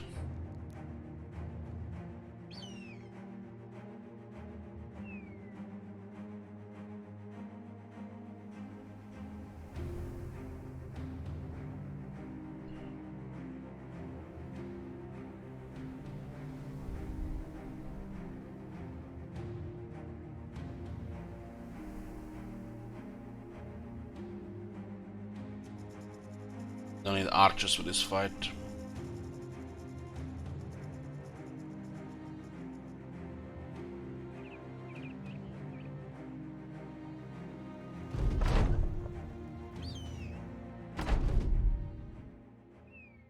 What is a good campaign for a newbie in this game? Either default or trading caravan. Trading caravan gives you more things to do than just, you know, go initial fights. You can actually start already trading, reconnaissance, and exploring more than fighting. I would say that trading caravan if you have done the tutorial. So go for the tutorial, play a bit, and then do the trading caravan. I think trading caravan is a good campaign type.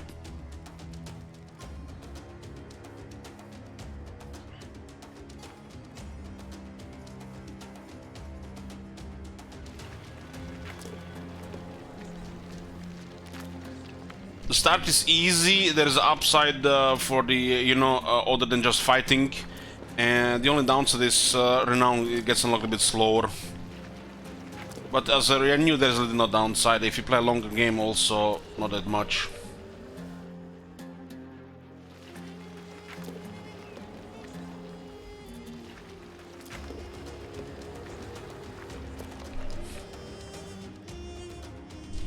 If you're new in this game, the most important thing to know is to pick your fights. But you're gonna need knowledge to understand who you can fight, you can't. If you're not playing Iron Man, I guess that knowledge is easier to acquire. Well, if playing Iron Man, you know, it can be costly.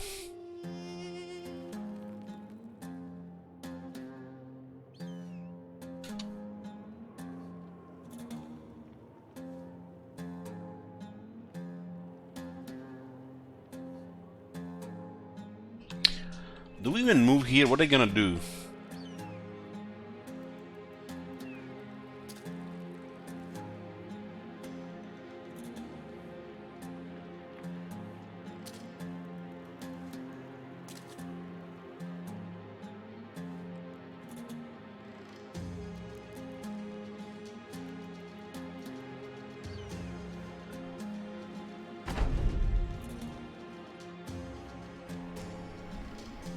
You're gonna shoot us, we're gonna kill the little ones.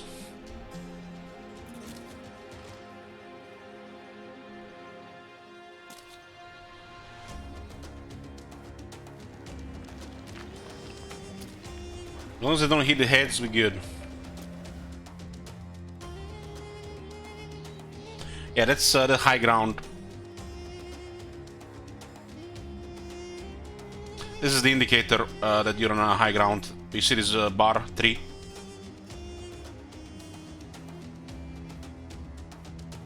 This is how elevated it is. This one is on low ground. You see that foxhole? This is like just ground. 1 up, 3 up. This would, I guess, be 2 up.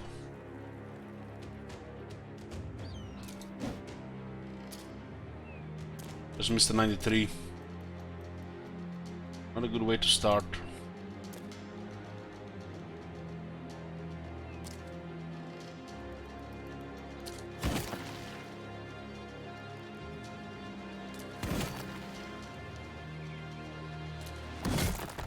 Down.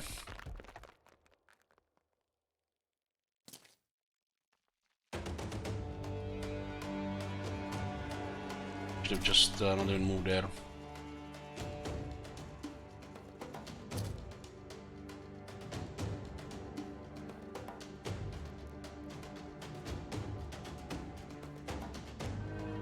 When you go to the edge here, they do disadvantage, but as they go up, there is a limited room, and we surround them and kill them by moving forward to attack.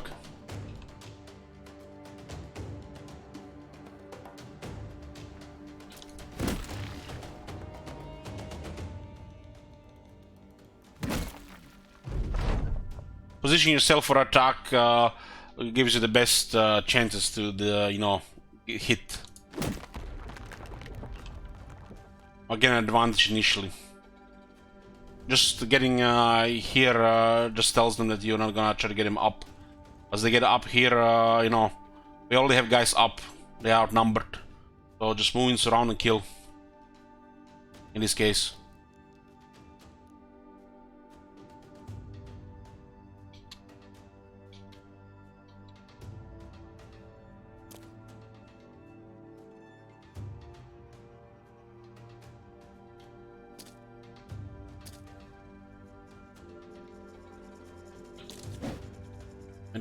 Miss.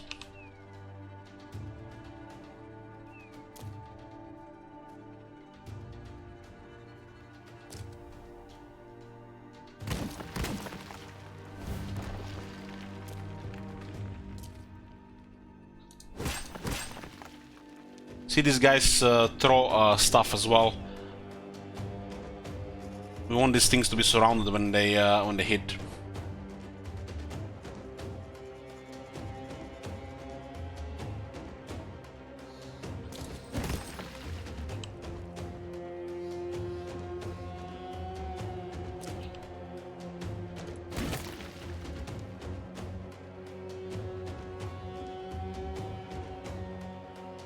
It's not even worth talking. Small ones, I don't know how we kill them.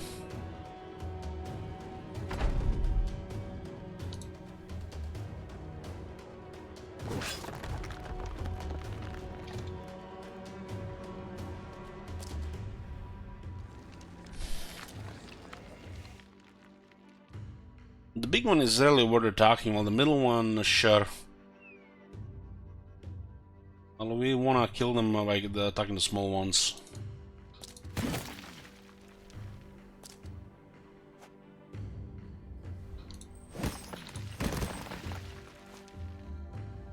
We go march here.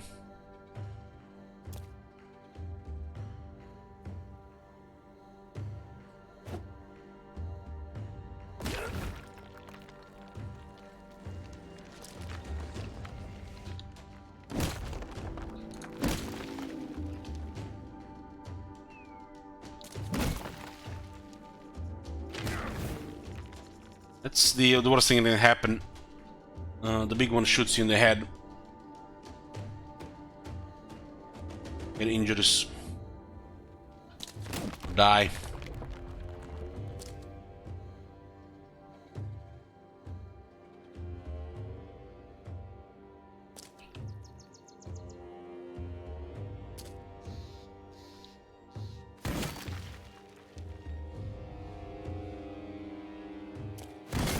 I think they can march with a missing little one.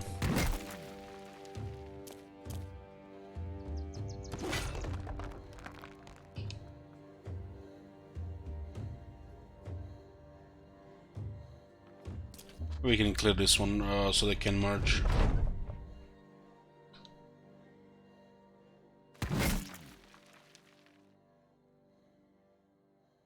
Yeah, Ruby has higher initiative.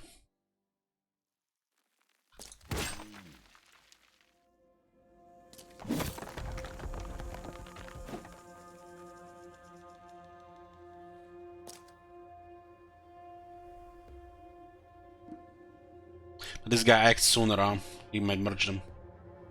Oh, doesn't matter. These three could still merge though. Metal.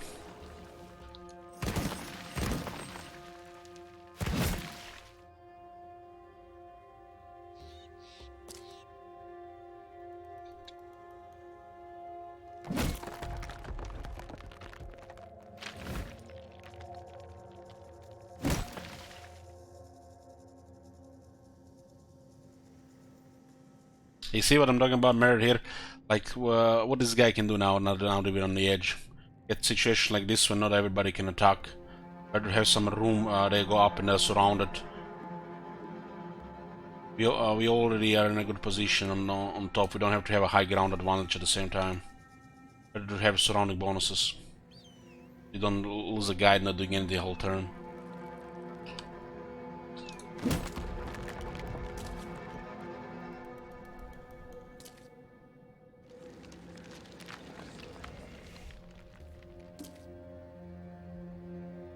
Just thinking morale, no. Yeah, unbreakable.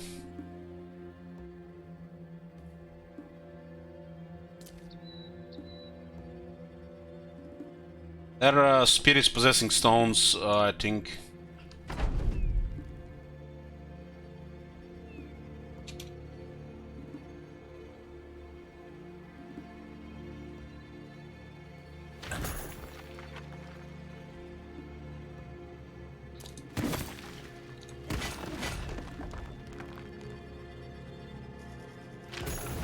They're gonna try to hit Ruby here.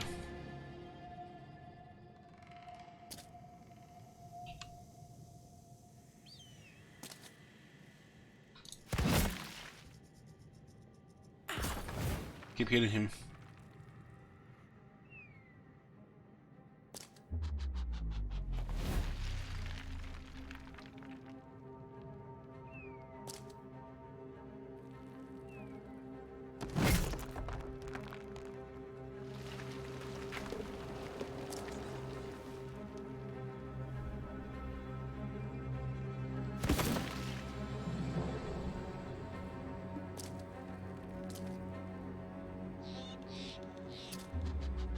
Broken nose, less fatigue, recovery.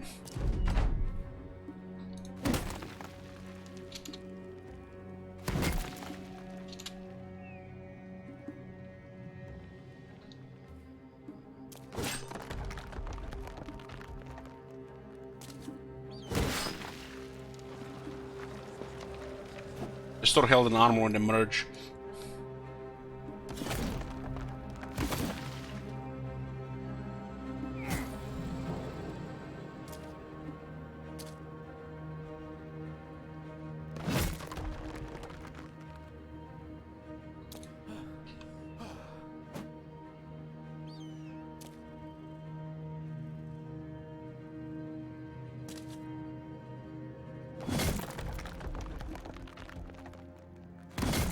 I think we can kill this one before the merge.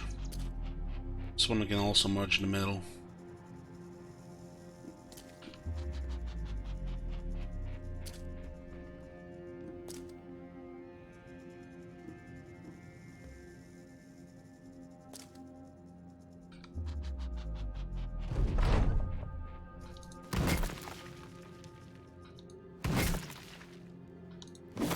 Oh, we got him.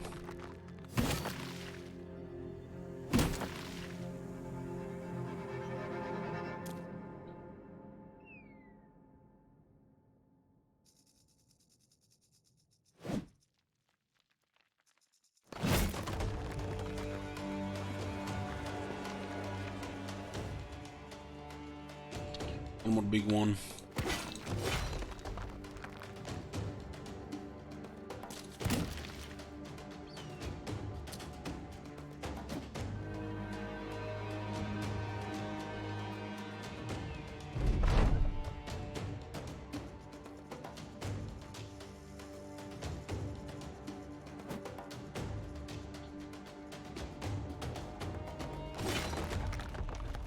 See what it does. Missed.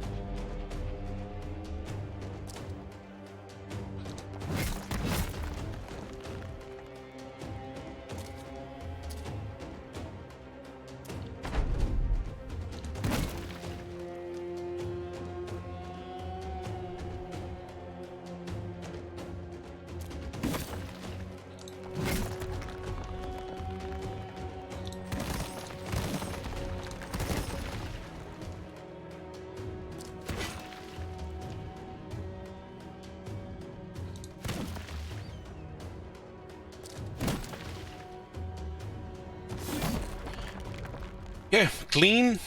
Had one injury, some loot. Sometimes I drop a lot of this, sometimes I'm next to nothing.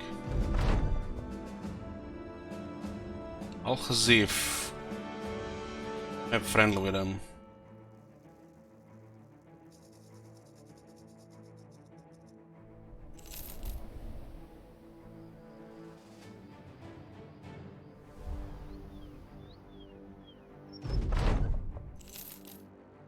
Still have ambushed routes. Like doing this one.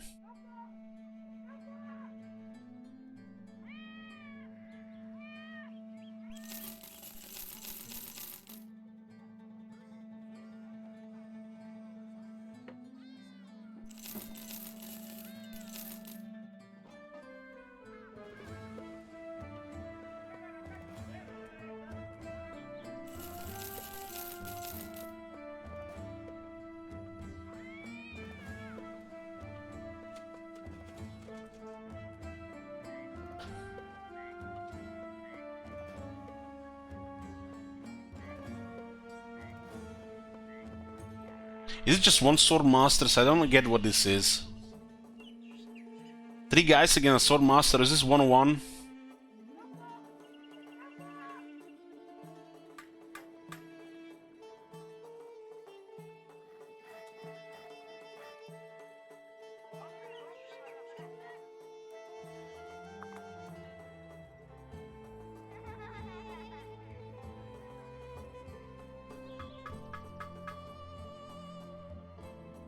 I don't get this one's. This is almost like a tricky, really tricky one, or is just, you know, bullshit.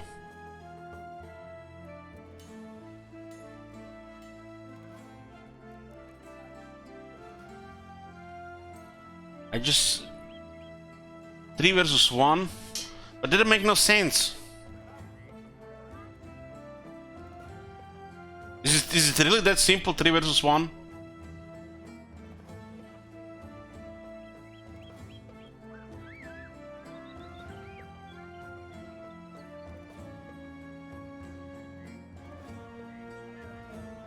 Because if they had 3 sword masters, that could be huge pain in the ass.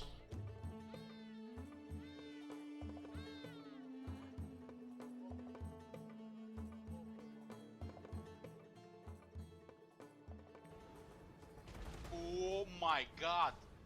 Have you seen that shit? Holy shit. What the hell?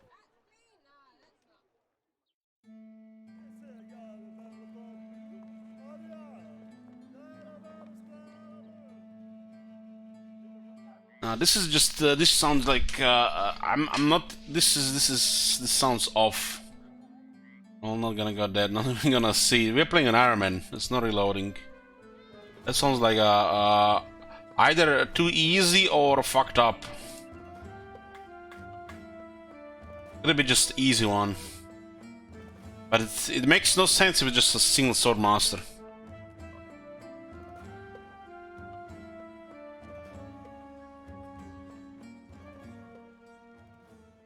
Two skulls wouldn't be 3 sword masters, same as 2 skulls wouldn't be 13 big nachos, right? With 10 other guys with them. The skulls are off as well. Those ones just feels like bad juju to me. Nomads chasing citizens. Well, public service, boys. Let's go.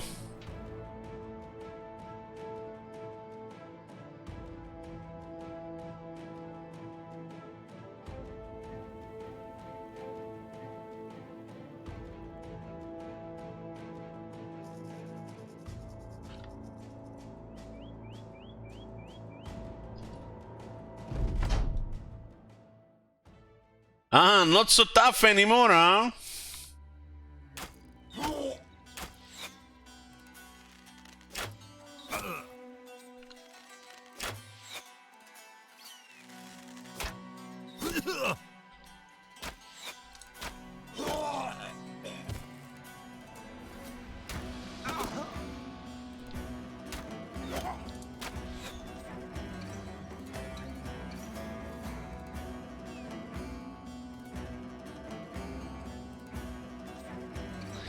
What city I go to? Elish of TV suggests my troop goes to the bar.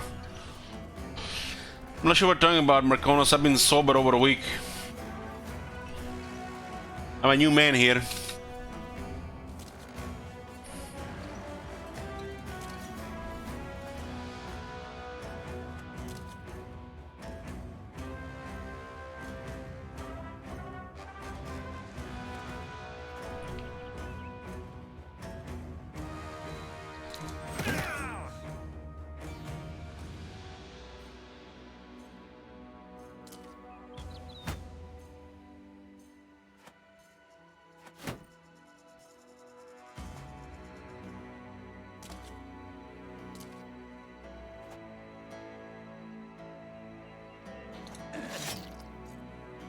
This guy's gonna be so easy to demoralize.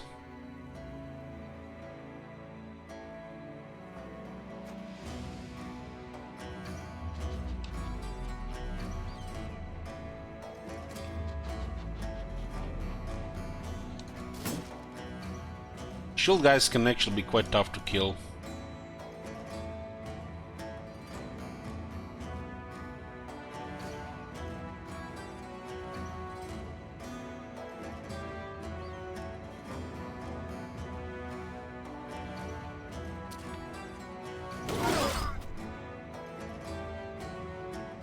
One day I'm going to do a reap and I'm gonna notice this number decrease by 1, and I'm not gonna really comprehend what happened until the next round.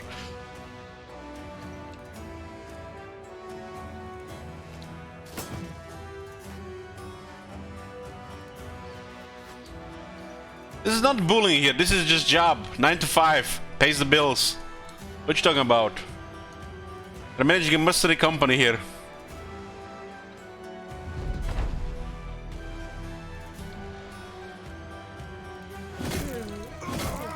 Helmangorst. Man, I wish we had a famed greatsword. With plus chance to hit or something.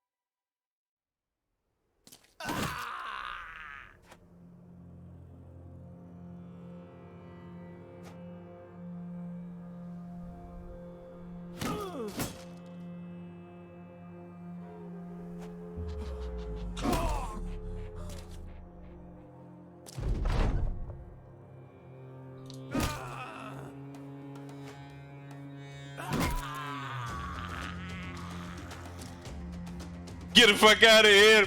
Run for the hills!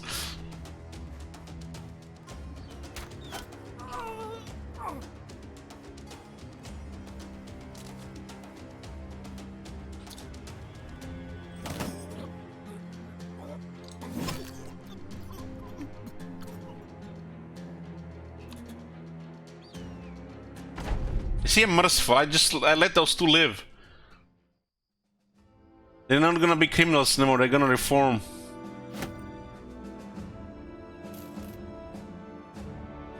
See, save the citizen here. Should I let the citizen get killed there?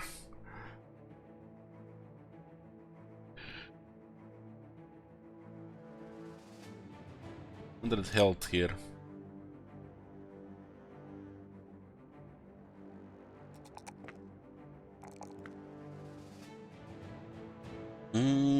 Level 23 and Arch Magnets. It's one of our most devastating guys here. He's rational. Confident this guy matters a lot.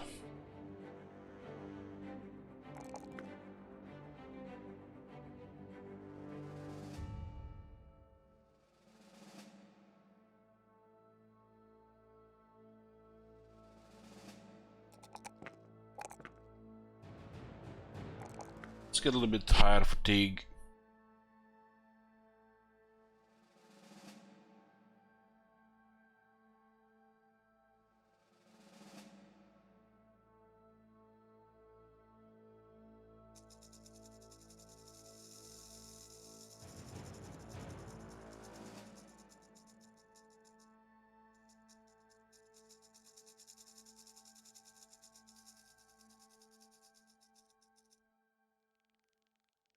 We eat 50 sim provisions per day.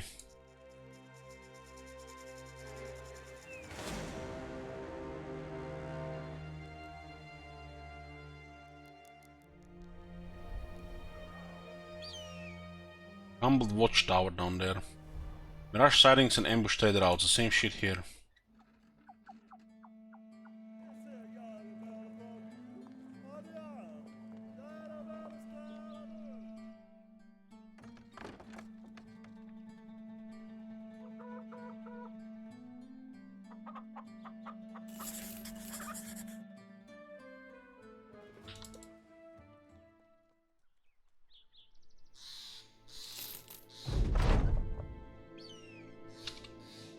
More Ifrits.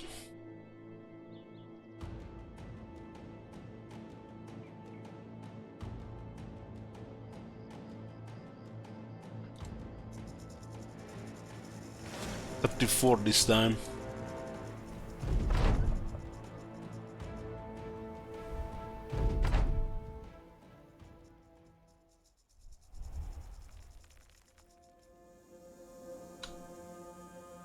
Well, nearly everything is repaired at least this time.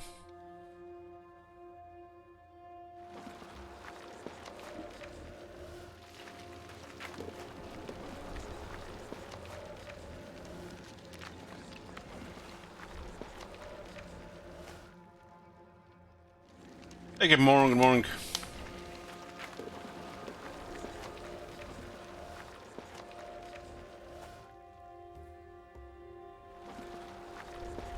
Don't merge the little ones, just move forward. Guess they might try to merge as well.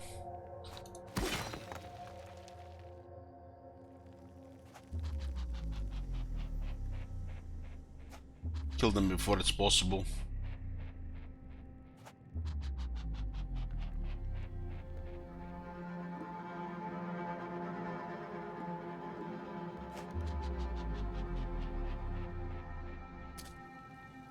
Hey, Scotty.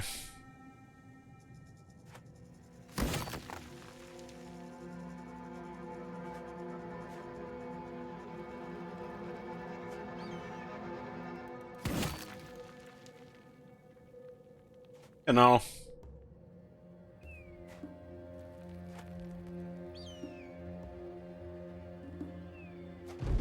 How do they gonna try to merge in the big ones?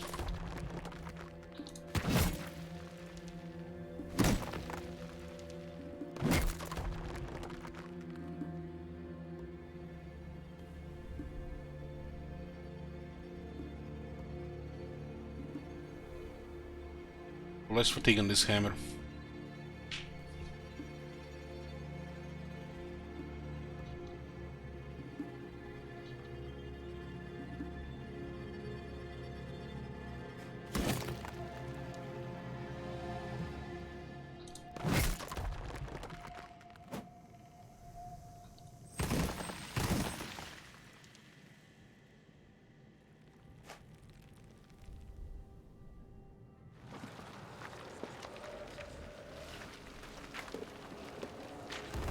But 3 big ones, huh? Oh, there was one on top as well.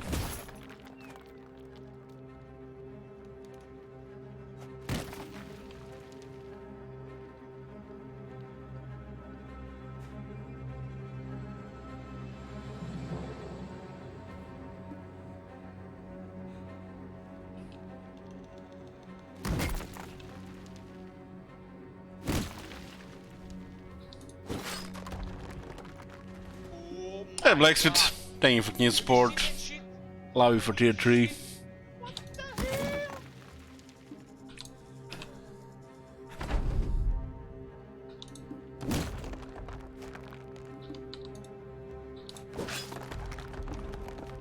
on bonuses.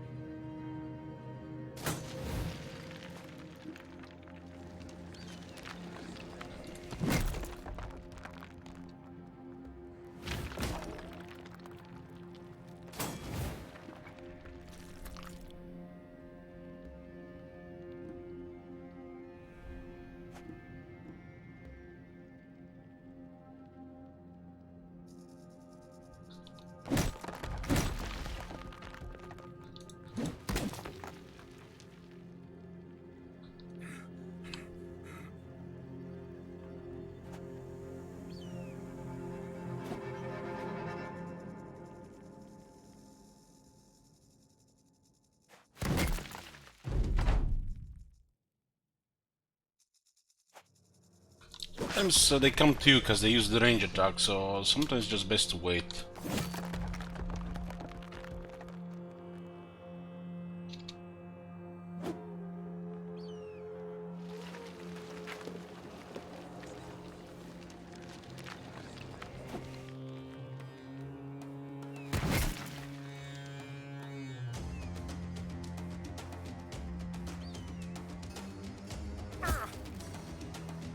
We're fighting Ifrits.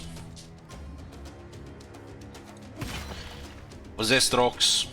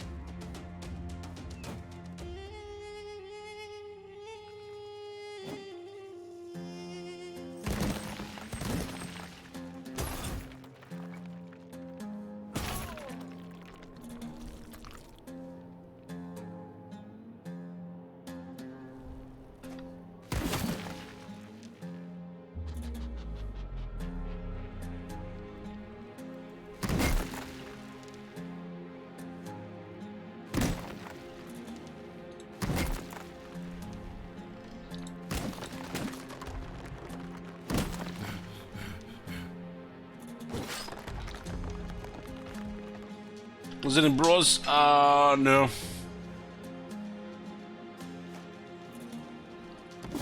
We had one close call where a Ifrit, big Ifrit hit calling in the head, high roll.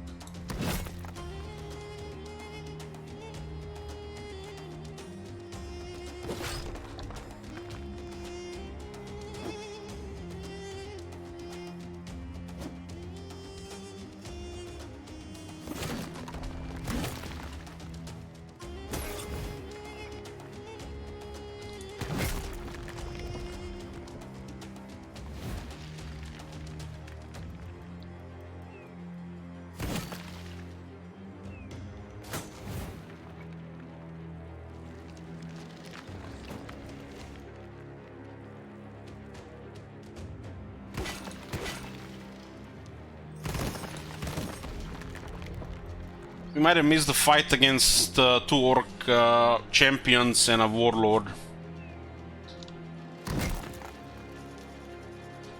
Was clean though.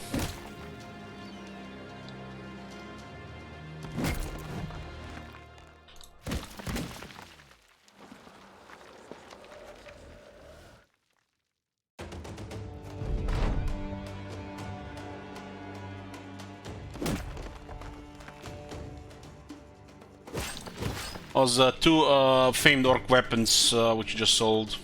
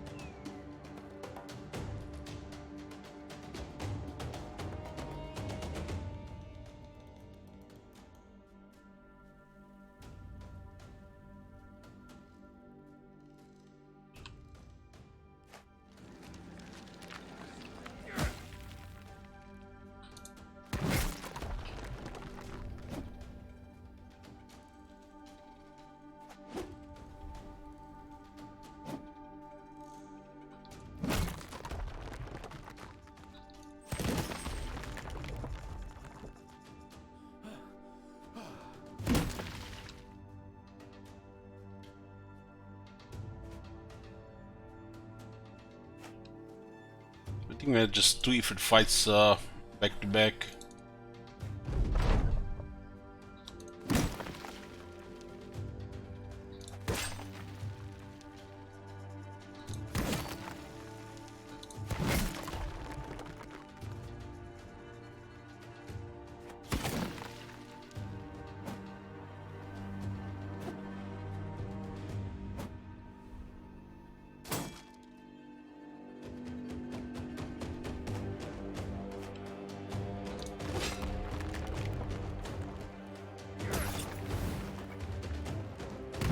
Oh, we're getting rep with the southern cities. This one where we're doing quests, actually we have just middle rep.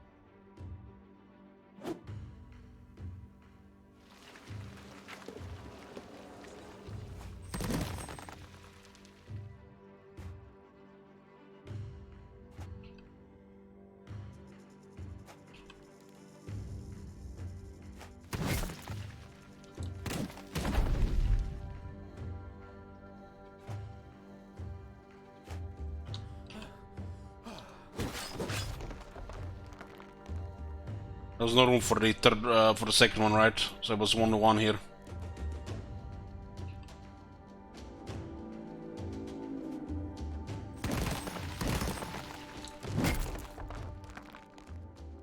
Oh, there's a lot of drops this time.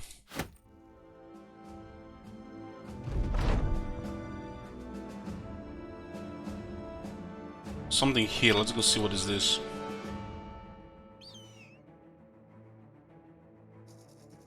Unknown goddess on Kabul Watchtower. It's about to hit dark.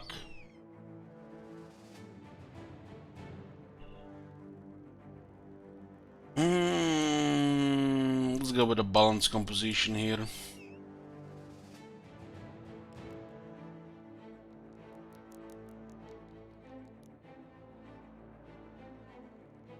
Be undead.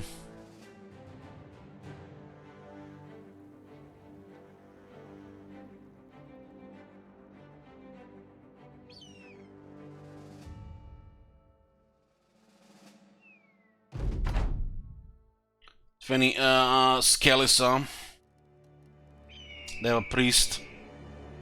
Holy shit, that's a lot of honor guards. Oh no, oh, a lot of pikes. Archer is not good in these fights. This we can damage their armor.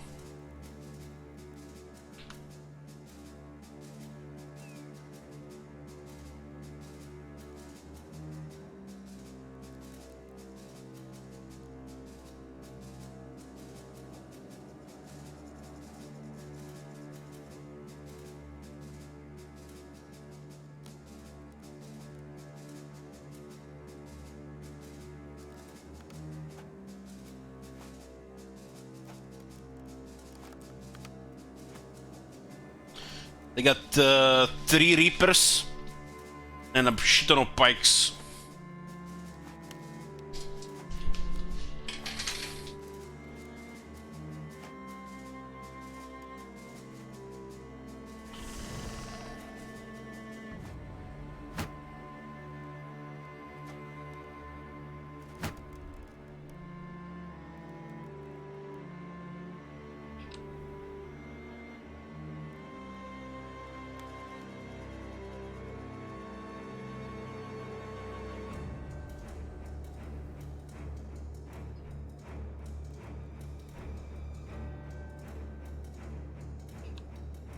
Let's save here.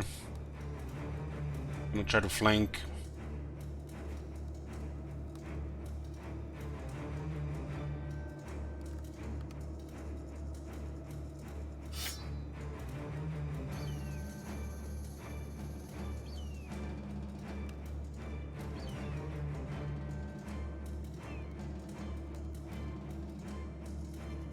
You have to move out of miasma. Returns of poison. Cloud.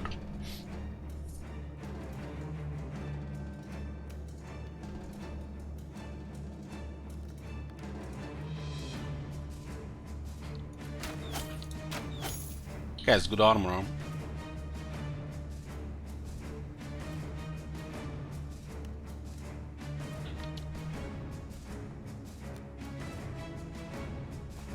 This is one more side, yeah. When needed, I use them.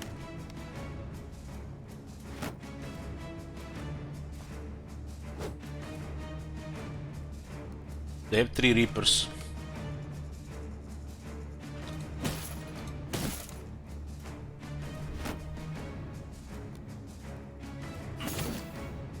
I just got hit on the head. Failed the morale check as well. These guys are actually gonna be a little bit nasty here. Damn, they're delivering hits on low rolls.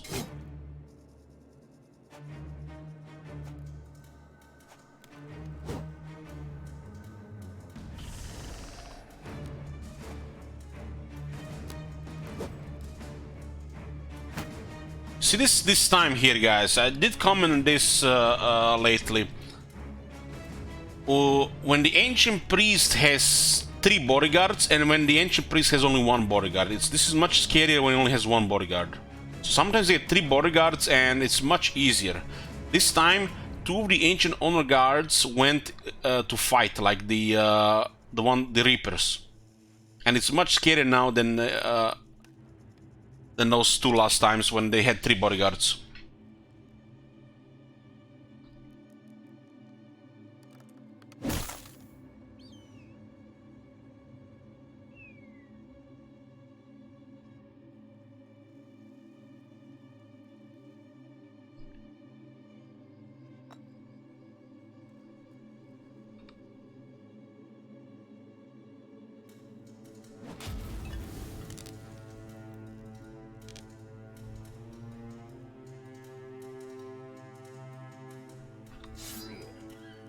This one is in miasma. There's a new miasma here, I just noticed.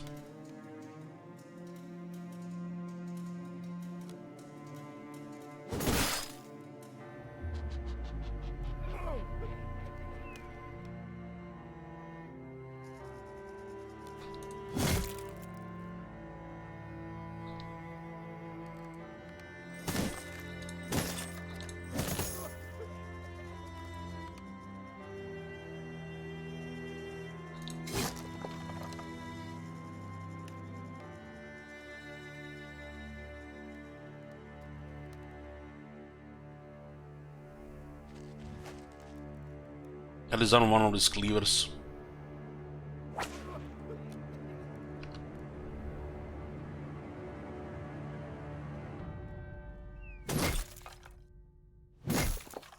And stay dead.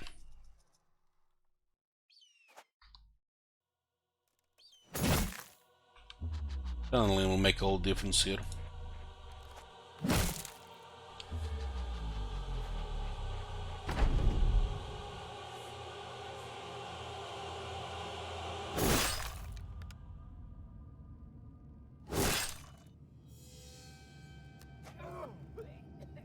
Hard to see miasma on this style, so I guess we need to make it more sober. Roll the 100 this guy.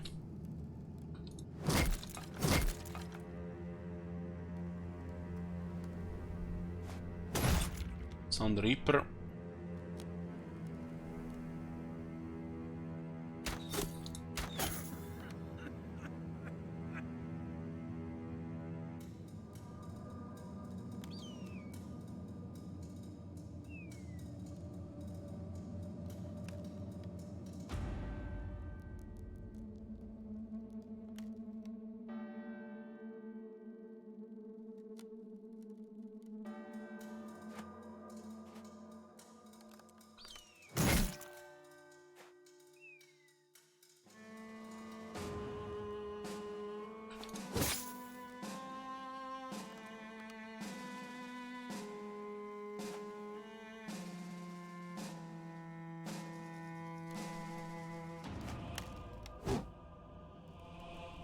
It looks like the fire doesn't do much against this and there, guys.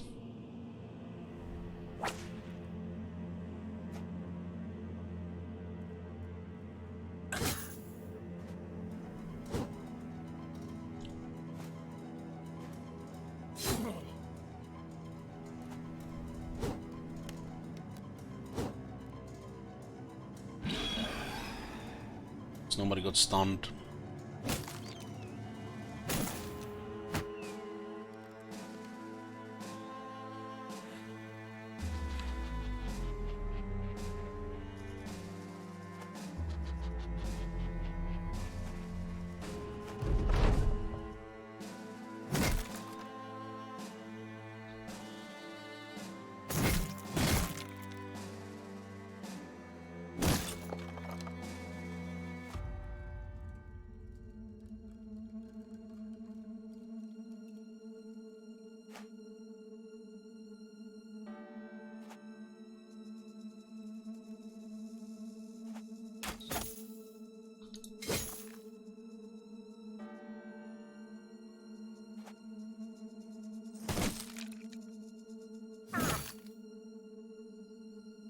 Oh, Hydra did get hit a bit here.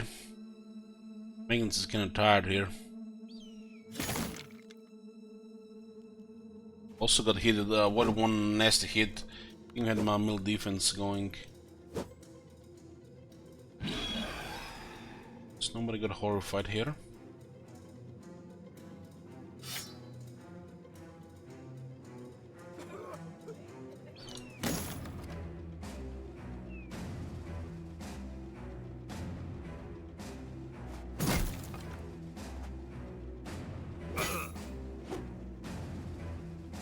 That was a 20% chance.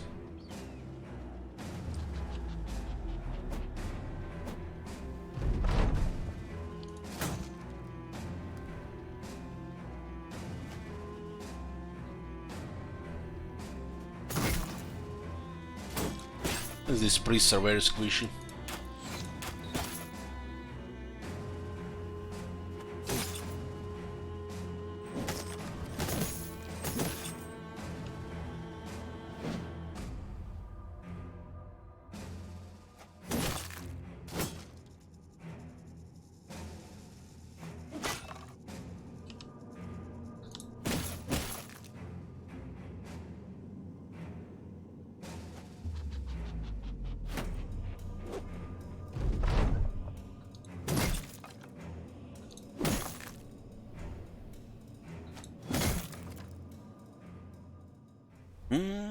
Taking a few hits here. Golden chalice, gemstones, ancient gold coins. There's loot here at least. No famed items.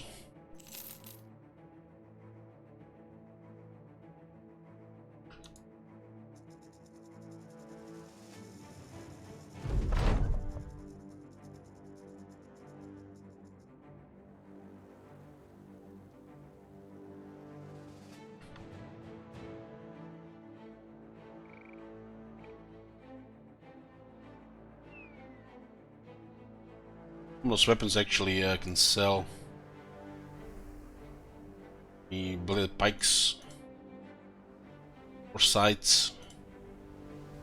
Don't have a high durability, so much to repair.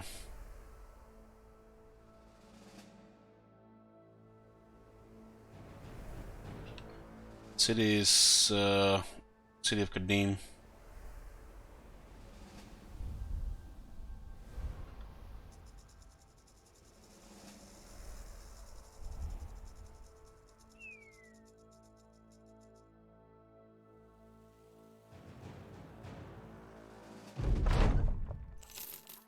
Looks like something is moving north as well.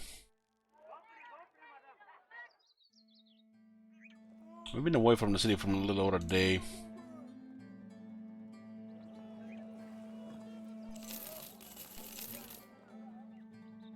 Instead routes means stuff costs more.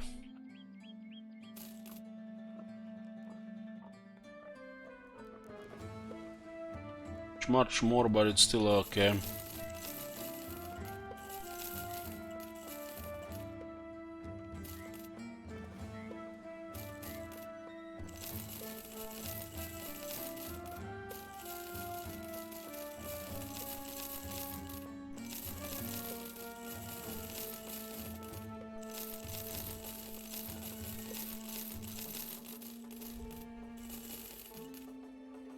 It's 189.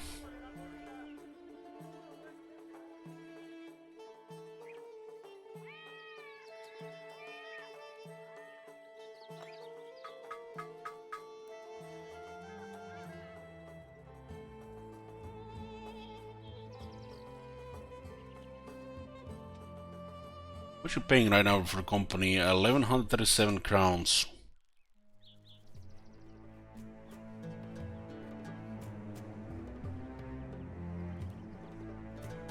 I can't believe Ruby is only 29.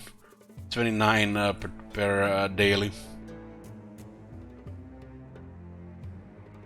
Nearly got killed, got a missing finger. Archmang is only 34 per. Manhunter background.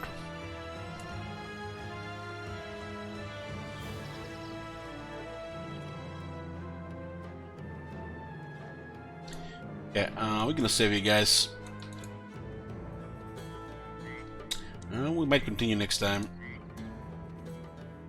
Either gonna be this, or maybe I can play some Outer Worlds. A little bit shorter streams. I'm watching some TV shows. We'll have Warhammer 2 sometimes after next Friday. Thank you guys for watching, and I'll see you next time. Bye bye.